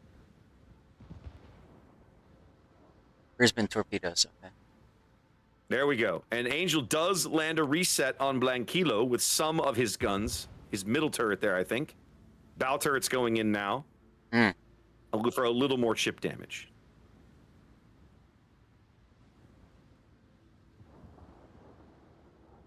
Just a quick reminder, since Chad is seeing it and saying, why are there so many Kleber bans? TWA forfeited their final 3 ban choices, and we don't have an option for forfeit in our fancy little toy. So we just put Kleber banned 4 times. TWA saying, nuke it from orbit. Yep. Kleber was the only ship that TWA banned, so that's what the thing says. That was the only ship that they banned. It's like they're playing Guess That Tune, right? Guess that song in 3 seconds. Yeah. Name that I can win that map with only 1 ship ban. Exactly.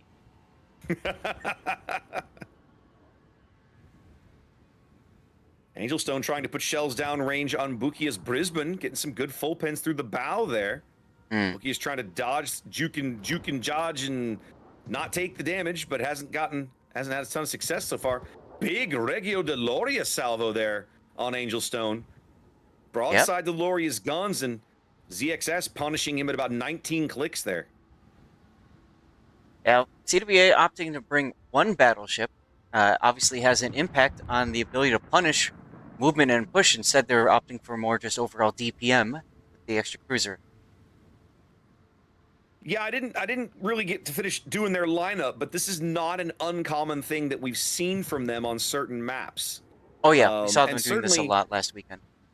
Yeah, and certainly Angelstone is a accomplished enough battleship player with the range on these Japanese guns, he can make his presence felt from a very long way away should he choose to. Absolutely. IKEA burning another radar. They're trying to keep YYUT off the B cap, but it's not going to happen this time. I think these Bungo shells are going to arrive too late. They don't. Look at that. Angel with another save and a big cap defense there. Point took a big hit there. Looked like it was a Loria salvo as well. Yeah, poor Benquil trying to make this this cap, and I think he's going to get it now. Oof. Loria punishing Angelstone through his deck again. Big hit off the SAP. You know, Seth, the one thing we don't talk about with a lot of these advanced, experienced, really, really good battleship players is the way that they will stagger their salvos. You know, when I play Battleship, I very commonly volley fire, just because it's what I'm used to, and I'm looking for that big impact. But a lot of times, and we saw it out of Angelstone earlier, when you're he's out there fishing for cap resets, he'll fire a couple of turrets, and then wait a bit and swing the middle turret in and fire that one, and so on. And sometimes that can be really, really, really good if done right. Yeah, and it comes in very handy against enemy cruisers when all you really need is a couple key citadels. So you fire at them with 1 or 2 turrets, see how they are going to dodge and maneuver, and then you make, changes, or you just fire assuming the dodge this way and then a dodge that way with all your turrets, and it assures at least 1 or 2 hits.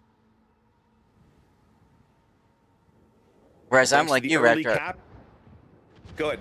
I'm like you, I like to see that big white bar. It's very satisfying. Oh yes. Dopamine hit. Well, thanks to their early efforts, TWA out to about 130-point lead here. I'm sorry. Yeah, TWA, about to 130-point lead. But now YYUT's brought the Shimakaze in onto the decap, and they're farming IKEA out with God and everybody here. Yeah, the Brisbane has him under fire. This is bad for IKEA. Not going well. Going out. Yeah, there he goes. So that closes the gap and picks and awards the decap to YYUT. Yep. So now it's up to TWA to find a way back in. I'll tell you, if it's there's one team that can do it, it's going to be TWA. The question is, where are they going to find that way in? Yeah, it's going to be a challenge, right? I mean, they've had lock solid control of the A cap most of the game, but YYUT basically looking at you like, fine, you can have it, boys. You've got 3 ships camped out over there for 1 cap, whereas we've been fighting over the rest of the map where the real points are. The enemy is about to win. It's like It's like the Mummy or Mummy 2. Looks like you're on the wrong side of the river. Yeah, it's exactly right.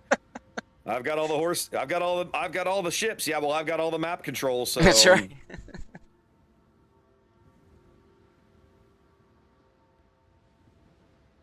I feel like TWA's one battleship strategy might actually be biting them in the ass a little bit right now, Zath. Well, the big thing about it is they're just not able to punish, like, the Brisbane, for example, right? Bucket just chilling there in the middle, like, just hanging out. Right. Yep. Something I don't think I've really seen much of this entire tournament. Yeah, this Brisbane's just like camped out in the wide open, just doing whatever he wants. Like, I'm chilling. What are you gonna do about it? Living his best life. I guess. Angelstone sending some shells downrange on Bill's Venezia, but coming up empty.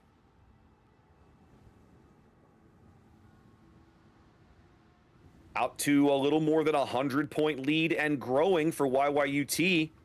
2 minutes on the timer. TWA still has time to make a play, but the window of opportunity is closing rapidly. Mm-hmm. They're going to have to find a way. They don't. Oh, losing Vile is not a good play. No. Vile Sherman going down inside Thunderdome. Probably caught on Moskva Hydro and or radar. And now Blanquilos Delny walks into the ACAP, and there's basically nothing that they can do about it. Forwards Marceau on to B, but we're over 900 points. A touch more than 60 seconds left in the game. Everything's been coming up YYUT so far. Really has been. But now Unicorn might give them the way back in here. Takes one torpedo, DCP's on, but not much left. Unicorn takes some damage, 2,700 HP. Is he flooding? I don't know. He's burning. No. Hard to tell, but he's going out. He does go out. Yeah. So hope remains here for TWA. They claw back to within a ship, but they're still under 60 seconds on the timer as they lose control of A. Forward onto Dawn manages to grab the B cap, and he doesn't have much in the way of going to C if he wants to. He's choosing instead to farm out the Brisbane. Well, I mean, good luck with that. Good luck with that. Vermont on Heistus, nope.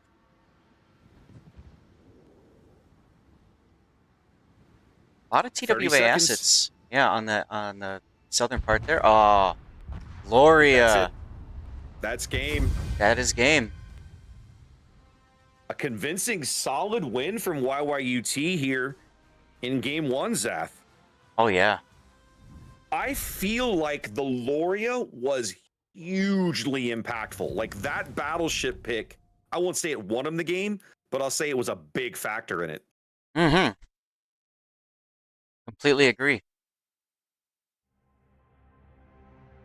Well, Asia came to play, ladies and gentlemen. I'll have to see how TWA responds here as we head to Northern Waters for game 2. Asia definitely came to play. Check a couple of things on my end. Want to make sure I'm actually getting these death picks. Yes, I am. I just have to make a mental note that I need to copy those over to my USB stick. What? Oh, your picks at the end of the day? Yes, you got it. So you should send yourself a little reminder text or something, right? It's actually not a bad idea. It's not a bad idea. Or reminder email? I love my chat commenting. I hope YYUT makes TWA regret the forfeit. Do you think that they did there?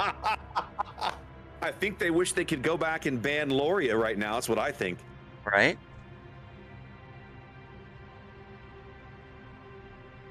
I have not seen. You don't see a lot of Ruggiero de Loria, right? It's not because it's a steel ship, isn't it? I feel like it's steel. I think you're Research right. Bureau. No, I'm pretty sure it's steel. It's one of the two. The bottom line is it costs some, fairly rarish currency. You don't see a lot of them. Mm-hmm. And as a result, I think that a lot of folks, I'm not putting YYT in this camp. I'm putting myself in this camp. A lot of folks don't have a great sense of what it's good at, what it's not good at. How do you fight one? How do you drive one, right? Mm-hmm. Mm-hmm. And so I think maybe, I mean, somebody like Angelstone has so much battleship experience that I think is less of a factor here. But I do think that, you know, it's a fascinating, I don't want to say counter. Let's say, maybe it is a counter's not the word, counterpart. It's a fascinating way to kind of spit on the Bungo a little bit. Right? I was going to mention that same thing. Yeah. Yeah, like the SAP clearly is getting full penetrations through the Bungo's deck at that size in the SAP. And wow, you're not able to maybe dev strike him, but you're going to hit him hard enough that he's going to notice and he's going to want to get the hell away from you, which is, we saw Angelstone make exactly that play. And so the Loria then ends up becoming like this kind of like a traditional battleship in these games, a power projection piece that pushes other things away from it because they don't want to be under its guns.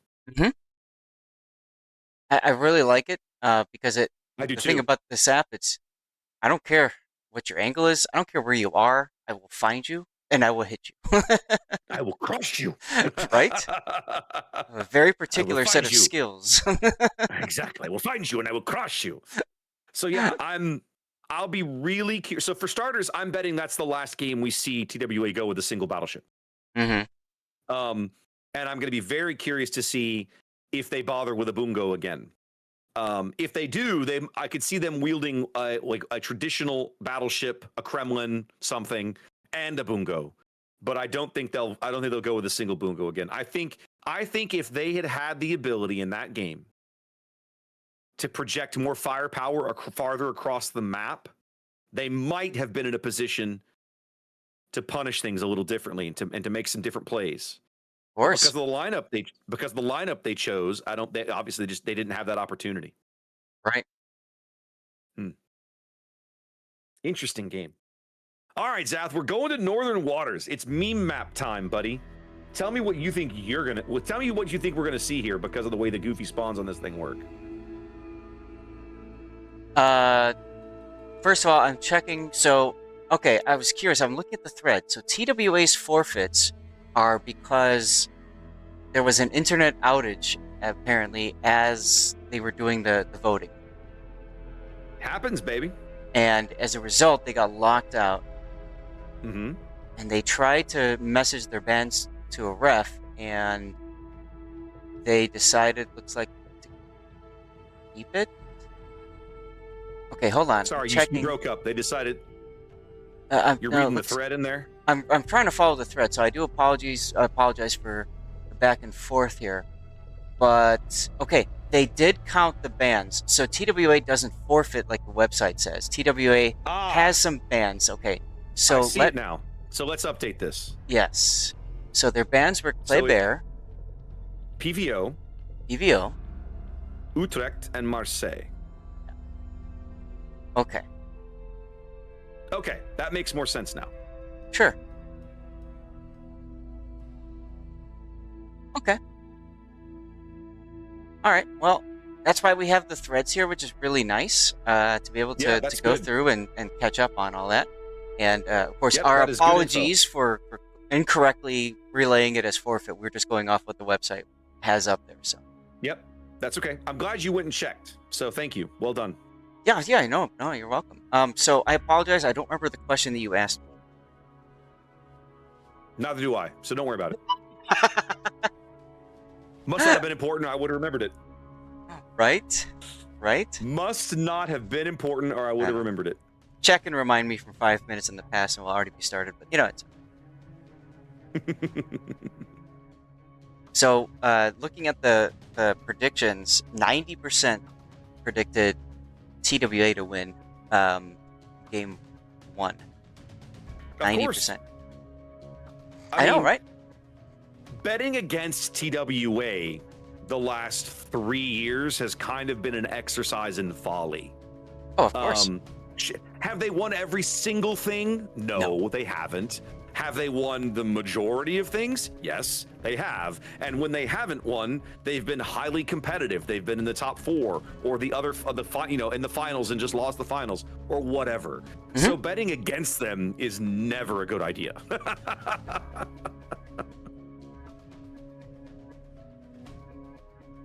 That's That's right. I'm catching up to chat on my channel as well. So in addition to my bot that just randomly picks out like when it's time to do a giveaway, I also have a challenge. I don't know if you ever do this on your channel, Raptor, but there's a channel point challenge that you can have so that like your community contributes channel points that they have. So I have it set up. Yeah, to like 100,000 channel points, and then when we get to that, we eat out a code. So if people are watching, and especially with as many people are tuned in right now, we can potentially get multiple codes out in the course of one day if everybody's just contributing points. So it's just kind of another fun way to involve the viewership and quite frankly, like say, okay, well, clearly you guys have earned another giveaway. Let's go. So that's kind of fun. So easier to explain that this way than try to type it all out. Yep, I hear you. So what do you use yours for? I'm curious. My what? You said you're familiar with the channel point redemption thing that So I use channel point redemptions when I normally stream boats to let folks request ships. Yep, I do the same. I use them. I have some of my little voice things that you can play, are set for channel points. That's not much. And then occasionally, the only thing I've ever used the little thing you're talking about, the channel point. It's not a poll, but it's like a prediction. The channel point prediction. The prediction is when I'm on stream and I get a super container drop. Okay. I stop what I'm doing, and we play a game that I like to call Flags or No Flags. Oh God, that's painful. And it's dirt simple. You bet it's what's in the super container. Is it flags or not flags? And you get to bet. And it's always fun to see how many people get that one right or get that one wrong. Because a lot of the times, like, oh my God, it's got to be flags. Because like it always feels like it's gonna be flags. But like I know last couple of times, people have been like, it's 100% flags, and I've gotten like doubloons. And I'm like, let's go. Oh yeah, that makes sense.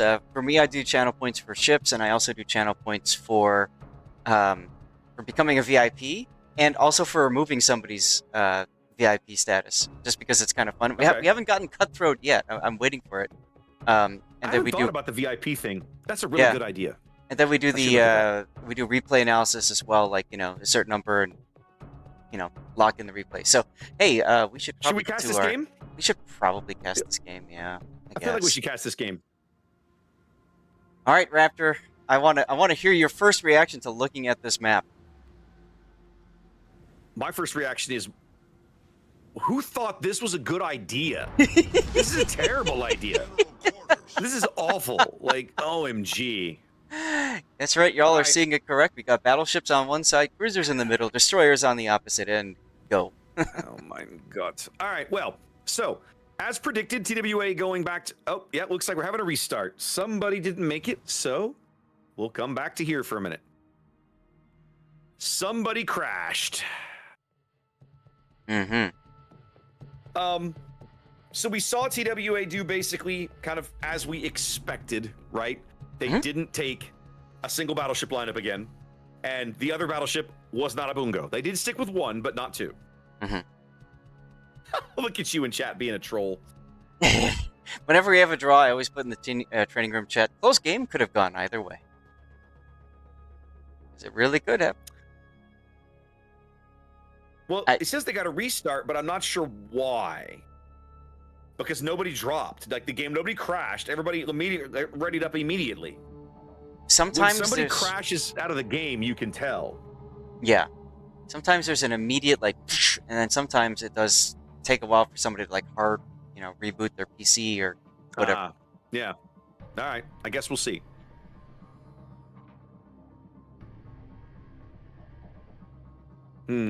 Yeah. So again, let's take a moment and say thank you all for tuning in. We really do appreciate you guys taking your time to make your way on over here, and hope you've been enjoying everything. Spend your Saturday morning with us. Yes. What could be better than that? Maybe Saturday morning cartoons. That's about it. I mean, I could think of a few things, No, what are you doing? Oh, the question was my opinion on the meme map of Northern Waters. Thank you, Zan. See, I knew somebody was paying attention. Yeah, I wasn't because you distracted me, so it's your fault. Well, I blame you. Yeah, well, you know, we figured out the bands anyway. So, my opinion on the map is, I really think it's going to be, it's a fresh approach to playing the map, and what it really does is it forces teams to decide: do we go for more traditional prep? You go here, you go there, or do you just go with what you got? And I've seen teams mostly doing the traditional, like I've seen battleships go to the other side of the map. I've seen destroyers say, well, screw this, and then go all the way to A.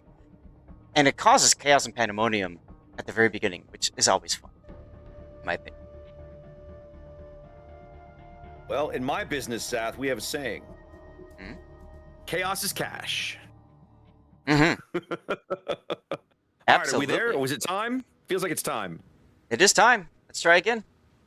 Let's try this one more time. We'll come back to Northern Waters once again to have a peek at TWA versus YYUT here as we head to Game 2. This is that bizarro spawn Zath was telling you guys about. You can see here, battleships spawn on the left, cruisers spawn in the middle, destroyers spawn on the right. I have no idea why this is an okay thing, but that's what we've done. Yep.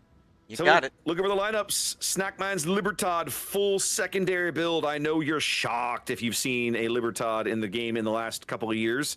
Silverblade in a Bungo here. Looking pretty solid, like that build. Cruisers in middle. Kaistis is Napoli, going for range and top grade gunner. IKEA's Moskva, unique upgrade and top grade gunner. And then Points Brisbane, sticking with gun reload. That's a gun build Brisbane, not a torpedo build one. 4 destroyers for TWA. Double Marceau, double Ragnar. Viles Marceau going for Razzle Dazzle and gun reload. Forward onto Dawn's Marceau with the identical build. Sakiko's Ragnar going for gun range and with 4-point skills. And Marcelo Pello's Ragnar built exactly the same way. Talk to me about YYUT's lineup, Seth. Yeah, let's take a look at it. So, YYUT on the south has a couple of ships. Looks like they're playing both Sibirs just at A. They're just going to go for it, which is interesting. One Last Kiss with the Sibir, as well as Zek's next. I'm going to guess is it? It's just similar builds, both going full secondaries. This is the first time I've seen a Puerto Rico, I think, in this tournament, so that's kind of cool. That's Bills. Yeah. I like it. Yeah. And then they've, as I commented before about destroyers, they've decided, nope, we're not going to bother with the destroyers at on the 9-10 line. So they're sending Sentinels Aegis and a Ragnar, and in front of him is Cartithia. I'm just going to call him Bob. So Bob is currently heading towards the channel with the Marceau. I like that play because it's designed to just yeet out whatever battleship ends up walking into the A-cap. We got Seth, It's About Time, in a Petropavlovsk with range, another Petropavlovsk with unique upgrade, that's Bukia, and then another Petropavlovsk, HMS Unicorn, and unique upgrade. When in doubt, just run Petropavlovsk. And we got Ben Cleo in a Ragnar to round out the lineup. And yeah, TWA going for, looks like a more balanced setup here. More of their weight now heading over onto the east side. Well, they seem very content to play all the destroyers and all the cruisers over here where all the cap circles are. Yeah. Leaving the battleships on the left flank to try and just play holding action, I guess. Try to keep the push from happening too quickly. Silverblade's Bungo already starting to take some punishment here.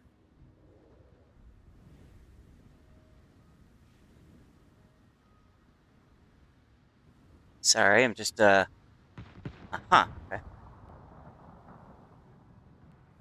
Yeah, Silverblade is I mean, he's basically out. It's just a matter of what he can do before he dies. He's in a 5-on-1, right? He's got the Sibir, the Marceau, both Sibirs, the Marceau, the Rico, and the Ragnar all trying to kill him. So and he will be dead. Don't forget the Petros. Okay, so he's in a 7-on-1. He is getting RoboCopped. Yes, that is exactly the phrase. And just like that, three and a half minutes for TWA to murder TWA to lose one of their battleships as YYUT loses one of their destroyers over here along the edge of the map on the 10 line. That's right. That's right. Wow. So, Unicorn's now in trouble in the Petro, I'd say. TWA brought 2 battleships, but they're going to play most of this game with no battleships. The way things are going to shape up with this Libertad. Absolutely. You get this feeling like they designed this strategy knowing they were going to be down ships already. Am I crazy? Who, TWA? Yeah. I guess, yeah. It does seem kind of interesting. You know, they wanted to be in a kind of way position to slow down whatever pushes through A. I think they just weren't expecting so much to push through A. Because the Ragnar Marceau, like, you know, beaten feet all the way over to A, that adds a lot of firepower. Snackman's trying to sell his ship as dearly as he possibly can. He definitely has chewed up one last kiss, but it's the Rico Bills that's going to pick up the kill there. So both their battleships gone. TWA in firm control of the B, C, and D caps. And so now it's on YYUT to try to reorganize themselves. What I really like about this is that YYUT's other Sibir didn't stop to focus on the Libertad. He's just going. They don't want to give TWA time to recover. No. Once you've got the pressure on, keep the pressure on. Don't give them time to think. Give them time to think, and they might think of a way out. That's right. Don't let them do that. That's right. Exactly.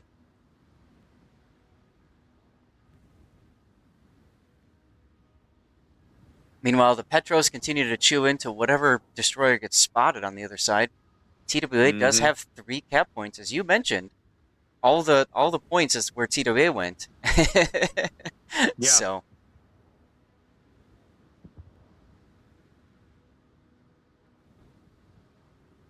Very interesting. Well, TWA with the lead, a ton of pressure on YYUT to not slow down, right? Because they're under 5 minutes here.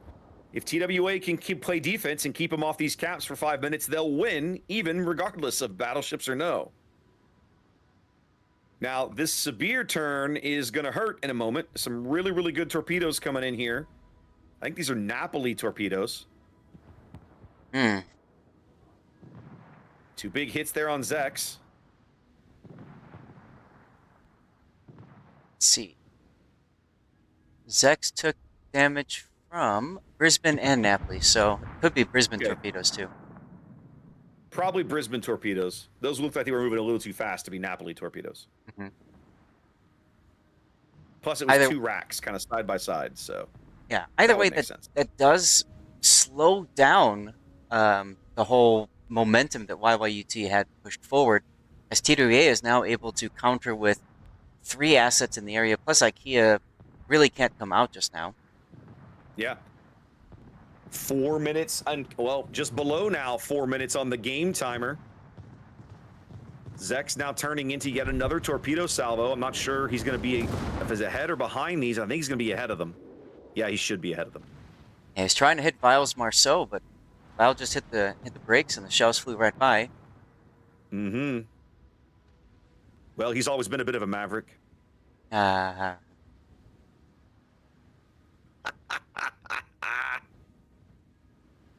3 minutes and counting for TWA.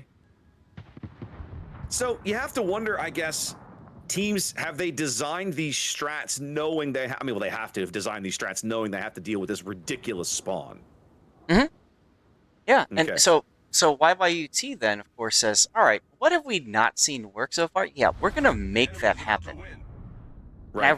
I really like that. TWA saying, well, we're just going to do kind of our traditional thing, make it work, and, you know, they're still in it because they've got 3 of the caps.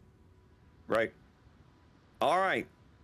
Finally, on the bottom end of B, YYUT is ready to begin to break the stranglehold on TWA's board control. They've got both Sentinel's Aegis and Seth's Petro to get in here and try and start flipping this B cap.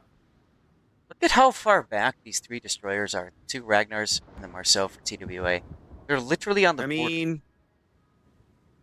I get the sense they might be, like, they're kind of trying to draw these guys into a bad position a little bit intentionally. Doesn't seem to be working, though. YYUT is declining it. The other thing is that the Petros got such really good gun arcs that you almost need to have that extreme range so you can try to dodge all the incoming fire.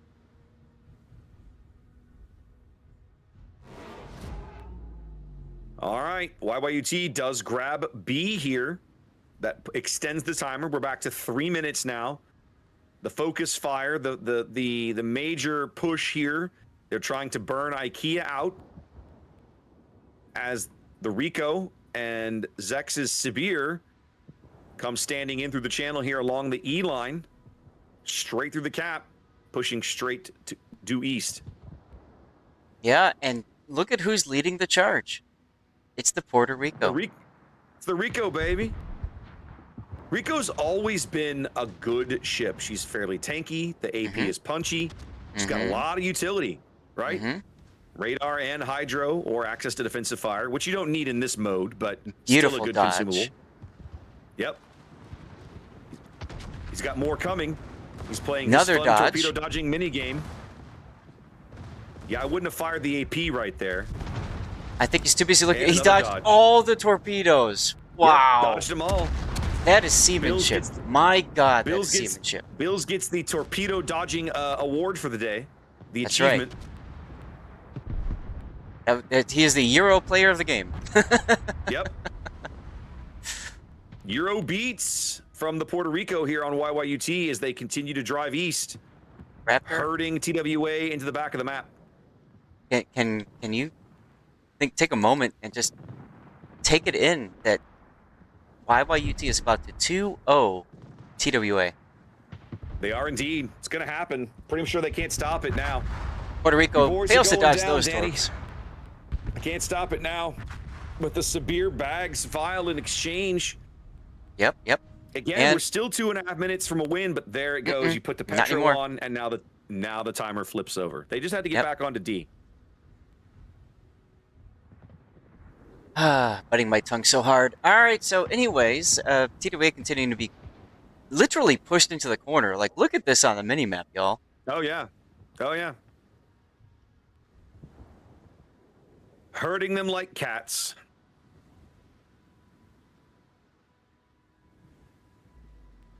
This is the benefit of having both your battleships still on the board, you know? But they're Sibirs. Like, this is...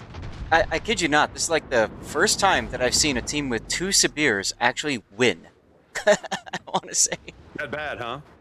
Well, yeah, you know, the problem with Sibir is it's so easy to farm it out because it's got that limited... That's how the heal works. Yeah. Well, I would also counter that with TWA in their opening play made the concerted choice to leave their battleships to die. YYUT did not. They sent 3 ships to the A line. Look at the timers. This is important. Look at the timers. Yeah. TWA is set to lose, but they're also set to kill one last kiss of Sibir. If they can kill the Sibir, they might actually pull a win out here. Well, and the Sibir's out of heals. Yeah, but Sentinels is going into the C cap with this Ragnar, and that will stop the point tick. That will stop everything. They would have to get another kill to tick it over at that point. Correct. At this point, they will need another kill. But this is the advantage of backing into a corner. You know, you can take advantage of multiple shots on somebody who overextends. That's going to take them up to 960. But they need another kill. Where are they going to get it? I don't. Who can they farm out? Yeah. Nobody. Not in 2 minutes. Nope. Well, it's not going to be 2 minutes. It's going to be like 90 seconds. Yeah. As soon as that cap flips. Yeah, it's going to be very, very quick. They have to get on it. There it is. 90 seconds. If TWA can farm somebody out in 90 seconds and bag a kill, they will win this game. Yes. But if they can't, GG. Yeah, Bugia turning south here in his Petro, getting into kite position. Seth is doing the same thing. That big Napoli AP salvo going out on the Petro. They need these hits. They're going to lose Kaistis. Oh, that'll do it. They can't afford to lose the ship. No, they can't. There's no way now. That's they can't claw it back anymore. Yep.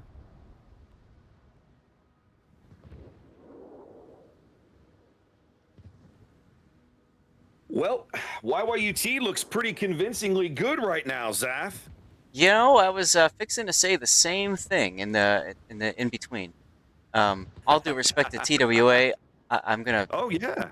put the score up now because it saves us some time because we might need to do some scrambling. Ah, we'll be fine. What a game! What a series! YYUT looking really good here, guys. I'd pencil them in. You're going to see them next weekend. They are the first team that we have streamed here on the channel to get their third match win and qualify for next weekend. Yep. Congrats to them on the win, 2-0ing TWA. Indeed. And we're going to see TWA again tomorrow. They're still in search of their third win. They'll have 2 more opportunities tomorrow to get that third match win that would qualify them for next weekend as well. Right. All right, Zach, we better rush to our next game. I thought you said we had time. It begins in like 3 minutes, so we better go. I know. That's going to be RNG versus JC. Yep, I'm trying to get over there. Go, go, go. Yeah, I'm coming. And then we got to get everything set up. Yep. There it is. There's that. And then there's this. And then I got to come back here. Yeah. Ugh. Madre de Dios. Okay. Reset.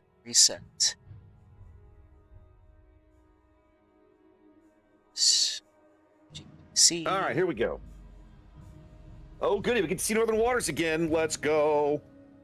Yeah.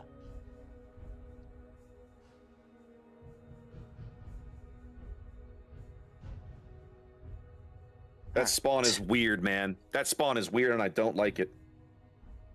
See, I love it for the chaos, like we were saying. It's just so fun to watch the. It's chaos, all right, but it means you have to design something for that map and that map only. It's so like a lineup and a strat, and it's just bizarre. Yeah, absolutely. So it leads to some extremely creative plays, like we just saw unfold. Awesome stuff.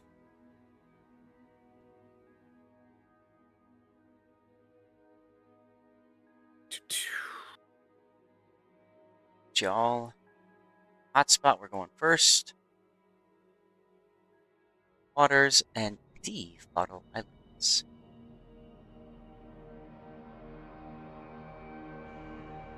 Alright, I got to it just in time.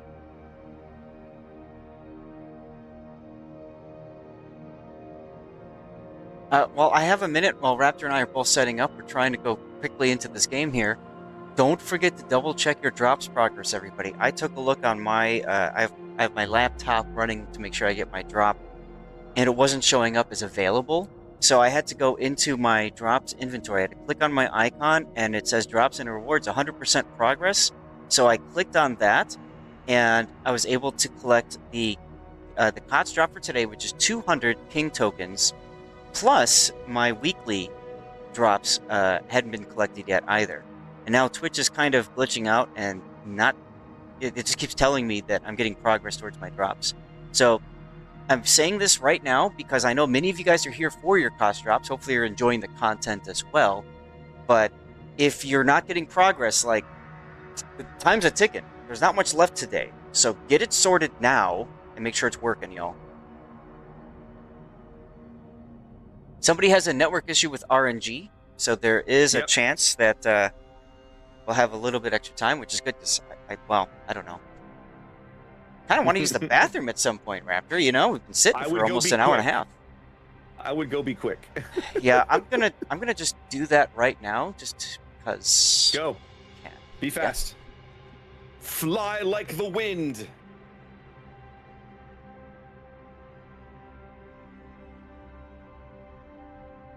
All right, guys. Last match of the day. Could be good. Could be all 3 games. Could be a 2-0. We don't know. All I know is that I've been in this chair for 5 hours, and I'm ready to not be in this chair. Oh my goodness. As much as I love doing this, these early start times are brutal. I find myself really struggling by the end of the stream, like, where's my energy? How can I, how do I keep this going? It's tough. It's much better for me. Like one of the reasons I've always preferred to cast the North American bracket is that usually you start early afternoon, like a 1 to 2 p.m. start. Yeah, maybe it's 4 or 5 hours, but I can sleep in a little bit. I can relax. I can have a nice breakfast or brunch. Come get my prep done. Sit down, stream 4 or 5 hours, keep my energy up, and at the end, it's like awesome. We had a great day. We stream is awesome. Let's go get some dinner, you know. But doing these early starts is tough because you get up and it's like, I have to go be entertaining. I don't even want to be here. It's rough, guys. It's rough. So we appreciate you showing up, sticking with us. You're awesome. Thanks for being here. Zath, in case you can hear me, we just dropped the game, so don't dawdle. Oh, there you are. Okay, your headset was off. Okay, good. And you can see it now, I'm sure. Oh, yeah, I see we dropped. Okay, excellent. All right, so let us get on with it. This is going to be regular spawn. Yep. Here we go. Last match of the day, ladies and gentlemen. We are back in Group B.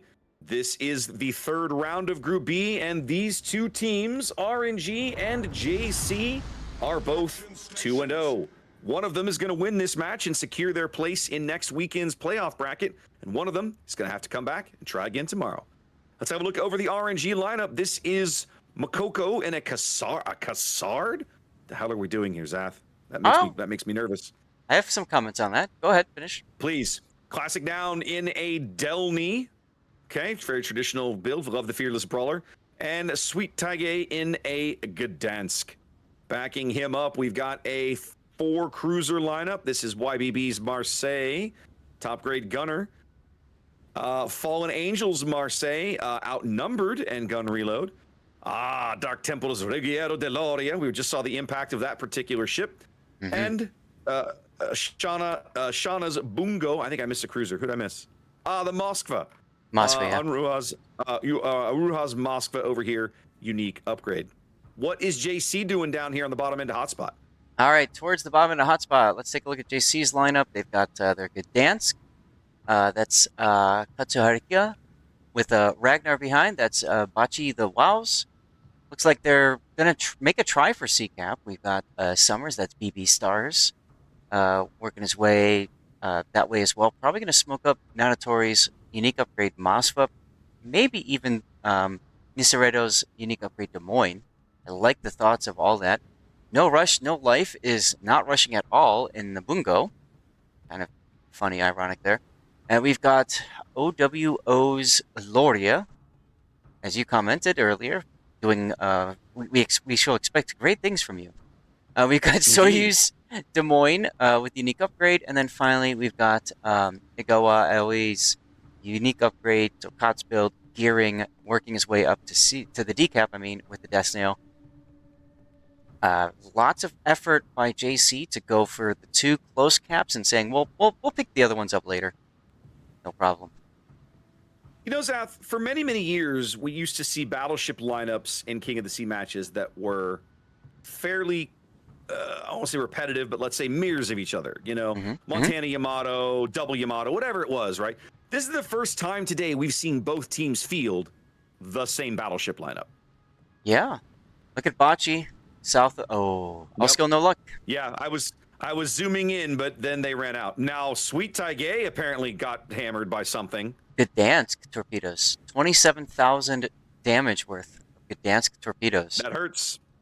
That hurts. That's a big chunk of early damage for JC and their 4 destroyer lineup. They need those to land. So that's got to be what, 3 torpedoes? At least 3. Ouch. Mm-hmm. Now, I'd also like to point out, look at Classic Noun's Delny. Look at the balls on this guy. I love it. Yep. So they're going to pick up the B cap. I don't think they expect to hold it. Nope. But I think picking it up and stealing some points off of it will be a big deal. I was going to ask, do you recognize some of these players on RNG? I do. I know Dark Temple's name. I recognize Classic Noun. Those are the only 2 that leap out at me. Okay. Aw, they definitely pulled up short. I thought he was going to keep going. Yeah, it's kind of... I'm actually somewhat sad. Yeah. Now, do you remember what clan or what team these players are from? I do not. It's been too long. VOR. VOR. Remember VOR? Really? Mm-hmm. So, but VOR was an Asia team. Oh, this is an Yes. Asia team. I'm done. This is Asia. That's right. Okay. That's right. RNG is the Asia 2 seed, and JC is the Asia 3 seed. So these guys saw plenty of each other in their own regional bracket. Right. So just wanted to, again, when you've casted these tournaments for a long time, you start learning the players, and you notice them sometimes swapping around, going to different teams and stuff. But the players themselves, you know who they are, and you know what to expect out of them, which is always kind of fun.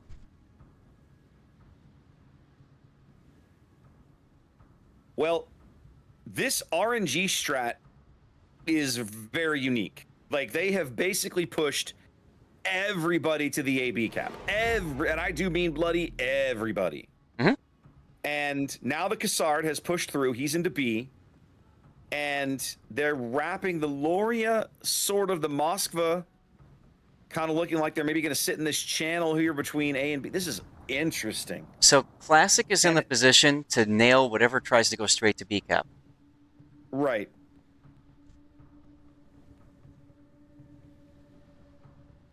And then this kiting force that they're leaving behind, the Marseille and the Bungo, just very interesting to see how this all shakes out. Now, what's weird is that RNG is upside down about a little less than 45 points, right? Because they were a little slow to get over here to pick up their caps. And JC picked up the C cap first before realizing they were alone at D and they could just grab it for free. But now that we're here, RNG has to do something, right? They're upside down on points. So it's on them to make a play of some kind. So as I look at the minimap, I'm trying to figure out what the hell it's going to be. And I'll be honest, I don't have a clue. I think looks like Classic might be pointing towards C now with his Delny.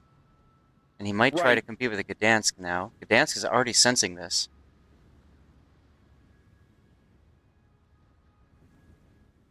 Well, yeah, that's radio location pointing that direction, so sure. I mean, and the Lori is in that gap. Do you push him to mid as well? You get the flexibility to do that, but I don't know. Take a look at Classic Noun's Delny right now. Oh, he's backing up. He'll be okay. Yeah, he hit it well. He had reversed. Now he sees the torpedoes coming. He's definitely reversing now. Yeah, now he's going to reverse even harder. he knows. Yeah, he knows he's RPF'd too. Like, the man is not stupid. The RPF tells you, hey, guess what? You have been chosen.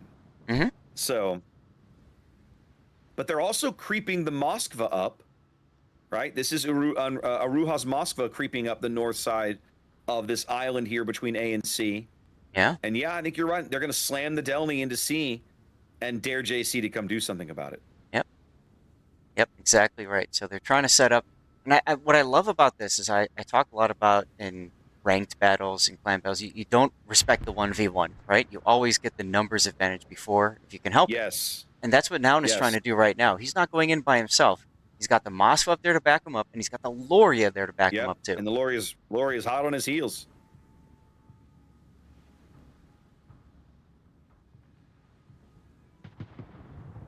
Comes Dark Temple's shot. He's actually shooting at Owov's Loria. Not bad. It's sap against a full health battleship, so it'll just do all the damage.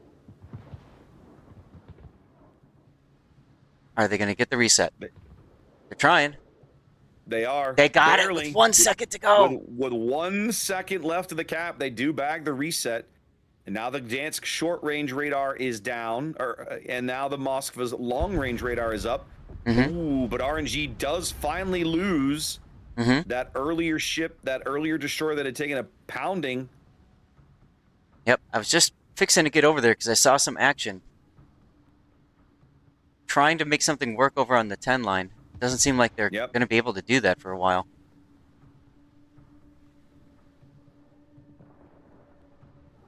I think all of RNG's hopes are on Classic Noun's ability to grab this cap. Maybe, but also have a look at Shauna's Bungo. Sooner or later, that Des Moines smoke is going to disappear. Mm. And when it does... Bingo, bango, bungo? good things might happen. Let's just keep an eye on it. That's all I'm saying. For now, it's an 80-point lead for JC, but RNG on the verge of flipping the C cap here in mid. Now, Classic continue to do a brilliant job of dodging these torpedoes. You were asking before about the Cassard. The Cassard, yeah, we've seen work really well in these in this iteration of KOTS. It's just its ability to relocate quickly, vomit out torpedoes, and be relatively stealthy. I mean, it's kind of taken over the Shimakaze role in a sense. Also, look at the Bungo you were concerned about. Yeesh. Oh my goodness. Yeah. He took at least 4 of those, 4 big old gearing torps. He felt That's right. that. That's right. Summer's getting some hits too. He detected. Oh, Cassard taking hits. Got a slugfest over on the B side too. No way does Cassard win this gunfight. Well, how Dark does he Temple. live? The Des Moines radars caught him now. Yeah. 2 minutes and 57 seconds to go on the timer for an RNG the Bungo victory. Gets one salvo out of his guns before he goes down. There goes the Cassard. They do bag the Cassard. Now a 2-ship lead for JC here. Gotta say, RNG unfortunately losing the Bungo is gonna essentially make them lose this entire flank. It's, yeah, like they can't do anything now. Marseille's gonna easily get farmed out by this DM. Presti is gonna try to get some island cover here and will eventually succeed at getting cover from the DM, but basically not from all the DM's teammates. Yeah, that's the problem. He's got some friends. Yeah, it's going to soon be a 3-ship lead here. And there it is for JC. 9 minutes to play here in game 1 of this best of 3. JC with the board control. Sorry. RNG with the board control, but JC with the kills. But look at No Rush, No Life. Yeah, I was going to say that. I just looked up and realized they were doing a bang-up job of beating the bejesus out of him, too. Dark Temple just shoving his lorry in, saying, you know what? I don't care what you're going to do. Watch my sap. Watch it fall upon your deck and make a mess of you. That's right. Oh, North Island manages to grip the kill. That's a huge kill for RNG. Gives him a chance way back in here. Still looking to win in 2.5 minutes. That's the thing, you know, like some of the other teams we've seen today, they're in a position where they're down ships but have a significant cap advantage. If they can hold what they've got, they have an opportunity to still win the game.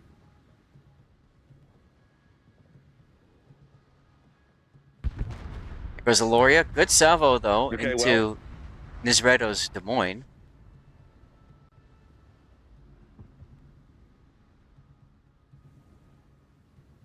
I think it comes down to this Ragnar duel here. Marseille shots, not enough. Well, I see Bochi. I don't see the other. Oh, you talking about the Delny versus Ragnar? Delny, Ragnar, Marseille, yeah. Down on the bottom left here. Now, while this is happening, if you look at the mini-map, JC is trying to find a way to get into the sea cap. The problem is there's a Moskva there. Oh, and Bungo goes dark! Yeah. Yeah, they lost the opportunity to kill the Ragnar there. He's on 1,400 HP. His heals are gone. But he doesn't have to show himself ever again. Once again, we're under 2 minutes to an RNG win. But they have to keep this Moskva alive. He's trying to hold the back door closed, and he can't do it by himself. Nope. I can't envision a world where JC doesn't win this game now, Zath. Yeah, no. Eventually, Hodor gets overwhelmed. Just like in the movie. Or the series, or, you know, whatever. The cinematic experience. We definitely need a Hodor meme, a Hodor like logo for this game. Seriously? Yeah. So, you know, I'm gonna go back go ahead. to that moment I said how important it was that Classic was able to grab that C cap. It got them points for so long, but it's not going to be enough. I'm gonna say it right now. The gearing torpedo salvo on that Bungo basically saved their game in my mind. Because if the Bungo's allowed to push more or less on like unrestricted, free of what, like no restrictions, he can do whatever he wants. He's gonna eat that Des Moines for breakfast. Oh, 100%. Sealed the deal. Yep. 2 minutes to go for an RNG victory. I doubt it'll take that long. They're about to pick up a cap that'll speed things up nicely. Yeah, yep. Now it flips. Now it's 1 minute and 18. If RNG can find a kill, maybe. But where can they find this kill? I mean, the Gdansk is what the Ragnar is what they want, but there's no way he's ever like if I'm that guy, I just drive to J10. I set my helm for J10 and I get up and go get a cup of coffee. Like that's right. Go make a sandwich. I'm not even like I want no part of possibly ruining this for my team. I'm gonna go be somewhere else. Imagine They're coming trying back. to bag. Go ahead. I was gonna say, imagine he comes back and then they've lost. Fellas, what happened? Yeah, they're trying to bag Nisoretto's Des Moines here, but Nis is not giving them an angle to get anything out of it here. 30 seconds to go. Nisoretto's also humping the border, which is making it very difficult for these guys to land their shots. Who knew that this would still be a strategy in the game 10 years later, Zath? That's right. Border humping in 2025, still alive. Still alive. North Island might actually die in time. 10 seconds to go. He's got a heal. He's just choosing not to use it. He's trying to get as much adrenaline rush as possible. Risky play. Mission accomplished so far, and there it is. JC and now mission failed. Game 1. Get him next time. Mission failed. JC going home with a Game 1 win here. Let's see if RNG can respond in Game 2.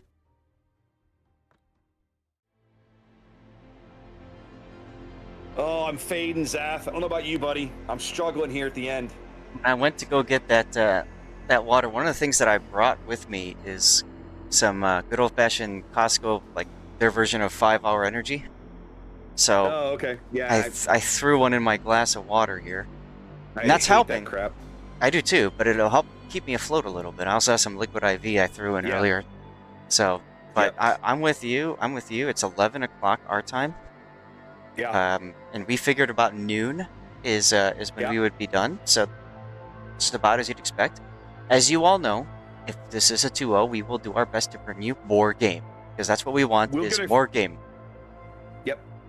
But more there comes game. a theoretical limit at which point, like, it's possible for us to go look for a third game. There either won't be one or it will have already started. Right. Exactly. You know, and which reminds me, just to be safe, I'm going to run a commercial break now, or at least in 5 minutes. I'm going to push my button. Okay. That way, if we have to run, I'm not worried about trying to keep an eye on trying to get an ad break in or something like that. Like, no, that's reasonable. That's reasonable. Yeah. Let's go look at game results. What do we have for game results? No, I want Swiss stage round 3. No actual results in the system yet. Okay. Love it, baby. Let's take a look. Do we want to go back and see, possibly see, TWA again tomorrow? I mean, I don't care. Doesn't matter to me. What I typically have done in the past when they've done this pseudo Swiss stage is I focused on the people that are in danger of failing. So I start with like the team that's lost 2, for example, and then I just follow teams that have lost 2, because it's do or die for them. Tomorrow, at the moment tomorrow, you've got 2 matches that'll start with the team the 1 and 2 team versus the 1 and 2 team. You want to just cover both of those tomorrow morning? Yeah, if that works for you. So it's a 1 and fine. Yeah, so it's a 1 and 2 team, 1 and 2, and then 2-2. Yeah, everybody goes to 2-2. all that in. Thank you. Okay. And then from there on, everything is a 2-2. So it's a question of, it's just a matter of which ones look good. I'm just going to plug us into here and we can call an audible if we want.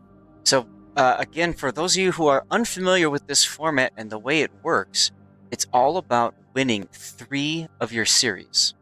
Okay, you have to win 3 of your rounds, and then bam, you're in for the playoffs. You're in. Yep. If you don't make it, too bad, so sad. See you next time. Sadly, correct. Sadly, yes. Yeah, I'm trying to find... here we go. Link collection. Now, in my streams, you can type !KOTS, and it just takes you to the WoW's Tournaments page, where you can see the rule set, you can see all kinds of schedules and stuff like that. Some people have been asking, and I'm so sorry, y'all, we've been so busy, we haven't been able to respond to chat as well as we prefer to. It just is what it is. We want more game good. So that means we kind of, forget about you guys a little bit. Sorry, we're doing it for, best intentions. So graphically speaking, I'm a visual guy, so I like having the visualness of it. And if you go to the rule set for the Swiss stage day 1 and 2, you can kind of see how they have it set up. You start with the 16 teams, and from there, eventually you get teams that win 3 of their matches, and then they're done for the day. And then the official website had a really good video describing all of this. Did you see that one? Yes, they did. Yeah. That was the last King of the Sea, last Internationals, if I remember right. No, I meant for this weekend. They made one for this event on their website explaining how the group stage worked. Everybody started with at 0-0, then you went to 1-0 and 0-1, and then you went to 2-1 and so on, and then eventually as soon as you got the 3 match wins, congratulations, you graduated, you're into the second weekend. And then the second weekend is just a straight single elimination playoff bracket. As simple as it could be, which is nice. Because ordinarily they do these convoluted double elimination shenanigans, and it's you're juggling games everywhere. But next weekend it will be very simple. The format explainer. You know what? You bring up a good point too. Don't forget, everybody, go to the World of Warships website of your region, .com, EU, whatever, and go to this article anyways, because there is a participate button that gets you into a bonus mission for 500 King tokens. Yep. Free stuff is free. Go get your free stuff. Go take Wargaming's free stuff, please. Pretty please. We're begging you. Yes. We don't get anything for keeping it. Doesn't do me any good. That's why I want to give it away. Right? All right. And there's all kinds of information too on the site about ships that are allowed, banned, blah blah blah blah blah.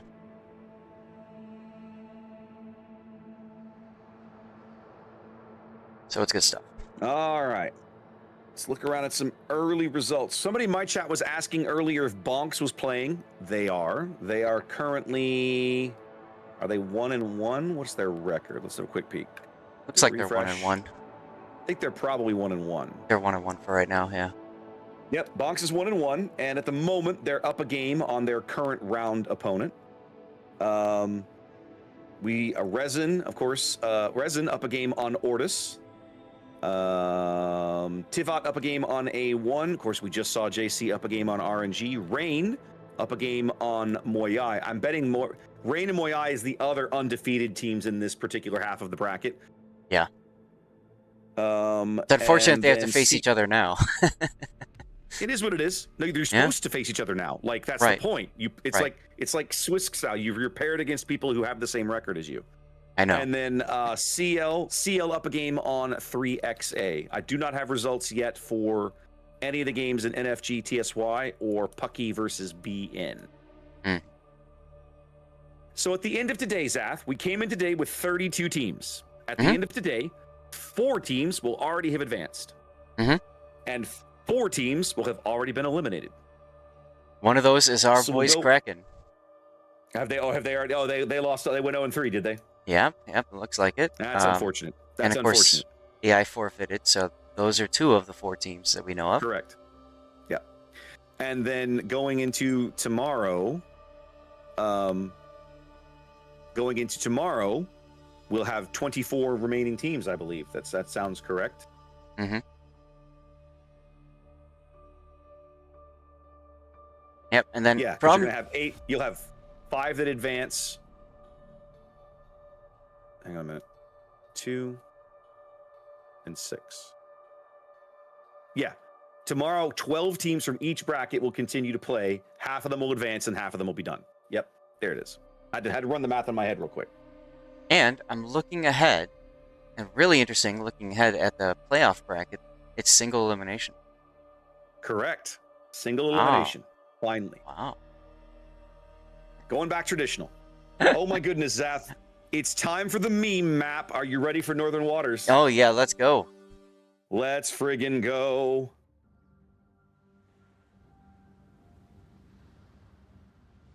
Oh, they're doing it. They're doing it. RNG 2 Sibirs. Well, and look what's across from them. Mm-hmm. All right, which side do you want first? I don't care. Pick something and go. All right, I'll take RNG then. Do so it, man. RNG's got dual Sibirs, got Shanna and Dark Temple in their Sibirs. Slightly different builds and setup. We got North Island in a Prince Van Oranje. We got 2 Marsilis. We got YBB, as well as Oruha. One of them is choosing not to take Survivability Expert. That's a interesting choice. We got a Yu Yang. That's with radar and a whole bunch of torpedoes. That would be Morocco. We got Precia. Makoko. Is it Makoko? Makoko. Oh, you're right. You're right. God, it's just so hard to see the screen sometimes. We got Precia in the Ragnar. Like I literally have to lean into the laptop here. We got Classic Noun in the Delny, leaving a flag behind with the heel, and Sweet Tiage in the Smollend. It's the usual build I would expect to see for that. So, looks like they're opting for a heavy A push. Actually, tell us about JC. Let's have a look at JC's destroyer lineup as they race for the 9-10 line. In the lead, Bochi's Gdansk. We saw him in this last game. Gun range, not reload there. Owo's Habarovsk. He is running reload and range for a captain skill rather than range mod. Katushishka's Habarovsk, double rudder, and he's running rudder and propulsion, so that that'll alleviate some of his handling problems. And the Yu Yang, that's BB Star. Not quite a full torpedo reload build, but certainly a torpedo heavy build, backing that up with Dazzle and the radar mod. We got Moskva and Venezia here, moving that direction. Suyoyu, unique upgrade and top grade gunner, and Venezia, gun reload and top grade gunner. Natatori's Moskva playing here in the middle of the board. Same build, basically. Well, no, missing the top grade gunner, but sticking with RPF to go with a unique upgrade. No Rush, No Life's Bungo headed towards mid here. And then that just leaves Starlight's Schlieffen snuggled up against this island, presumably here, to threaten this cap either after they leave or if they try to push through. Yeah, he's set to be a trapdoor, which is kind of fun, but also if he gets spotted, then the gig is up anyway. So I'm a little... I don't like the decision making for that. I think RNG's deployment is a little bit stronger so far. I like the double spear push idea on that edge of the map myself. Yeah. Now, what's interesting about this particular map spawn and the way it all works out is that it leaves these destroyers kind of on their own for a while to just have some hot destroyer on destroyer action to start the match off. That's right.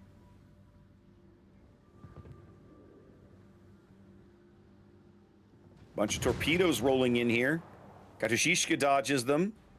Owo's dodged his set, and Bochi's found himself a gap there as well. All good to go. Yeah, they should be okay for a little bit.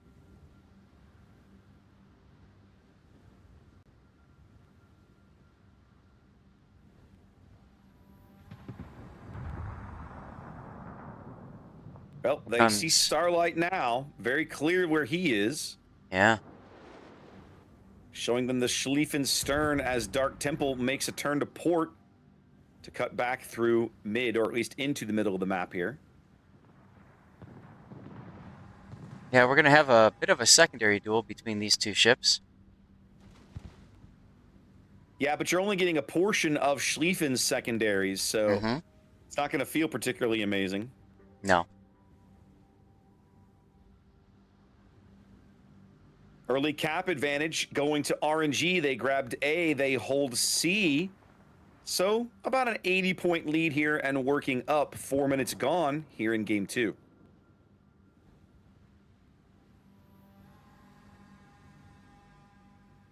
Putting some good damage into Unruha's Marseille in the back there. Mm-hmm. Yeah, Bungo's been taking some shots at him.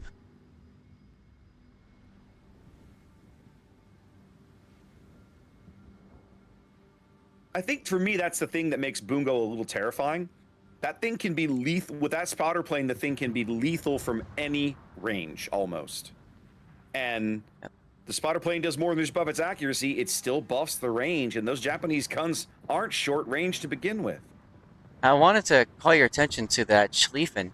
He actually, when he backed up, he launched torpedoes at the other spot, and he managed to catch Shanna's Sibir with at least 2, maybe 3 torpedoes. Okay. That's impressive. It is impressive. I saw Shanna cutting back towards the middle of the map, and I thought, oh, he's going to go snuggle up behind the island or whatever. But I guess he made a navigational change and ended up eating a couple. Well done. Yeah. Very impressive to see. Now, something else perhaps that, in particular Shanna, but I suppose in theory both Sibirs have to be a little cognizant of, that's still a Schlieffen. This torpedo armament is not a joke. No. Nope, one of them just got reminded of that. Yeah, you got to be careful of getting pushed. BB's Yang down to 600 HP and clinging to this rock like it's his waifu, but it's not going to do him any good if one of these shells can drop in here. I love hearing you say waifu. I try to speak in a language that the viewers will understand, Zath.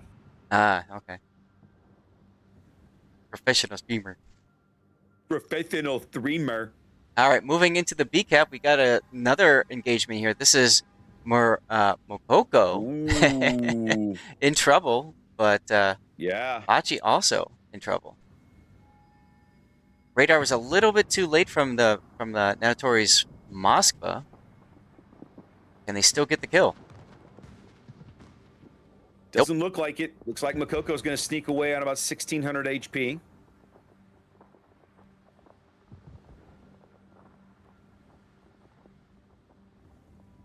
JC needs this capture zone. That's just to kind of keep things on an even keel for a while. Yeah, they're trading. Looks like they're going to get it. They're going to be upside down 180 points when they finally score it. Mm-hmm.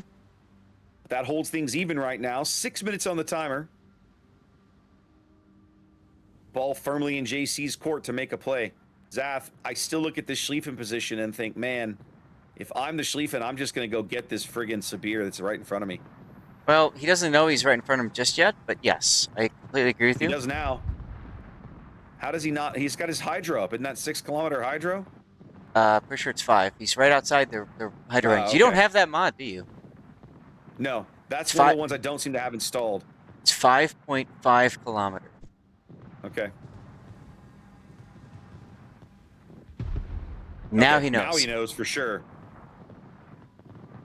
Shanna doing a nice job, though, of prepping for it and making sure he stays outside of that hydro range until Starlight moves forward.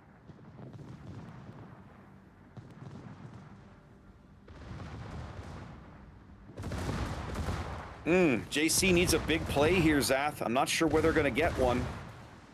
I mean, the best thing they can hope for is realistically a trade with the Sibir. I don't see them. I don't see them. You know, coming away just with a clean kill and survival. Blah blah blah. It can happen. It just depends on if this Moss was going to get any good hits in or anything. But there's still 55 seconds of heal time for the Sibir. Mm-hmm. I kind of don't like this torpedo salvo. It feels like he laid them both on the marker. I feel like I would have spaced mine out a little better. And he's going to lose before they land. Although, actually, this torpedo salvo looks like he might have done okay. Sean's going to try to turn, but he's going to take at least 2, if not 4 of these. And the thing is that the border is actually going to slide him into extra torpedoes because of the border. Yep. Yep, taking 4 there. First right, blood though. here going to RNG in game 2. Yeah. But they have he nearly did, a 300-point lead. Yeah, he did his job, right? Get that He did Schlieffen indeed. out.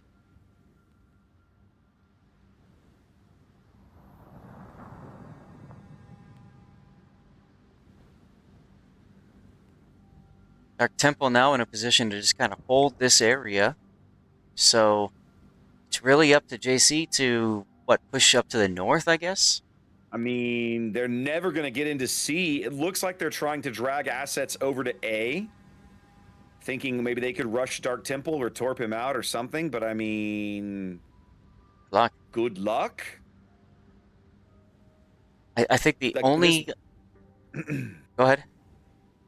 I was going to say that the Haba in the center might have an opportunity. Might. Mm-hmm. But the Sabir is the other Sabir, right? That's Shauna, is very far out of this fight right now. Mm-hmm.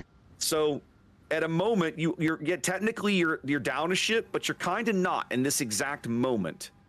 So it's a question of, can you get into A and score those points while it's still impactful? Right.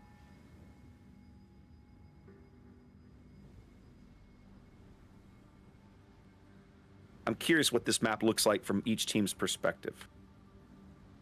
Well, we can take a look. If you're RNG, the only ship you can see is the Venezia. Yep. Now you can't see any of them.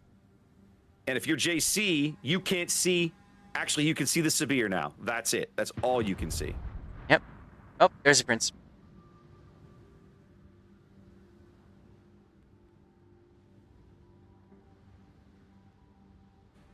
Now, once upon a time, we experimented with going back to the traditional KOTS casting style, where we just focused on one team, and got a lot of negativity from that.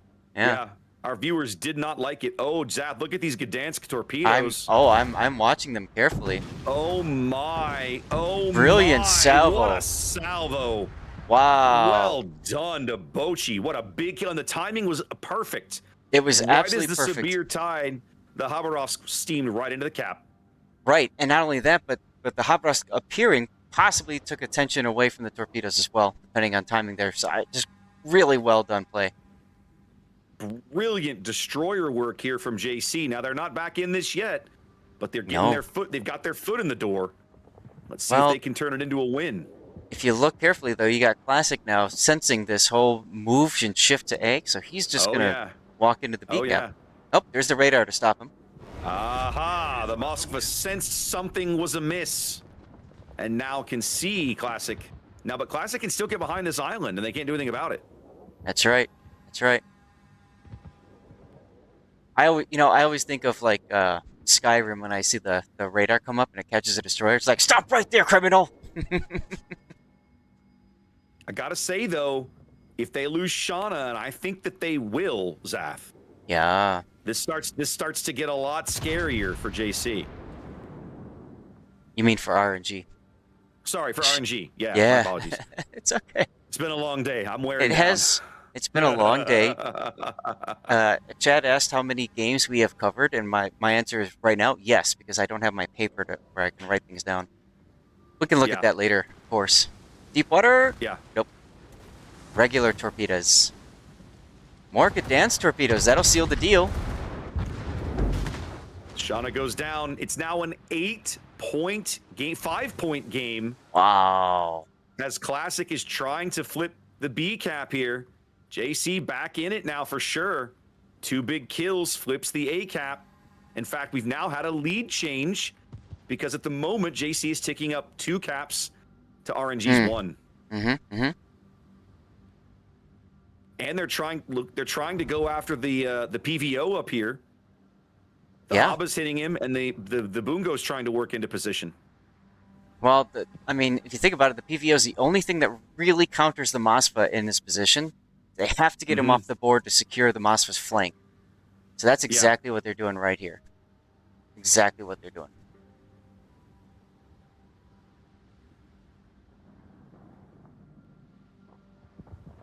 No rush, no lives. Bungo in the middle, still flooding there for a bit. Took another deep water to get to where he is on the board as the PVO planes come in for the bombing run. Ooh. Gets the kill on the Marseille. And wow. now RNG 32 seconds. in big trouble, under 30 seconds to a JC win here in game 2. But the Bungo 3,000 health and falling. PVO falling. Who dies the PVO first? Strike was a good one. Who dies first? PVO's going out first. I can almost guarantee it. There it is. There it is. Wow. Wow. JC with the come from behind win on Northern Waters. And I do believe that forces a game. No, that's a 2-0. That's a 2-0. That's JC a 2-0. won game 1.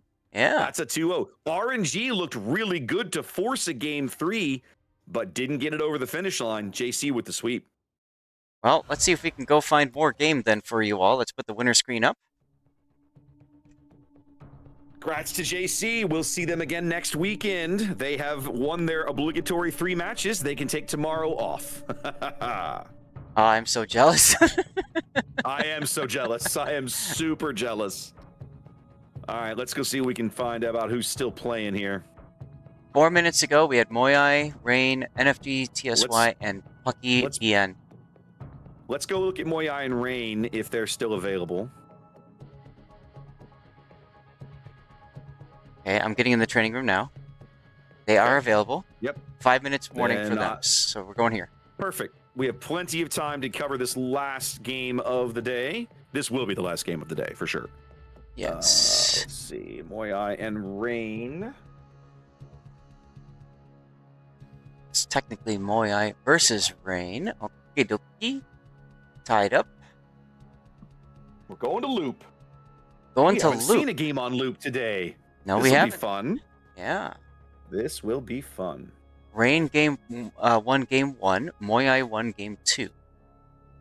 Okay. Let me do this. Okay. Where is matches? Here we go. Rain. We did Sleeping Giant, and then Hotspot, and we are on our way to loop. Okay. Everybody bans Petro. Nobody likes Petro. It's Petro.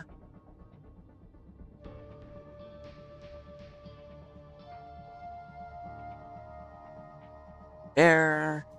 What to say?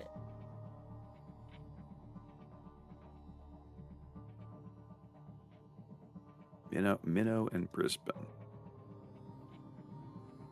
It always makes me sad when to see Manitar get banned.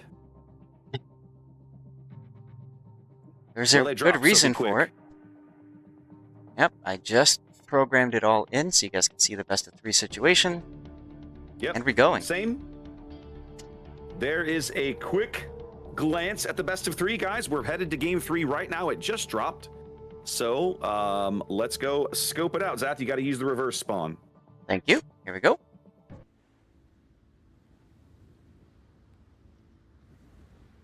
All right, here we go. Game 3, ladies and gentlemen. We are still in Group B of the group stage of the international bracket. We are looking at the last 2 undefeated teams. We just finished seeing JC and RNG. JC finishing up their qualification. And now, Rain and Moyai playing 3 games. One of these teams will be winning this game and won't be here tomorrow. Well, they'll win their 3rd match. The other one will have to come play at least 1 more match on Sunday. Zath, Rain here in green, top of the map. What do they got? Yeah, well, they got 4 destroyers. That makes sense. Loop is a very large map with not a lot of landmass. So they've got Gangbring and a Gdansk. We've got John the Ruthless and a Havrask with a similar build to we saw earlier from another round. We got the Sheep in a Shimakaze pretty much full tour build with 12s going. We got the Real Ship Shady in a Summers in pretty much what you'd expect to see a Summers build now. Malibu in a San Martin working his way over to the decamp. Lucar in an Utrecht, and Fort Amazing in a unique upgrade Moskva, and they are backed up by 2 battleships. One is Deepest Dungeons Bungo. Pretty good build there, pretty solid build. And Mick Dastard's Big Something in Ohio with a DCP module as well. You're shaking your head at me. Why? No, I don't want to know what the rest of McDastard's big name is. I've seen how these guys like to troll both us and Wargaming. I don't want to know. I know. It's funny. I can still see your head shaking. So anyway, go ahead and tell us about Moyai. Nope. Don't want to know. Don't want to know. Don't want to know. All right, Moyai in red, bottom of the map, bring into the dance. What have we got? Their own 4-destroyer lineup. Leading off here with Source's Summers, gun range, and RPF for his top-end commander skills. Hoshi's Habarovsk, opting for gun range and stealth. A little surprised to see that on a Habarovsk, but that's what he did. Going to mid here, that's Zill's Ragnar, gun reload and range and stealth. And the final destroyer is going to be Suisei's Summers, going for dazzle, and a little bit of torpedo reload action there in slot 6. Triple cruisers, we're looking at Demo's Utrecht. Yeah, okay, nothing terribly shocking there. We've got Brody's Moskva, using unique upgrade and top grade gunner. And then last but not least, we have Philippolis' Svea all the way over here on the 3 line. They're 2 battleships. A Bungo, this is PCH here, hanging mid with Bungo and the big AP damage skill. And one of my favorite ships in the entire game, Zath, Emma's battleship is a Rhode Island. It's going zoomy things over here to the 910 line. In fact, if you look at it, a whole bunch of these teams are going zoomy to the 910 line. Yeah, absolutely. Rhode Island's a great pick on this map with the engine boost as well as the radar to be able to see what's around. Relatively quick loading guns because they're lower caliber. So great for just smashing destroyers. Good pick, I'd say, on this map.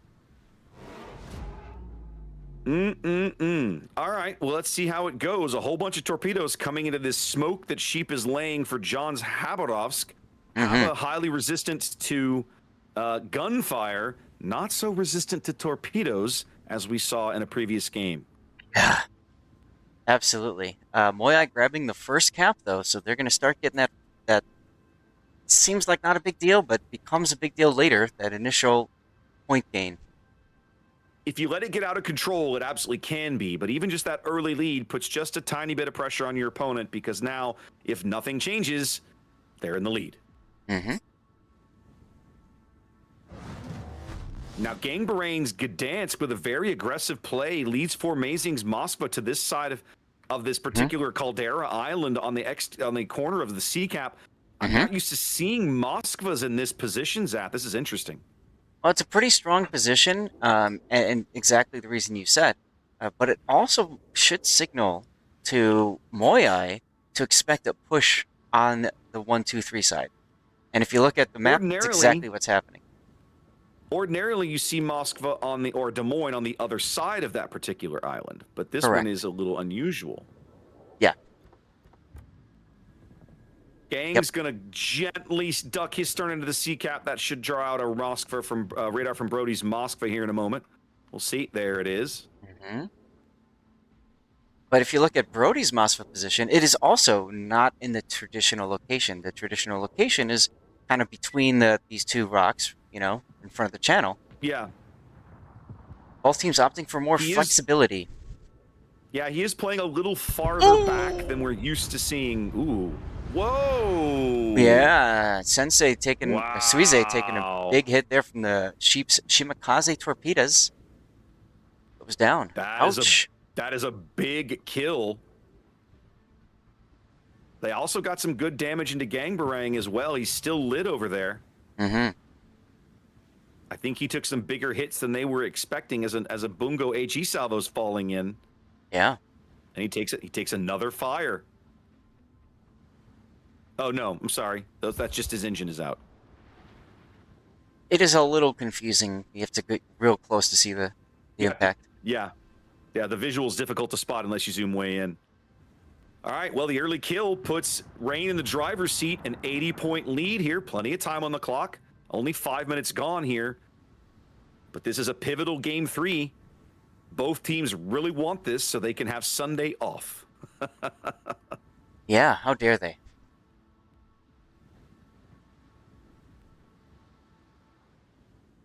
Well, we're going to have some hot Bungo on Bungo action as they're both kind of broadside to each other. Oh! Yeah, I was going to say Deepest there landing a nice solid 40K hit on PCH. Let's see what the return fire looks like when it comes in. You got to think PCH is like, all right, I got to do something. No, he's holding. Yeah, enough of that shenanigans. He's just chilling back there, holding his fire.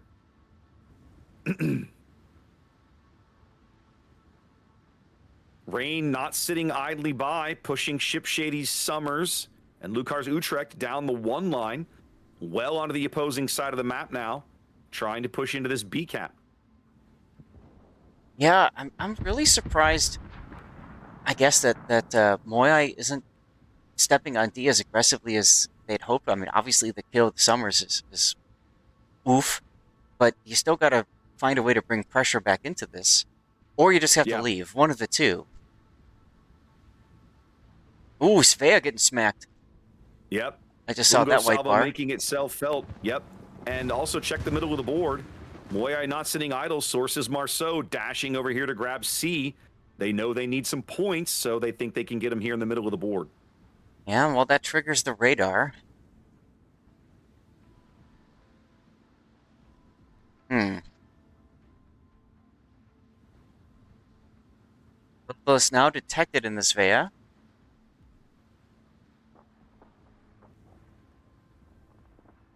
The only person who's got shots on source, though, is Sheep's Shimakaze.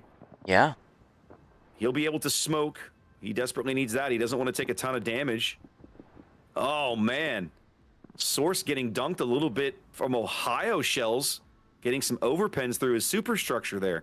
I can't believe Dastard was able to thread those shots through those islands. That is one thing Dastard's known for. Yeah, the man's a good battleship player for a reason. Well, they've succeeded in pushing the Svea completely off the B cap for the moment. But the Zil's Ragnar is coming. They probably don't know this yet. And Ship Shady gave up a bunch of HP for that play. And Source might give up a lot more here. It's going to take a torpedo. Ooh. If he takes a torpedo, he's a dead man. Those are Shimakaze torpedoes. He doesn't take the torpedo, but he is getting farmed by Gangbarang now. We just knew. To back up. That's going to be a dead Marceau. Big kill for Rain. They needed that. They absolutely did. Half of their destroyers gone. One of them indeed grabs that cap for Moyai. The other one lurking near the B cap to defend against the opposing Summers. Moyai is going to start closing this gap a little bit, but it's going to take time. Yeah, it's, you know, Moyai is not out of it yet. I'm sitting here watching Malamu San Martin try to farm this Rhode Island, man. Knowing Rhode Island's AP the way I do, that's not a gunfight I'm excited to take. Nope. Nope. The only thing that he's really doing is charging up his funny button. Yeah, no, that's fair. Good, and that's worth doing in a San Martin. So I'll give him that. Of course. I forget that's a thing sometimes. So, for those of you who don't know the San Martin and why it's very popular, it's got a funny button that allows it to reload its consumables super fast, and the San Martin has a super heal. So, you can see right now, it looks like 85 seconds left on its heal. Okay? If he wants to, and his button is charged, he presses the button, and boom, his heal is available in like 2 seconds or less. The negative to it is if you can't get your funny button charged, you have to wait like 3 minutes to get your heal back. So it's a very high risk, high reward kind of play. Halfway mark of the game, and Rain bags C. Sheep Shimakaze sails in uncontested, just picks it up as Gangbarang was for a time headed down to B, but it looks like they've called off the B push entirely. They don't need it now. No. They're 2 ships up and even on caps, so now they're going to reorganize a bit. Formazing has moved to the other side of this island where we would traditionally have seen a Moskva, and just play some defense and dare these guys to come do something about it. It's really up to Moyai now to make a play, and you're absolutely correct. 100%. You want to get into a defensive position. You want to get flexible so that you can react to anything for example, looking at the mini-map right now, the 7, 8, 9 area is quite open, right? Aside from the Ohio on the other end of the island. So you can see the Shimakaze moving to close that gap. That's what Rain's looking to do right now, is just ensure that there's no surprises and that they can continue to control the board. Yep, they've got this nice line of ships running through the middle of the map. Shimakaze will jump over here, probably hang out in the gap on the 8 line. Moskva's got the middle of the map covered with his radar. You could rotate the Gangbarangs, Gdansk over here to back him up if you wanted, that kind of thing. Moyai's got their work cut out for them. They've got about 7 minutes to make something happen. I mean, they need to start sooner than that, but that's how much time they have left before the game ends.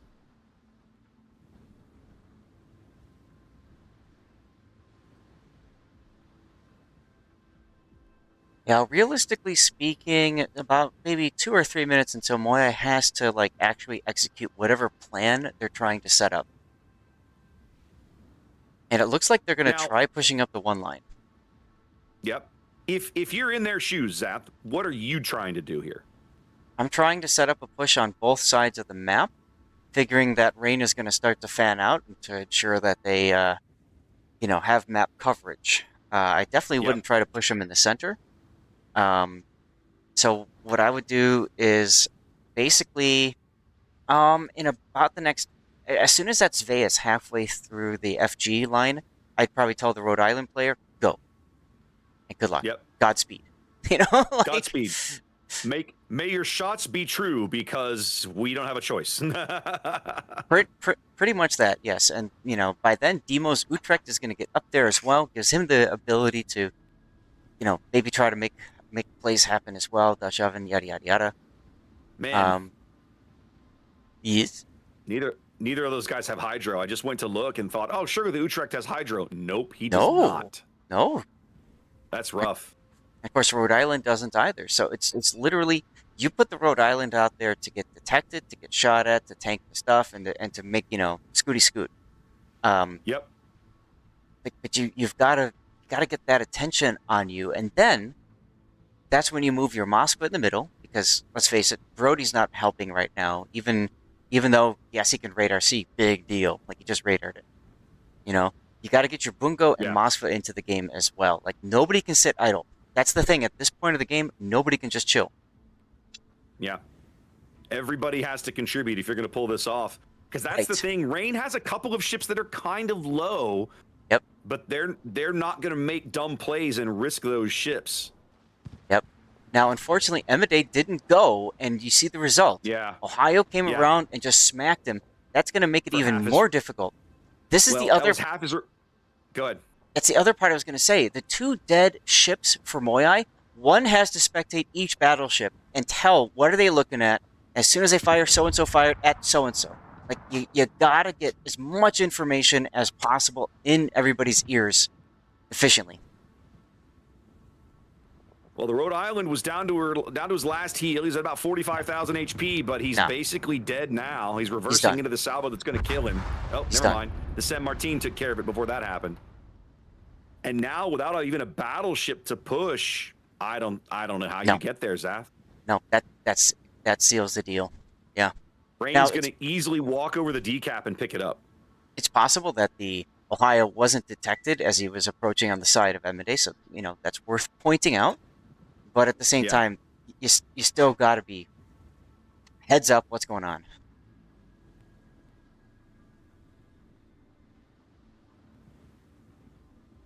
Big salvo on Lucar's Utrecht from the Bungo. That's PCH. Dunks him for about 40% of his HP as the Destroyer Armada begins to chip away at him as well. So you called it. Their play was to move up the 1 line and try for an A cap, but Rain answered basically on the opposite side of the board with a play of their own. So even if you flip A, you're going to lose D and nothing changes. Which is why you can't. You lost the battleship. Yeah, which is why you can't just push one side. Like, these teams are so good. If you're going to put attention on one side of the map, it's GG's. It doesn't matter. Well, they're also about to pick off the Bungo in the middle of the board. PCH should go down here in a moment. Yeah, it looked like he took a Gdansk torpedo. Yeah, he probably took more than one, and now he's gone. And now there's only about 70 seconds on the clock here for Moyai. Right. I don't think they're going to get this one, Zath. I think they're going to be back tomorrow, and Rain's going to qualify. Right. I think Moyai has thrown it in. Like, I'm watching Philip Svea right here, and he's basically sitting stationary while he tries to farm a Bungo at about 15 clicks. Oh, yeah. Just Okay, just he shoot me. smoked. There we go. He's not throwing it in completely. He smoked finally. Well, I mean, it makes sense. Try to get his attention on him instead of the Ragnar, perhaps. Well, and it might have worked, except that right now the Bungo is spotting the Ragnar. They're trying to get shots on Ship Shady and bag that kill. Mm-hmm. They get it. Time extension. Yep. But not so much. Bingo, bango, Doesn't bungo. work out as it. Yep. Zill goes down, and just like that, we're back to 30 seconds away. The Ohio dunks Brody, and that's the game. Yeah. Wow. All right. I'll say I feel like Rain had a little bit of luck there in the decap with those torps, but man, they took full advantage of it and did not let up afterwards. Oh, absolutely, absolutely. Meanwhile, Moyai, a really good attempt, really solid attempt. Unfortunately, they just weren't able to find a way back into the game, and hey, they'll try again tomorrow. They got 2 more shots, essentially, 2 more rounds. They will indeed. Plenty more chances. We'll see them again tomorrow. Meanwhile, I have a hard time believing there's any games still being played, Zath. I'm gonna look anyway, because you know me. Go right ahead, but I think I have to believe we're done. There's only one. Anybody's that late. There's only one room up, and they are in battle right now. They have to be in a game. Yeah. Yeah. Absolutely. Okay. Let's see. That should be.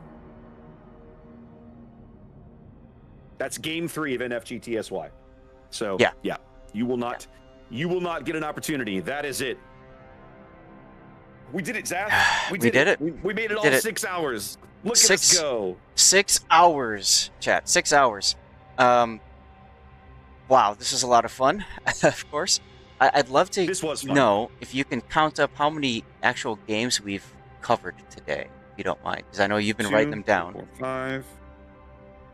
5, 6, 7, 8, 9, 10. Looks like 15 by my count. Got it. Okay. That's I have a strong feeling that's more games than anybody else was able to cover, because we had a couple real quickies we had to run to. So I mean, very few breaks for us, but as many games as possible for you all, which is obviously very important for us. So looking at the numbers so far, YYUT, TSYMQ have both qualified to the playoffs so far from A group. From B group, it's Rain and JC, which we covered both of those. So, yeah,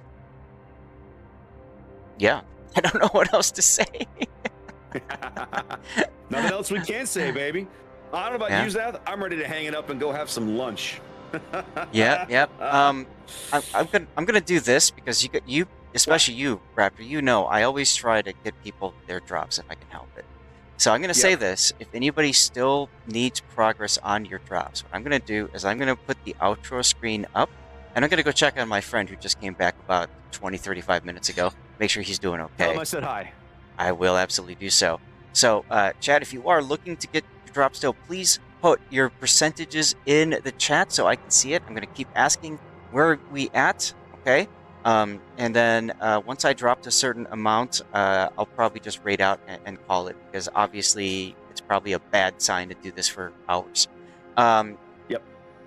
But hopefully you guys can tune in tomorrow. Same bat time, same bat channels. Yep.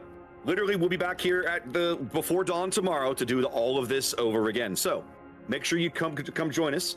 I'm going to take the opportunity to raid someone who I particularly appreciate and love watching, but don't get to raid very often, and that's going to be Mr. Chaos Machine. So, ladies and gentlemen, if you have never had the opportunity to spend time watching Mr. Chaos Machine GR play World of Warships and hang in his community, you are in for a treat. Please stay tuned. throw him a follow, give him a hashtag clever girl for me, and hopefully we'll see you guys again in the morning for another round of drops and more King of the Sea action. You good, Zaf? Oh, yes. Sweet. I'm calling it. Guys, we'll see you tomorrow. Take care. Take care.